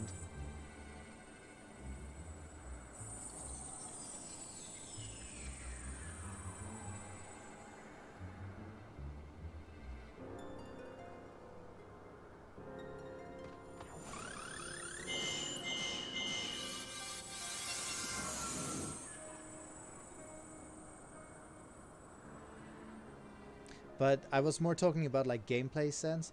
I don't understand. Your clothes are still dirty and tattered.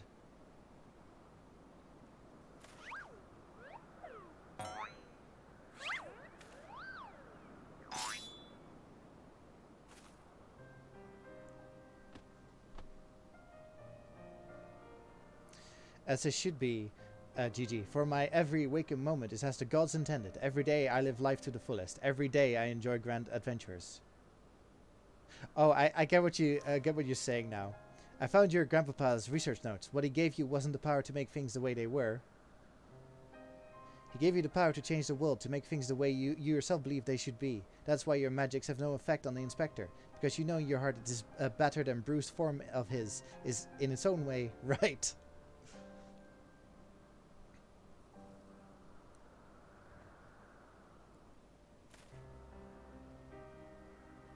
My faults exactly, Inquisitor, sir, and it is for the selfsame reason that you were unable to make Grandmaster Quan younger. In your heart you knew there was naught that needed to be changed. Your beloved Grandpapa was exactly as he should be. Your every day was to be treasured and worthy of celebration.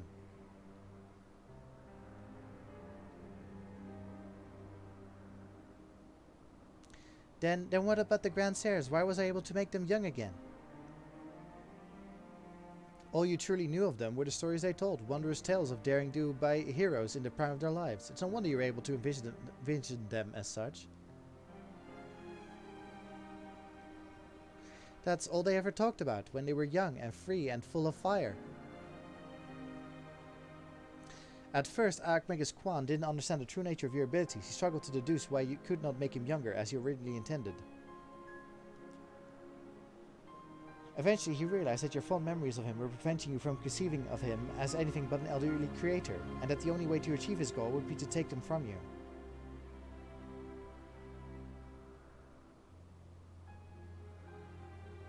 But you were all he had left in the world, no longer a Miramet, but a friend, family, his only family, his grandson. He couldn't bear to lose you, so he renounced his quest for immortality.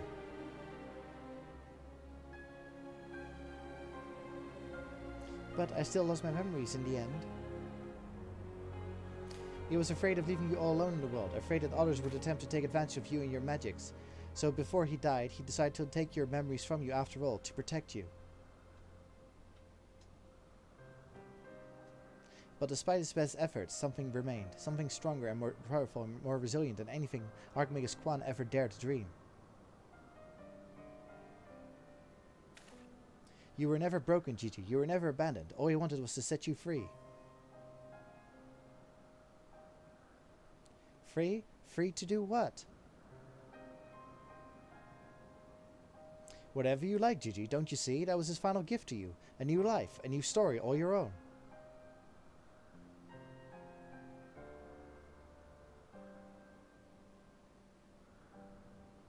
This has all been very, very touching, but we're not getting any younger. Well, you aren't at any rate.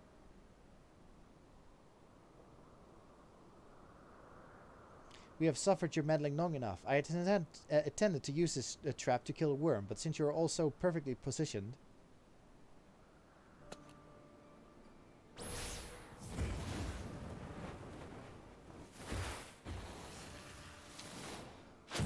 Oh no.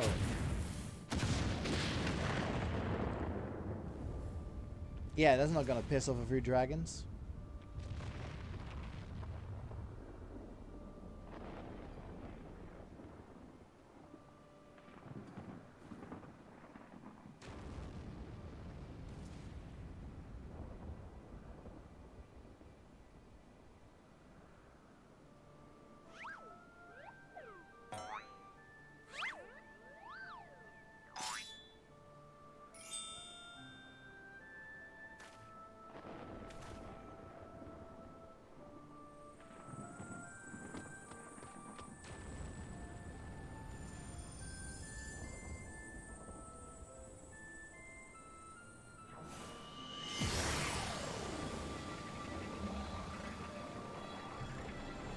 I am Vivi, grandson of Archmagus Quan and Gigi, son of Hildibrand Haedor Maximilian Mandeville, and this is my story!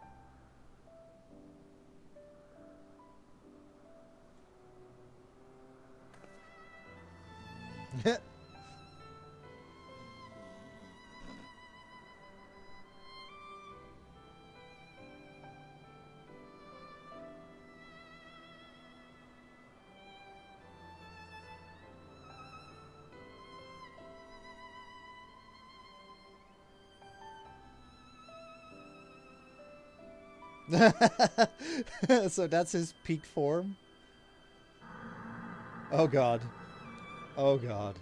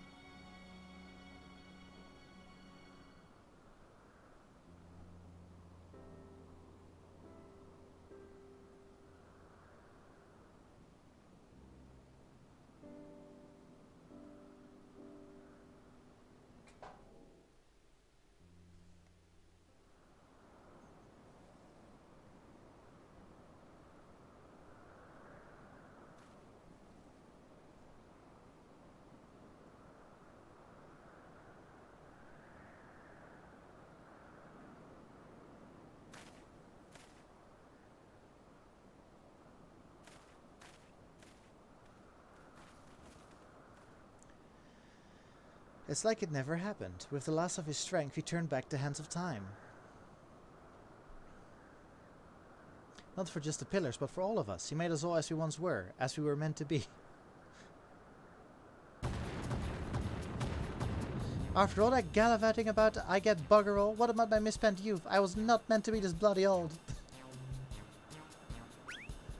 Hahaha, such a fine day. Never ever squatted for such perfect form. I may well have reached my physical peak.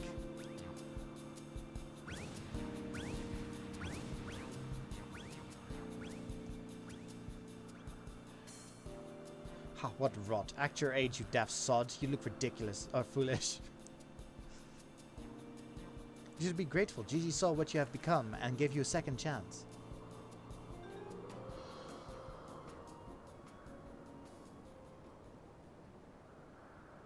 That was our second chance to relive our glory days.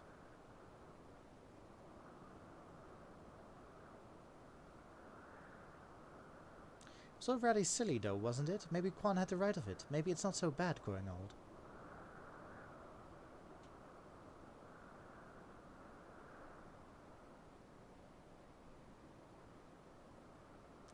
I was a coward when I was young, but now that I'm old, I'm not afraid to say things like, I love you, Doris.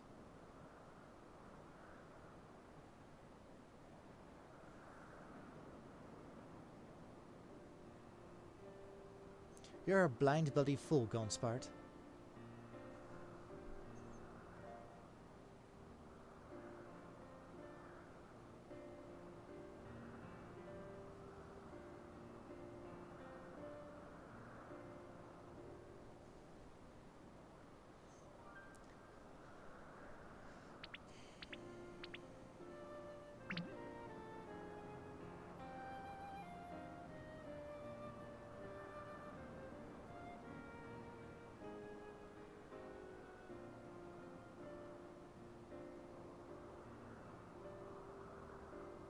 I say, am I dead again?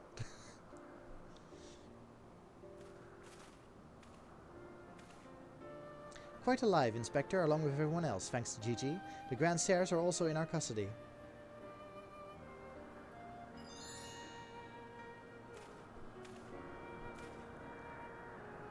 Haha, that's my boy. Where's the little tyke anyway?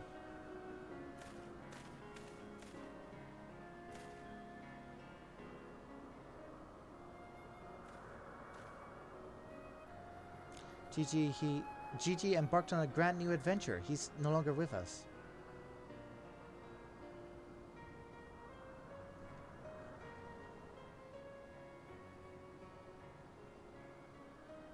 I see. If that's what he wanted, then I could not be happier for him. I'm sure Archmagus Quan would feel the same way.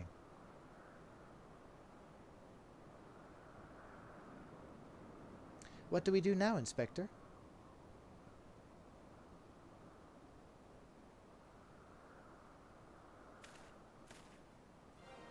Is it not obvious, Nashu? The wide world beckons to us, with the promise of mystery and wonder. We shall resume our never-ending quest for cases perplexing and profound, and perhaps one day we shall meet young Gigi again.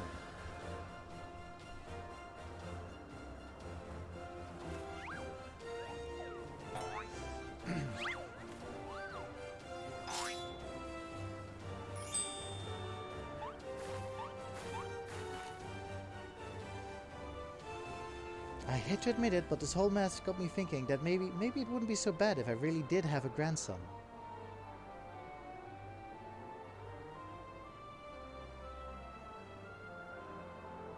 You did right by Gigi, Hildy. Your father and I can see that. We're proud of the man you've become.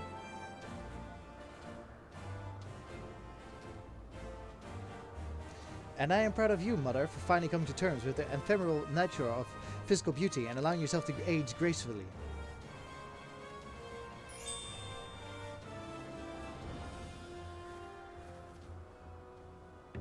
Oh no.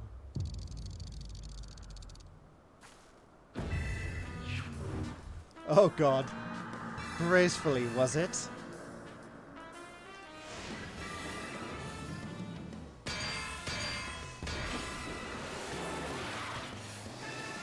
I fear we may have had a failure to communicate. Oh god. Is he chasing him?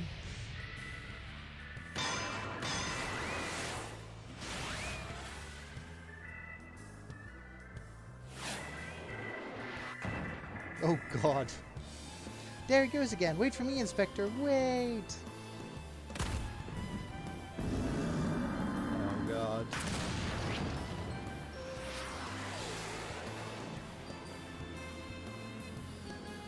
Hark! What is that curious light I spy in the far eastern skies? And this oh so familiar scent which fill my nostrils?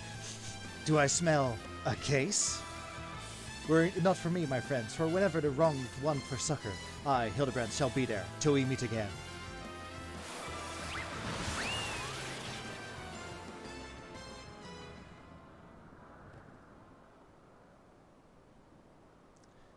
I salute this man.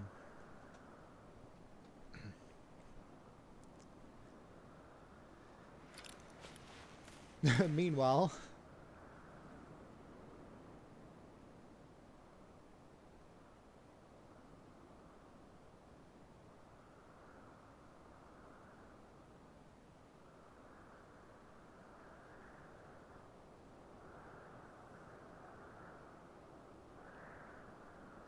I say, you do know that so long as the core remains intact, little Gigi is not actually dead. That's right. So dry your tears, boy. There's no need for all this moping about. He has fallen into a dormant state because he used up all his ether. His core will gradually recharge as it draws upon the ambient ether, and in time he will awaken from his torpor. I shall tend to the child for now.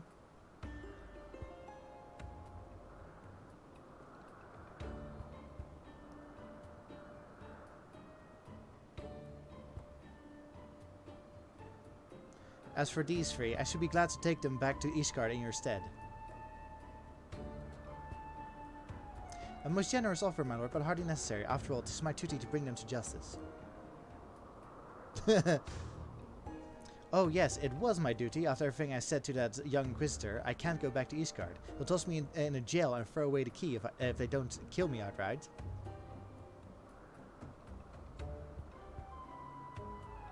So go to Edelshire and live in Hildy's gazebo. Someone ought to look after it while he's away, no? That doesn't sound all that bad, actually. Full glad am I to accept your offer.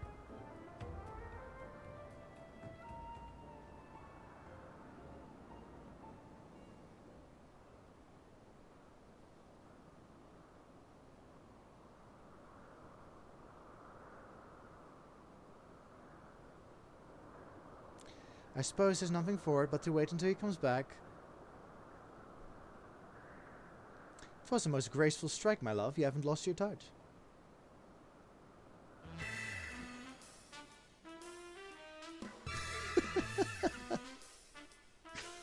Oh man. I don't know if you people know the TV show Police Squad. Or like the movies Naked Gun. Like that's the vibes that I'm getting from this.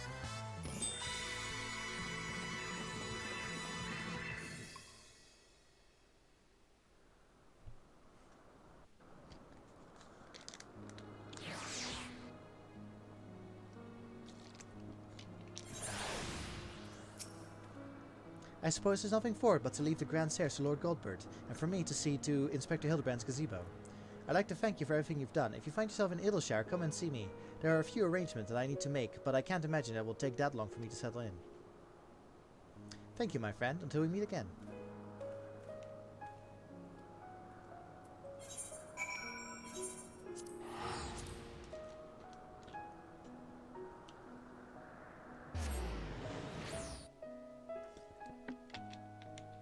Ah.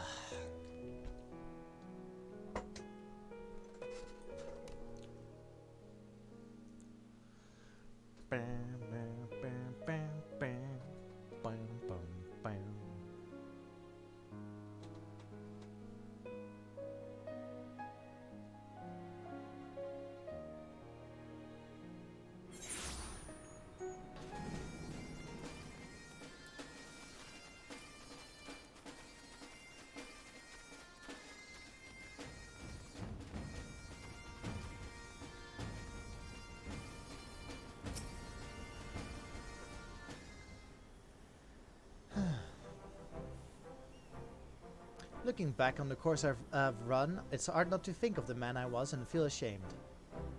Before I took on the case, I had only left the capital a handful of times. The rubbish I believed, the facts I considered unsaleable. Fury take me, what a fool I was. If I hadn't met you and the Inspector and Gigi, I would have never realized how much I come to hate my job. Nor would I have discovered how much more satisfying it is to seek out the truth, the whole truth. One might say that getting labeled a heretic and having to flee Ishgard is the best thing that could have happened to me. After all, now I am free to start a new life here, in Needleshire, as a consulting inspector. Well, damn.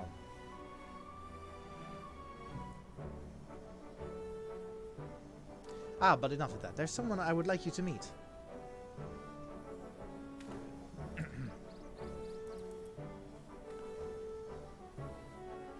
Lord Godmer made some modifications. As you can see, his smaller size should allow him to absorb ether more effectively over time.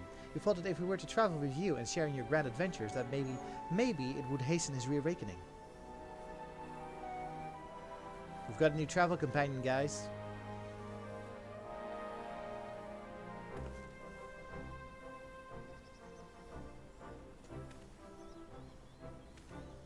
Thank you, my friend. I do hope our paths cross again someday. May the Fury bless you and keep you.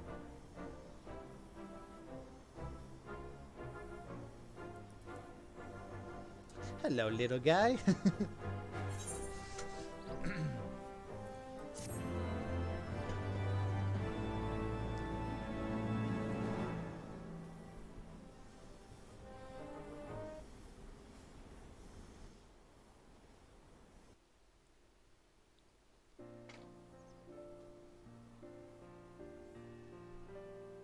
Yeah, that font is ridiculous.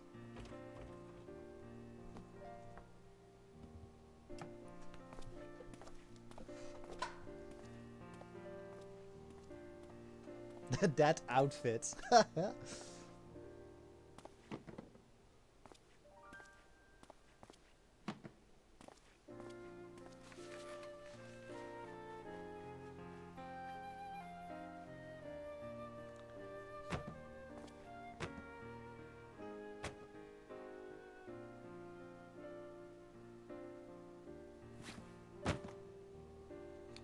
Threw away his Inquisitor book.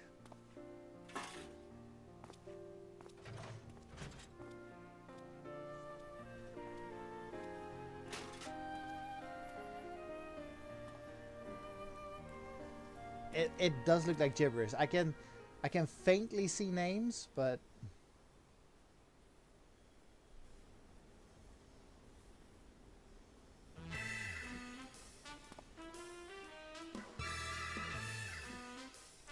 what the fuck is this? Why is it in blood? What? I can't read that font.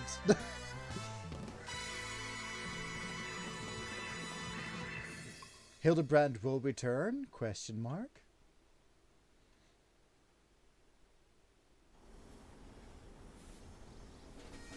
Yay! Okay, so we finished that. First off,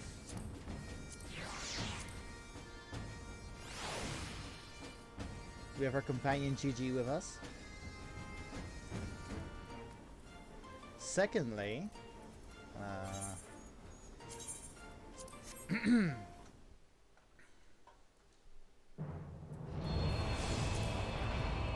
it's Stormblood's trailer time.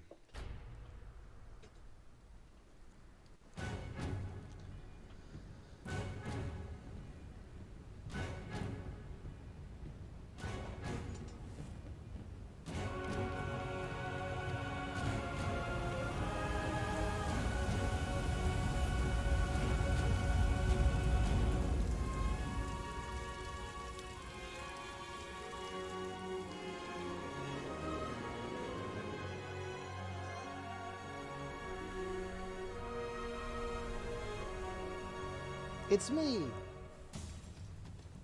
And that's Lise.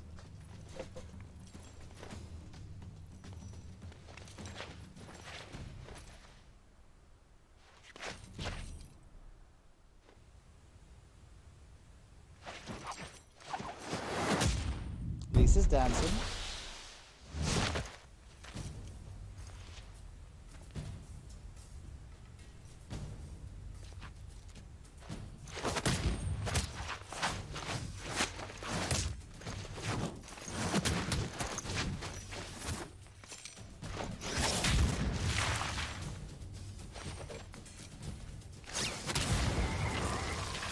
Oh shit!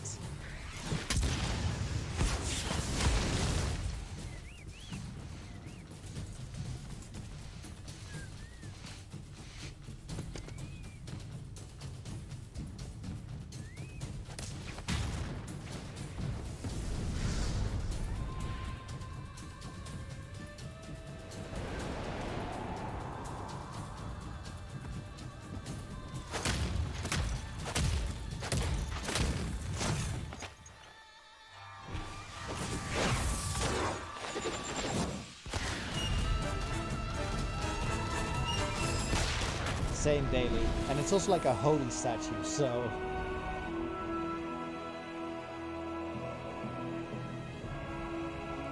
that's in Alamigo, Morgan. Lol,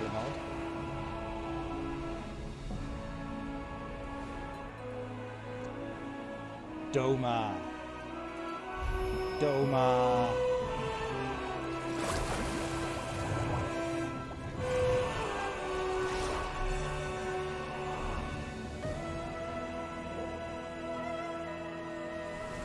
Underwater city.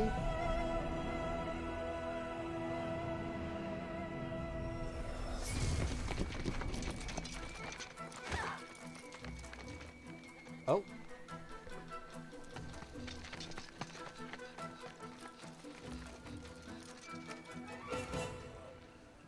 That's me again, but as a samurai.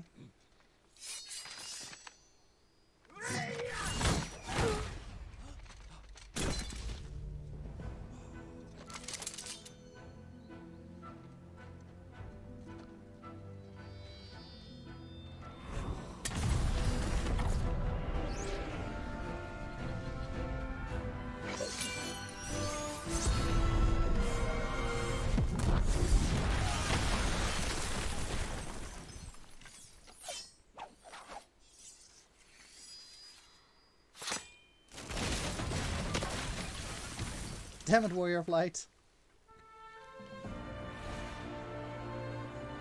This is Kugane.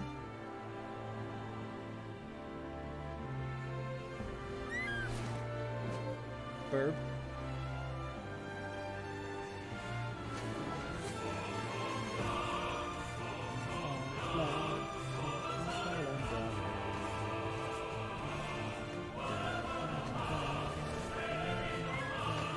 Gosetsu and Yugiri.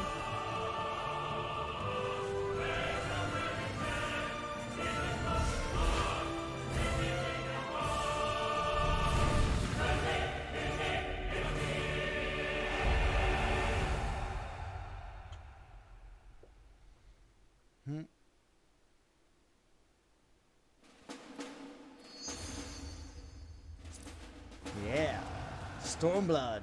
Oh god, this is a very war-themed loading screen. I wasn't aware of that. Oh, good. It's not yelling at me like, yes, time is running out. Ah, don't worry about it.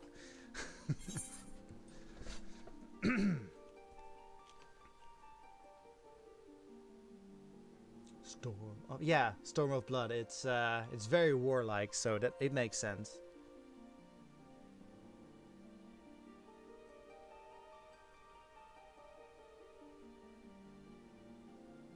But what I'm saying is, well, I think we'll see it when we get to the Shadowbringers stuff.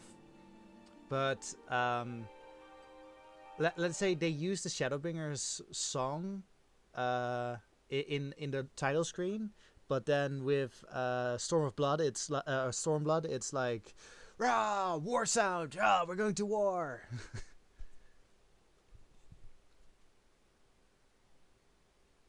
Real quick.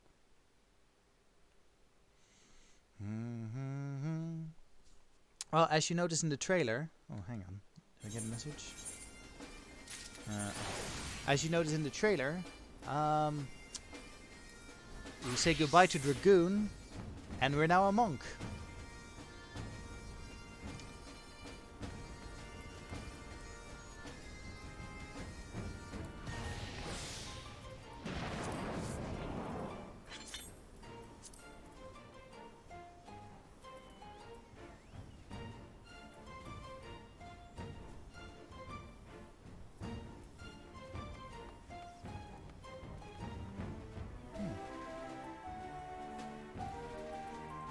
need to replace that.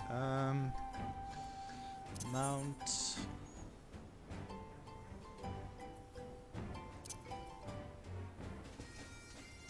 Yep, we've got Gigi as our companion. I believe the lore is... let's go to Gigi. I think the lore is that this is actual Gigi. Like, actual Gigi traveling with us. Oh, right. Medium plus.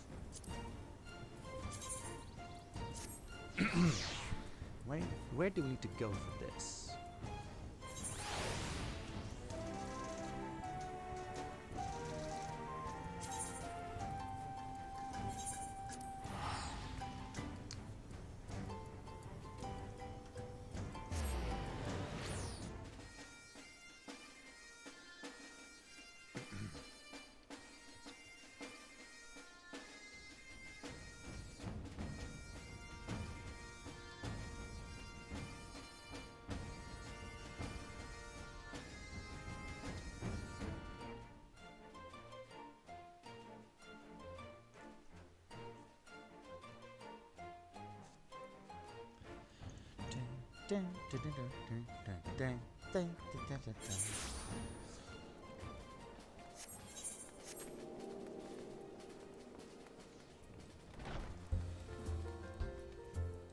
Wait, is it in here? Oh, it is in here. Okay, yeah.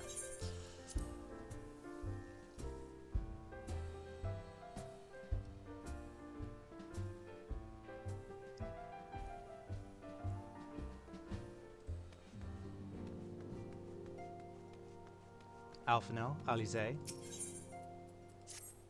The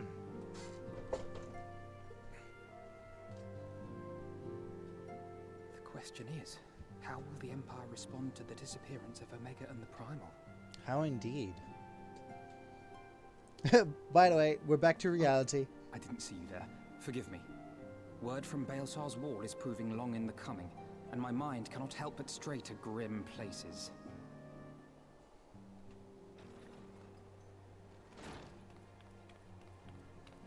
Alphino, a message from the Alliance. It's about time. Pray summon the others at once. Yes, sir. We've reached Stormblood officially. Only one more expansion after this.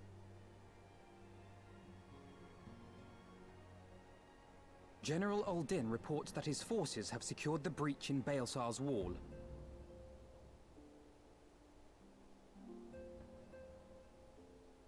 And what of the Primal and Omega? There is still no sign of either at this time. He writes that they will begin a more thorough investigation shortly. And, as expected, he wishes to petition the aid of the Scions of the Seventh Oh, hey, Charles. Dawn. As expected. We've just the hit Alliance's Stormblood. decision to capture a part of Baelsar's wall is open to interpretation.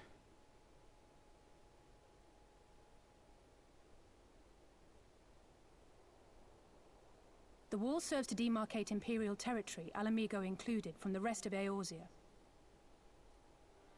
To an observer, the Alliance's actions could be seen as a prelude to invasion. Indeed. And the Alliance leaders have no wish to be branded invaders. You're saying they won't fight for Alamigo? Even after everything that's happened? Not without the consent of her people, no. Make no mistake, Lise. The Alliance is in complete agreement that the Empire must be purged from Eorzea.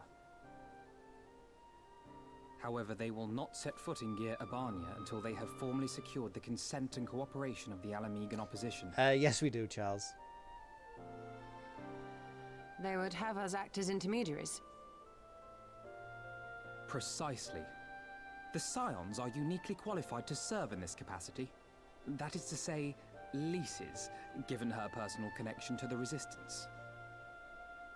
Who better than you to broker an agreement between the Alliance and the people of Alamigo? Assuming you are willing, of course.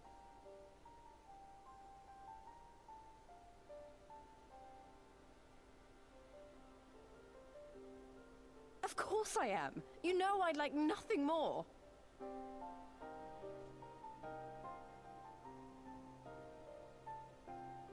As for who should accompany you on said diplomatic mission, I had a mind to volunteer myself. Well, that covers the talking part. But you just know there'll be trouble along the way. Are you available?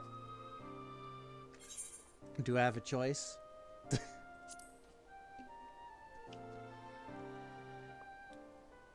Thanks. It means a lot knowing you'll be there. I too shall accompany you. Such endeavors are seldom hampered by a surfeit of healers. Good point. Allow me to offer my services as well.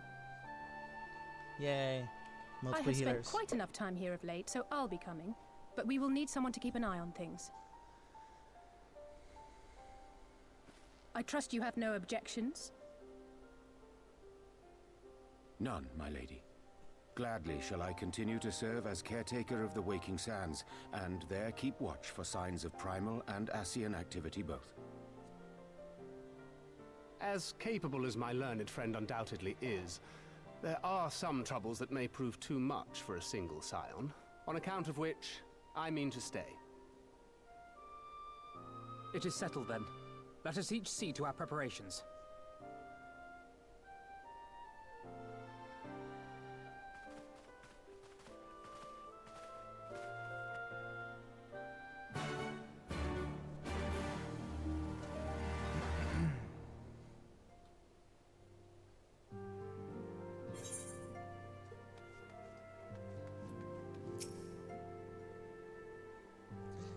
Right. Yeah, he's the only one that hasn't had a wardrobe change yet. Ready, my friend?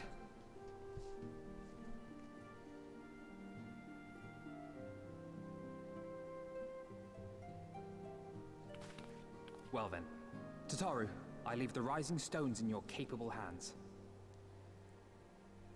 Don't worry, Alphino. I'll see that the place is still standing when you come back. To be fair, it was an evil-looking outfit, so...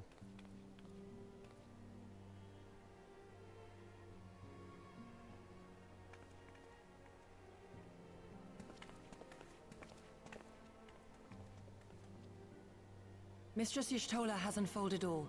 You are bound for Girabania? Aye. The Alliance would have us make contact with the Alamegan resistance as soon as possible.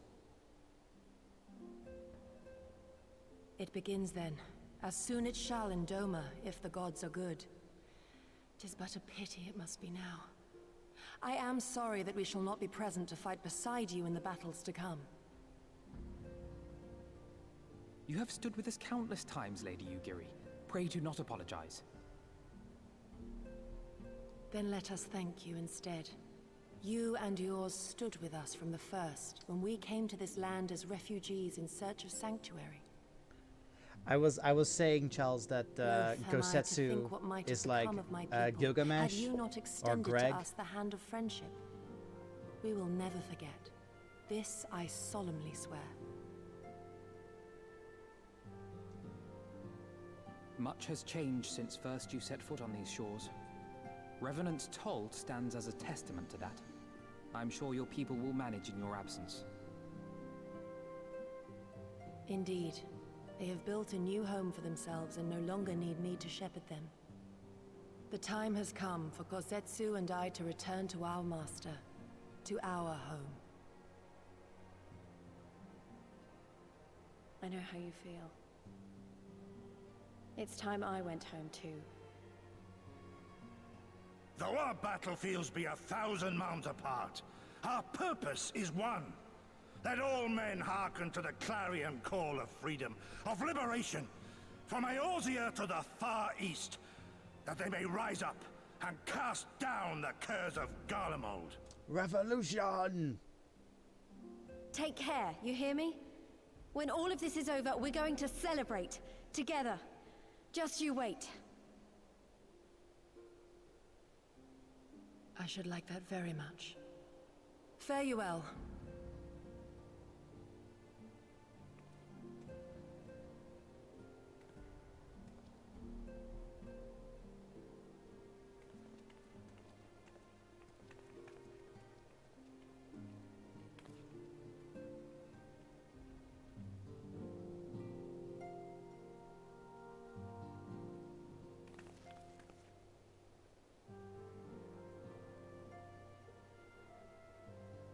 Depends how vague it is.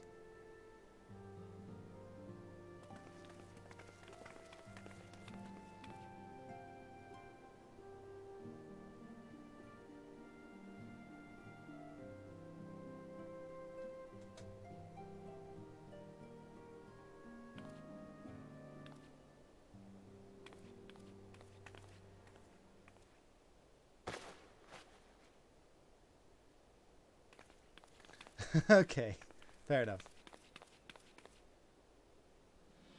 Oh, Lise gets a new outfit. Punch, punch, punch!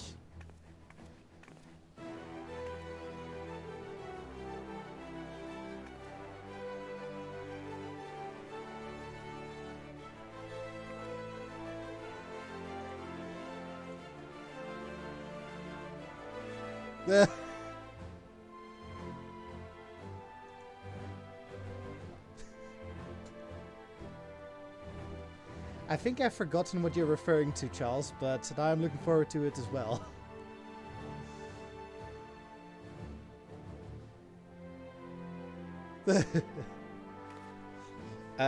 Bailey, what you don't realize is Tatara is the one that made the outfit.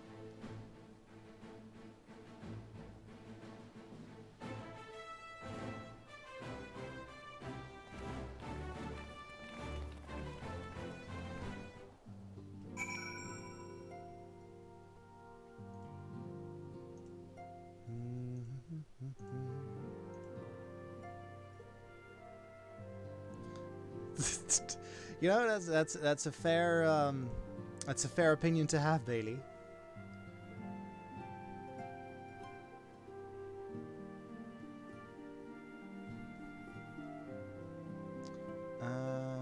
Shit.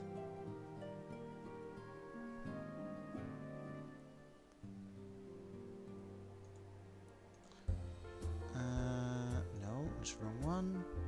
Here we go.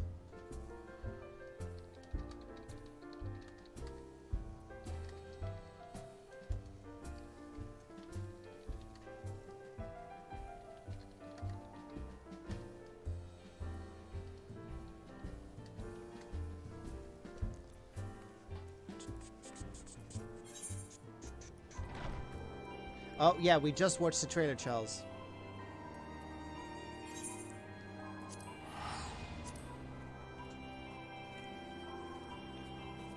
I think...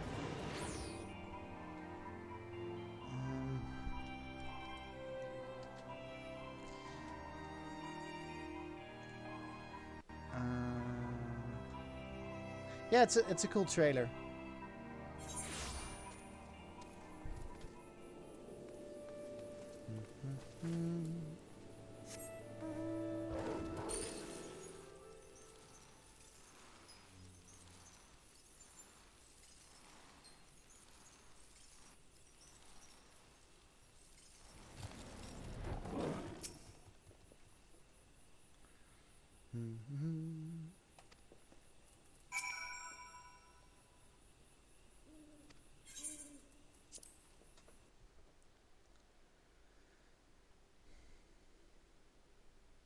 We watched the trailer, I think like 5 minutes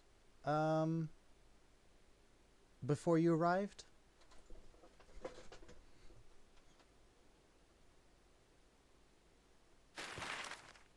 Oh.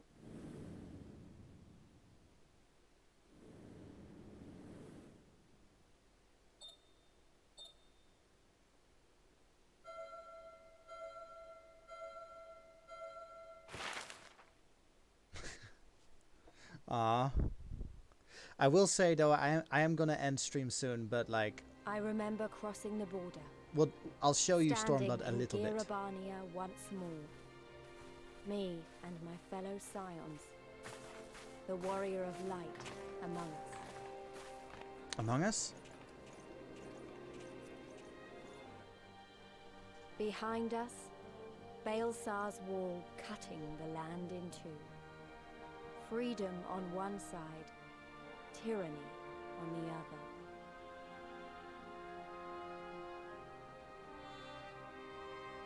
Tyranny and the promise of a new beginning. about one that could only be bought with flames and blood.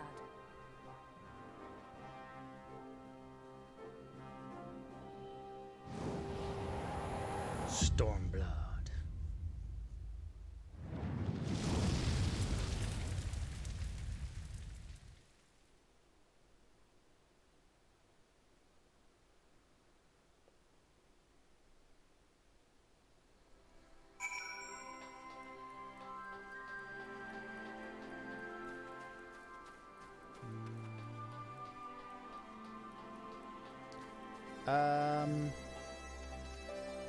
So I did Crystal Tower. I didn't do the I didn't do the Heavensward Alliance raids because it wasn't really Doomscape. I didn't do that because I didn't think it was important to the like the big scheme of it all. And I'm not sure if we had like time for like side stuff like that.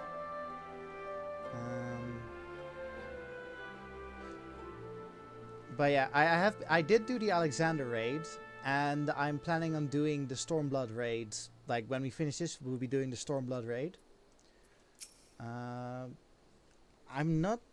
We're not gonna do the Alliance raid of this expansion because yeah, it's also not really story relevant. Although the only story relevant thing about it is like one line, like one specific line. But yeah, like I can tell you the line right now. The only specific line is that so the Alliance raid is about a theater troupe, and the theater troupe like are from Garlemald, and their airship is funded by the former emperor. Like that's the only important bit of information from the Alliance raid.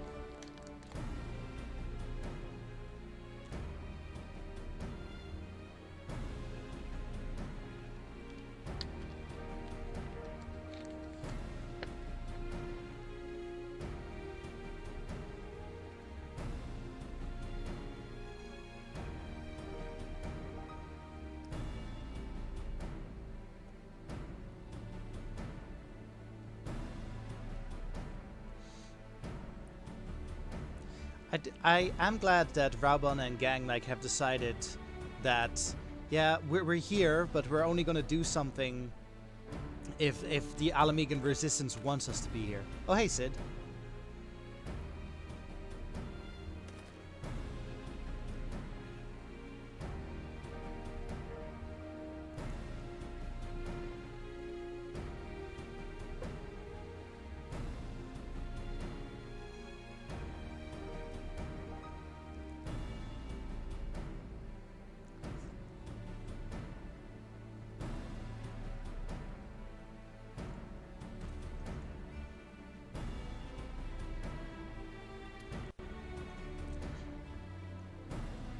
Basically, Charles, we dealt with the Warriors of Darkness, and also like the dungeon where Ilbert, like, you know, Shinryu and such.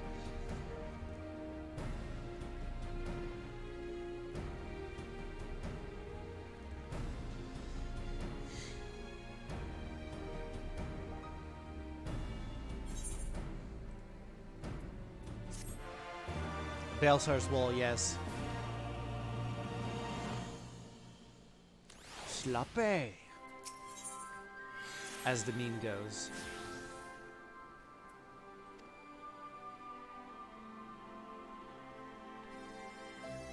Oh yeah. We basically we basically started the stream with the date with Amaric.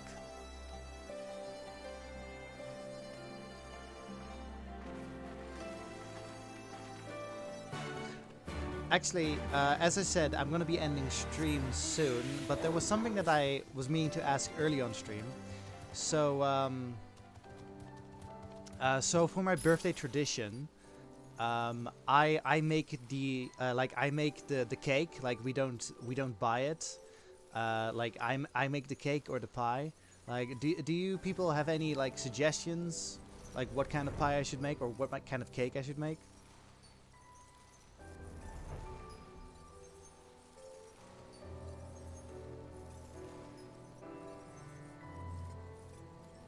My birthday is, by the way, next week? Is it next week? No way. Oh, it is next week. Damn. Next week, Thursday. But yeah, so do you guys have any ideas for what kind of pie or cake I could make?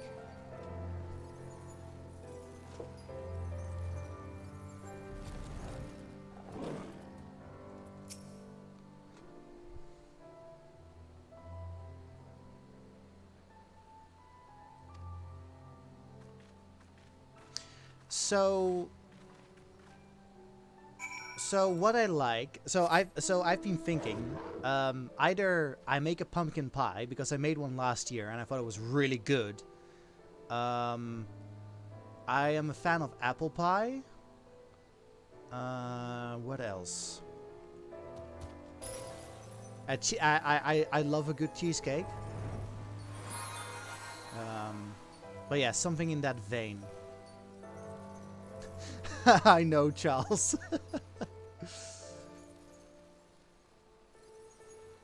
So, yeah, so the choices are pumpkin cheesecake. Is that like an actual thing?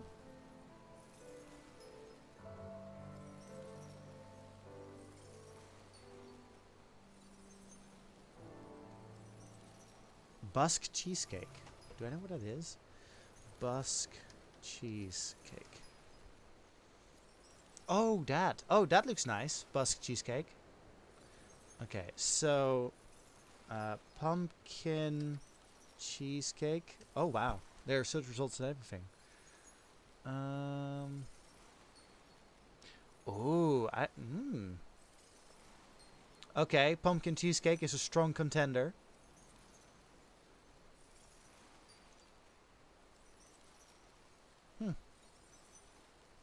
Yes. Okay, so pumpkin cheesecake is a strong contender.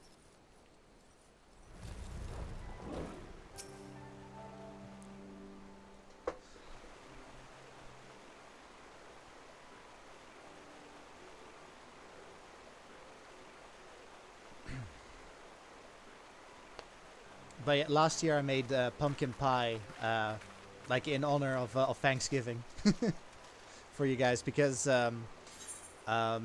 pumpkin pie is my favorite food. Oh shit. Pumpkin pie is my favorite food in Minecraft, and I was like, you know what, I want to make it in real life.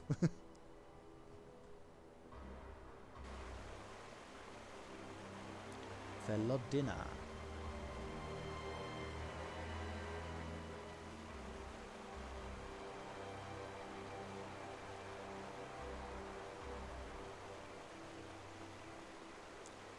Yeah, pumpkin pies is not a thing in Netherlands because we don't do Thanksgiving anyway, so.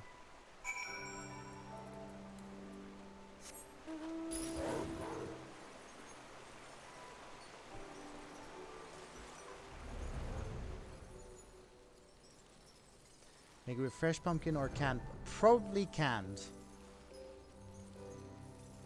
I recall it was canned, yes. It was still pretty good. Like, so I'm not a big fan of the pumpkin taste, like when it's raw, as it were. But like when I made the pumpkin pie and it was like done and everything, oh my god, it was so good. I really liked it. Anyway.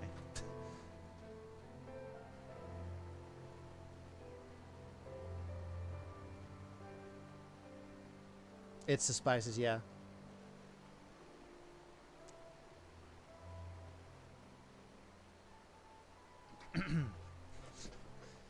Oh. So it's just like Matoya's cave?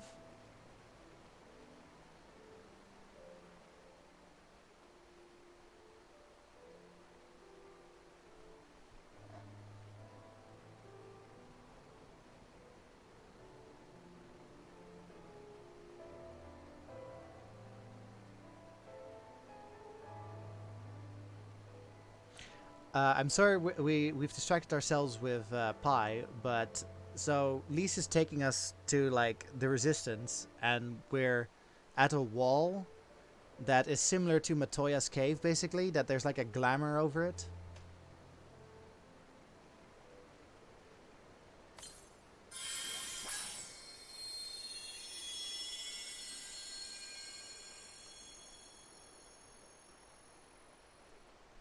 Always laid bare.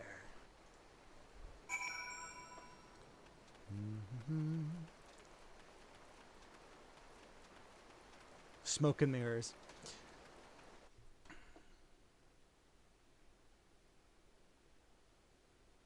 We've seen that before. Oh my god, you're right. So, Morgan, you were wondering where that place was and it was pretty? Well, we're here. I remember the old stories. How the Breaker of Worlds came down from on high and cleft the earth with a single blow.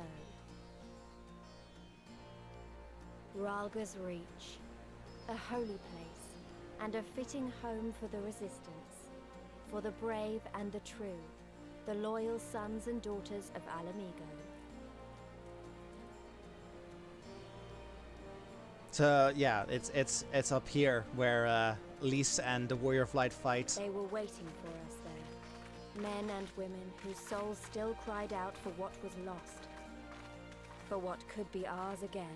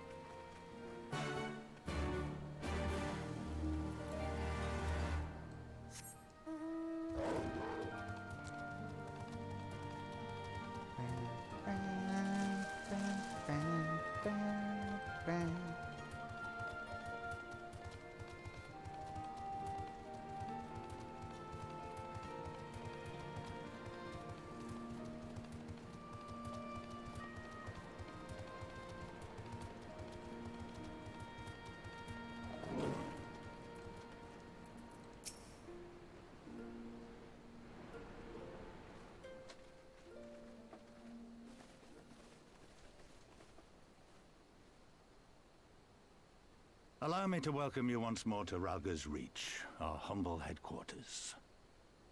My name is Conrad Kemp, and I have the dubious honor of overseeing operations here. It is a pleasure to meet you, Master Kemp. I am Alphino Leveilleur of the Scions of the Seventh Dawn, as are my comrades. Before I speak of our purpose here, pray allow me to thank you for sheltering Ida, forgive me, Lise, and Papalimo at great risk to yourselves. Yes. No, Charles, I there's no noticed need that for too. They risked their necks for us enough times. 'Twas the least we could do. I wanted to, I mean, about the mask and... Ah, don't fret over that. You're not the first person to take up arms against the Empire under a false name. We'd do the same if we had any sense. My condolences for your loss, child. Papalimo laid down his life to save us, to give us a chance to make a better future for ourselves. There will never be a better time to drive the Garleans from our lands. But we have to take the lead on this. We can't leave it to fanatics like Ilberd.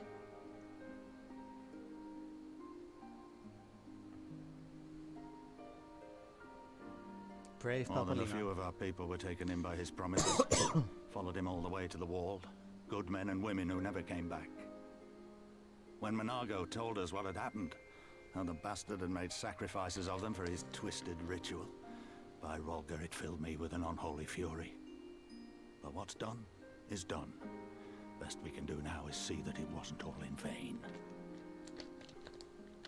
That is why we are here today, sir. To see that some good comes of this tragedy. On behalf of the Eorzean Alliance, we do hereby extend a formal offer of military assistance to the Alamegan resistance. Do you now? Well, go on then. I'm sure there's more to it than that.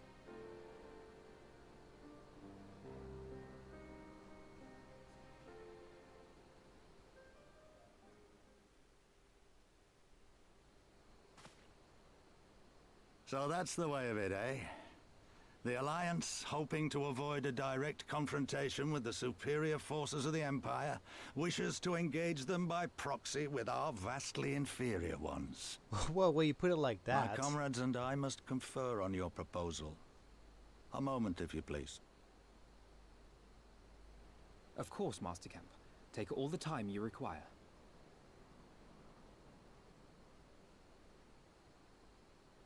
Yeah, like, yeah. As I mentioned, like, I'm not happy how Ilbert did it. Like, I understand his cause. I'm still not happy how he caused this to happen. Like, he basically forced us to join in a fight that we know we can't win.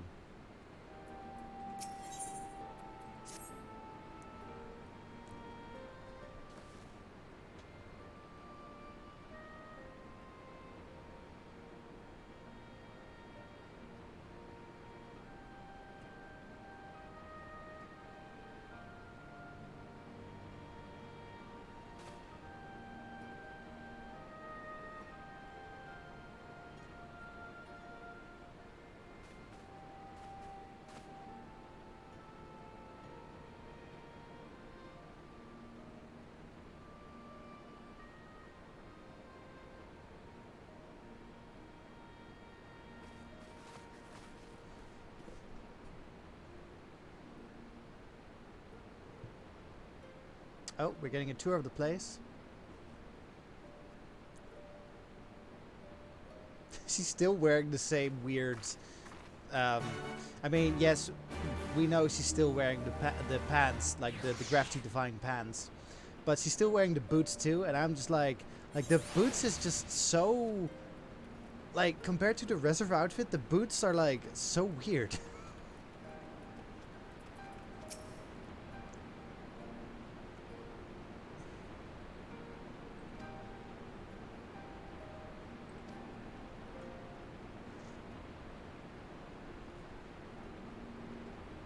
Match it better now? Yes, they do match better now.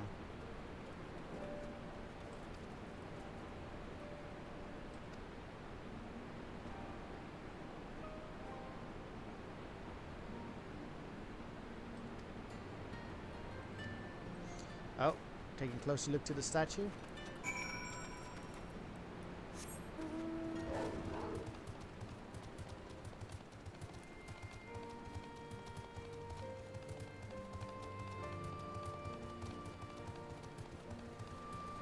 Yeah, I'd say she was a Midlander too. Like, I think my character's a Midlander. Although, I'm taller than her. Or is she... I thought she was a Midlander.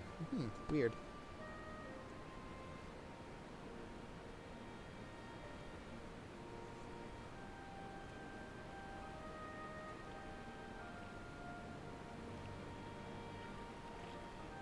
The Breaker of Worlds.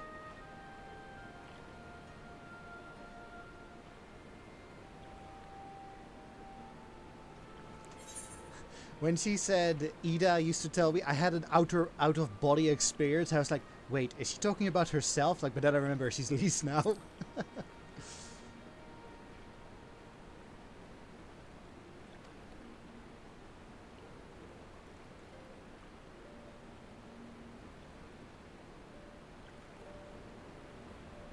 Storm of blood approaches fast. Hell's open, heavens weep. For no one's soul doth lie beyond the measure of his reach. Huh. Isn't that... No, never mind. I can't say that.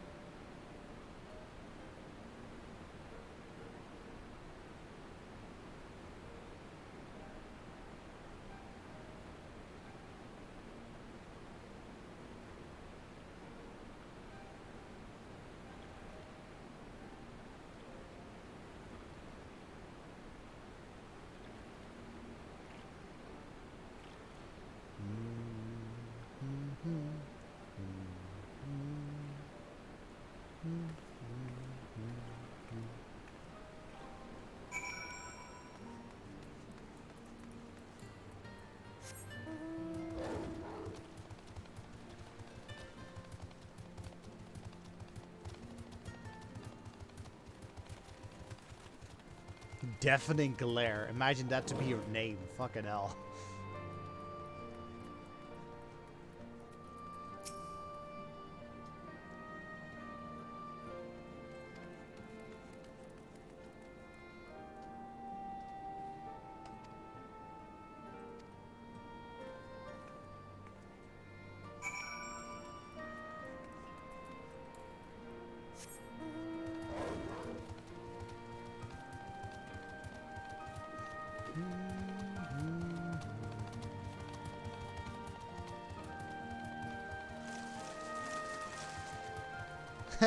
I had a hunch you would recognize this place.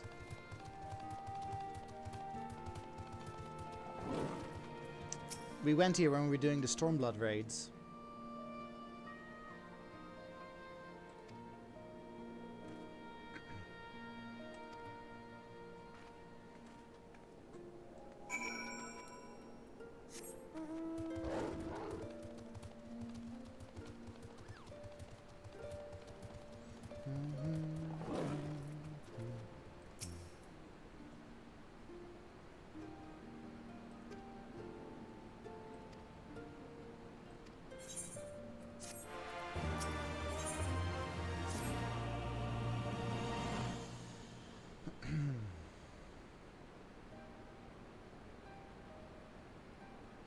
I think I didn't show you the statue.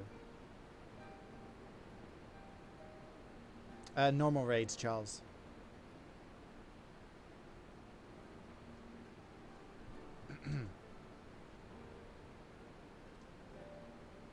It's my favorite raid series.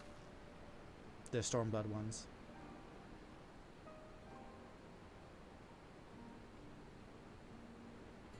Yeah, we didn't do it on stream, but I Discord streamed it for Bailey.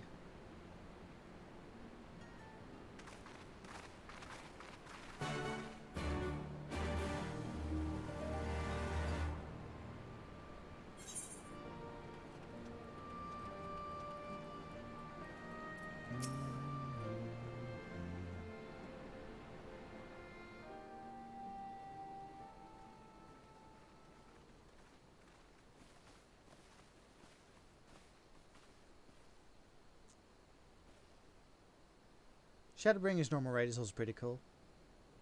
Thank you all for waiting. We have reached a consensus.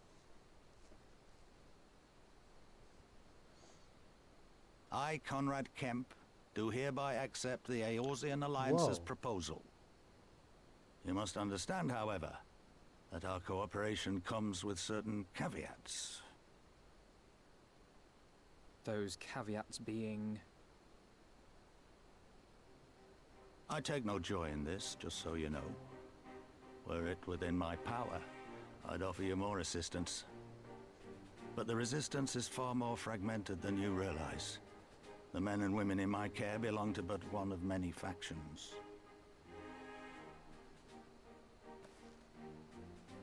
Simply put, I can only speak for the people of Rolga's Reach. Man, the resistance needs to be more organized.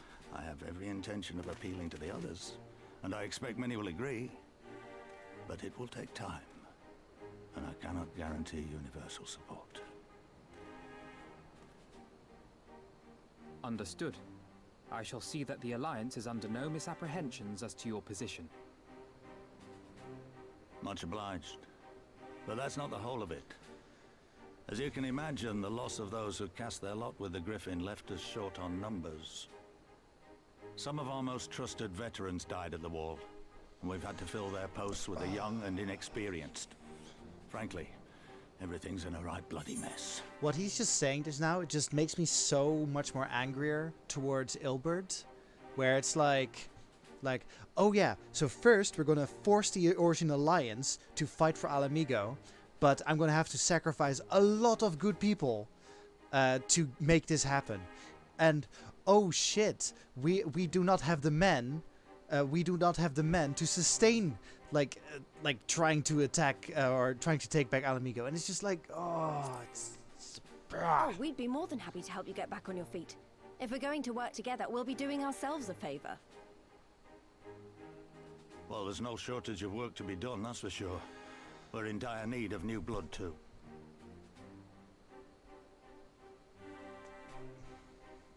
Ishtola and I could lend a hand in the infirmary. From what I saw, they could do with a few more healers. To be like as you pointed out, Very well. he hasn't. I, for my part, shall he hasn't return to appeared the in a Rising while, so you Stones. wouldn't make I'm the link certain anyway. there are others among the Scions who would welcome the opportunity to fight for Alamegan liberation.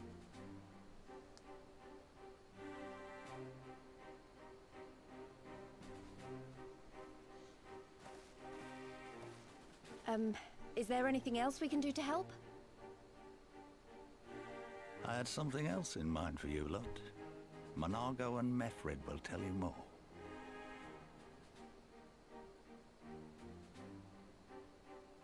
Understood.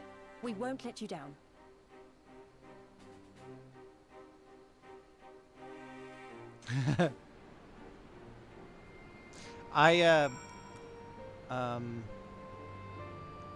When we got to like when we got to the final boss in the dungeon, and then like they were like trying to make a big reveal about the fact that the Griffin is Ilbert, I'm like, let me guess, it's Ilbert, and then oh no, who saw this coming?